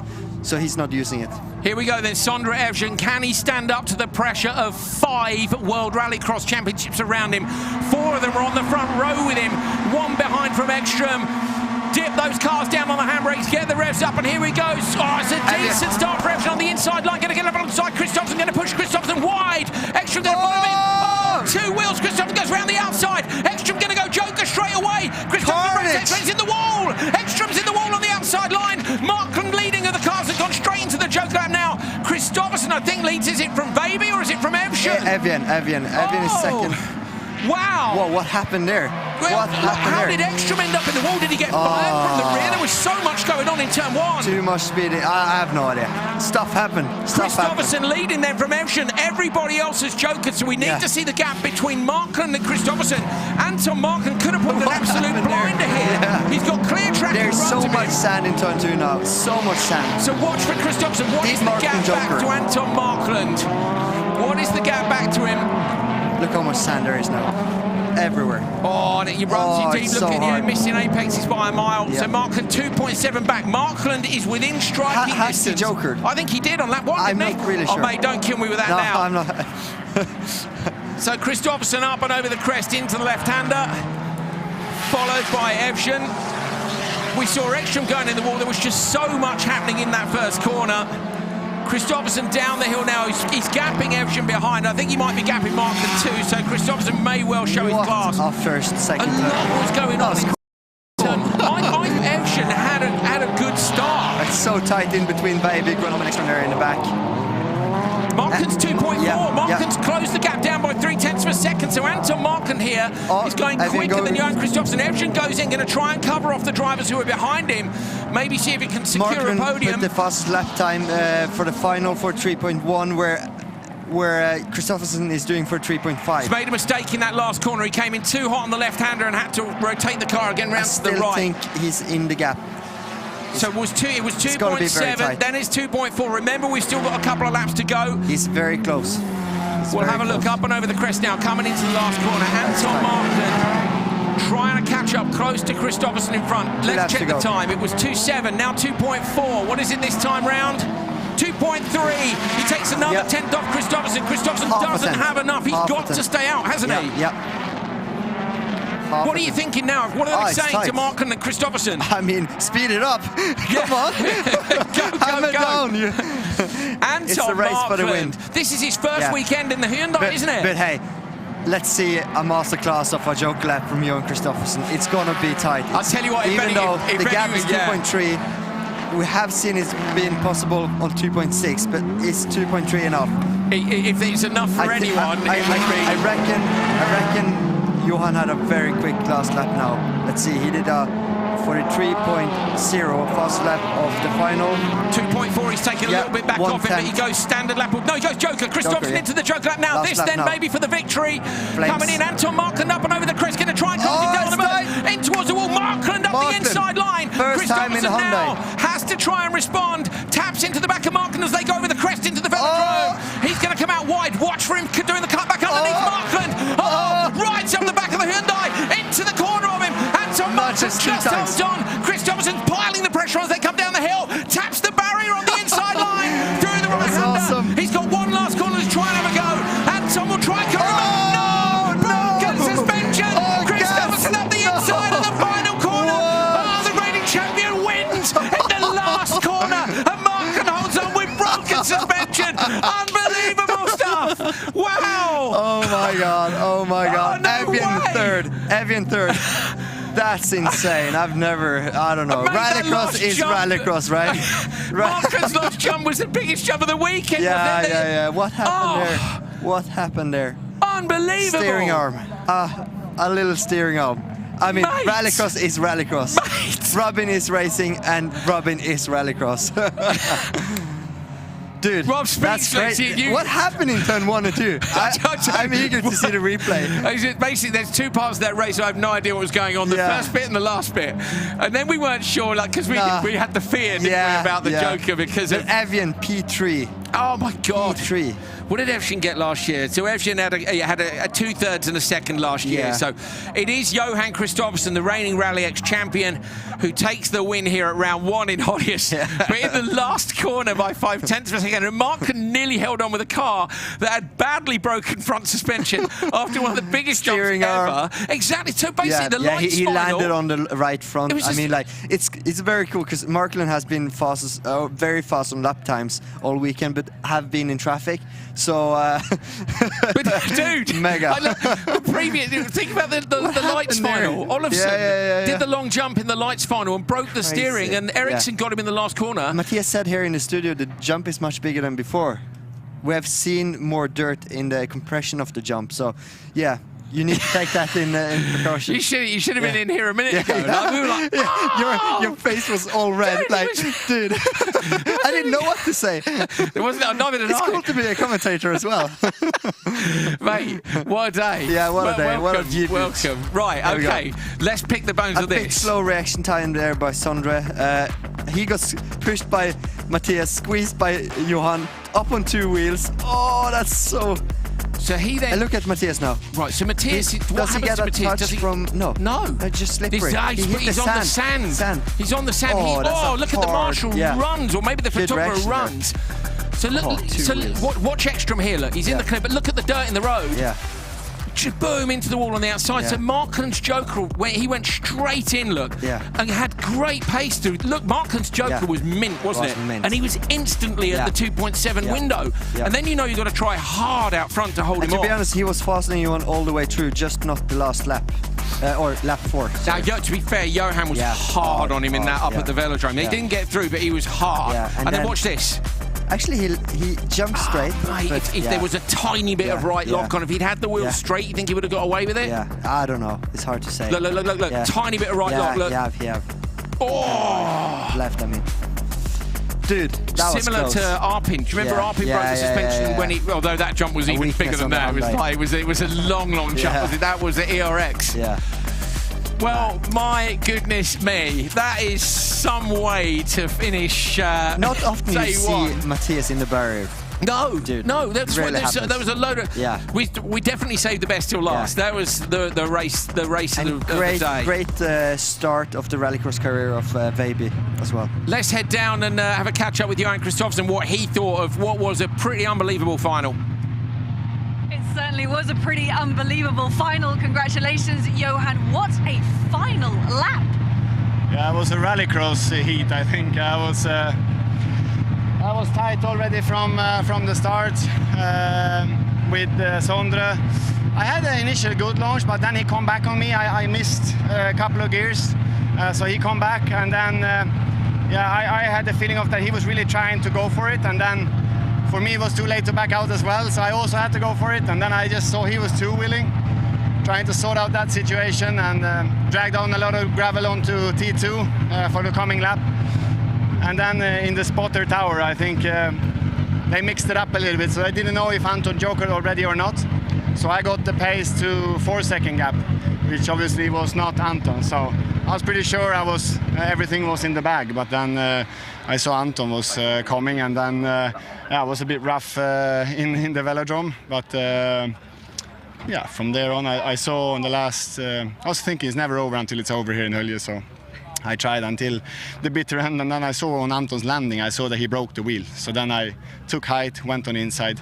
Otherwise, I think he would have got me. So I'm sure he's disappointed, but he was fast. A fair race. He was. Thank you. So I'm glad that we weren't the only people who are confused. When Johann's own spotters are going, I didn't know whether or not Anton or joking. I mean, it was carnage into turn 1. It's impossible for anyone to watch. Yeah, and then when Ekstrom goes off as well, it's to remember, because so much goes on. Then Ekstrom went off on the outside, and you're like, okay, we'd said Mark and they're gone, but then so they're giving Johann the gap, and so he's saying, okay, I'm not pushing. I thought out of 4 second because I saw the window. lap times. Anton was fast all the way through until the last lap. Yeah. So it was great driving. That was cool. That was a wild one. That was RallyX. I love Holjes, you know, and it's a nice reminder of how much I enjoy this job as well. Happens, you know, last corner, dude. It's we had the same in lights. Yeah, literally the same. The same. Like, can we see? We got the end of the lights final, just the last corner of the lights final. I'm making a big ask here of the TV truck. I don't know whether we'll have it, but the end of the lights final and the end of the supercar final. If we've got those two clips, if anybody can find them in EVS technical stuff, that would be mega. Yeah. Because I'm like, really, dude, I'm so fired up. I wanted to drive that final. When this finishes, I'm just going to go. It's so. I'm going to have to eat all those sweets, have 10 cans of Monster, go to bed. But that was... There we go. Here we go. Right, so here's Olofsson coming down the hill, who we weren't sure if joking or not. Let's say we've had a few issues with graphics today, and we apologise for that. He also... but still, still... Braking on the grass. No, mate. And Ericsson up the inside, There's the checkered flag. It's so close, So and then here we go. From the front, sorry. He just gets the angle wrong, doesn't he? Big bounce off the sump guard. Ericsson up the inside. Look, Ericsson's on rails on the way into there. Comes out the other side. Okay, so that's lights. And then we go, well, that was wild. That'll never happen again. And then about 8 seconds later, up comes the supercar final, which I'm sure we'll have for you in just a moment. And I mean, it was just, we're going to go talk to Molly. I'm going to calm down just a little. Take a deep breath, Andrew. It's all good. Yeah. Molly. Well, there is a bit of a debrief going on down here. Anton, we just heard from Johann that there was some confusion within Kristoffersen Motorsport, if you jokered or not. But what are your comments on that final and, of course, that final lap? Yeah, I saw already like halfway down the straight that this will become messy. For sure this is gonna be messy. So I was just braking way too early and just trying to see where everybody was going, and then they went straight and it opened up for me. So I'm very lucky that I didn't get collected by Matthias, I think, when he was going across the track. And from that on I could just drive my own pace, and I think the car was feeling really good. And leading the race on the final lap, on the final jump, and then a steering arm broke going into the last corner. And that means I open up the door for Johan, and it's really disappointing, to be honest. When you're that close, it's not a nice feeling, but it's good. We show we have a good pace, and when we get out of the traffic, then we show that we are quick. So I'm happy with that, and we have a new try tomorrow. Thank you very much. Thank you. I think Anton did a really great race weekend. First weekend in the car. So do I. Molly, if you're down there, Molly, get in front of your camera. Let's have a quick sale. Molly, mate, what did you think of those last two finals? Like this is only round one. It was absolutely unreal, and I've actually stood next to Sondre Evjen because he go on, came have a over chat. to the podium. Ask if he's shaking. Ask if he's shaking. Andreas is asking if you're still shaking. Yes, I've rolled here. I know how nervous he is. Lights car, so after the first corner I was not good, but we kept the third place, so I'm super happy. Yeah, what exactly happened in that first corner? I don't know. I got a really hard push from behind and just sent me into Johan and then over the curb. So I think that was what happened, but it happened so fast. But Sondre, P3. in an entry list like this in Supercars. Brilliant. Yeah, of course, it's just amazing. I understood that Johan could have a good start, but I hoped to manage to follow him, but he was a bit shaken up by that one. And then I thought Anton had the joker left, but he had already done it, so... But quite a lot of confusion about these jokers. Yeah, but so much happened in turn 1 and 2, I think, so it was difficult to pay attention to everything. Sondra gets called up onto the podium. Molly, we just want to say thank you very much for all your hard work today down there. Welcome back to RallyX, mate. Yeah, come up here and let's have a nice tea or maybe an adult beverage. Yeah. Or a Monster. Yeah. Sounds good. Well done, See you mate. soon. We'll see you later, Molly. So look, that's it from day one of RallyX here at Holjes. Andreas Backer, thank you so much, mate. Thank you, Andrew. It's been a pleasure. Hope you guys have enjoyed. Yeah, we've had such a blast. Send us some messages. We'll try and come back to you tomorrow. There's so much going on, and yeah, I just hope you've had as much of a blast as we have. The end of that day was an end of a day I won't forget for a long time. And we're going to do it all again tomorrow. There you go, Johan Kristoffersson, the winner of round 1 of RallyX 2022, from Anton Mark, who broke his steering on the final jump. Evgen, who took the top qualifying spot in the final. It's been a great day, and we're going to do it all again tomorrow. So join us tomorrow. Tomorrow will be a great day because it's race day. It is. See you tomorrow, guys. Thank you. Bye.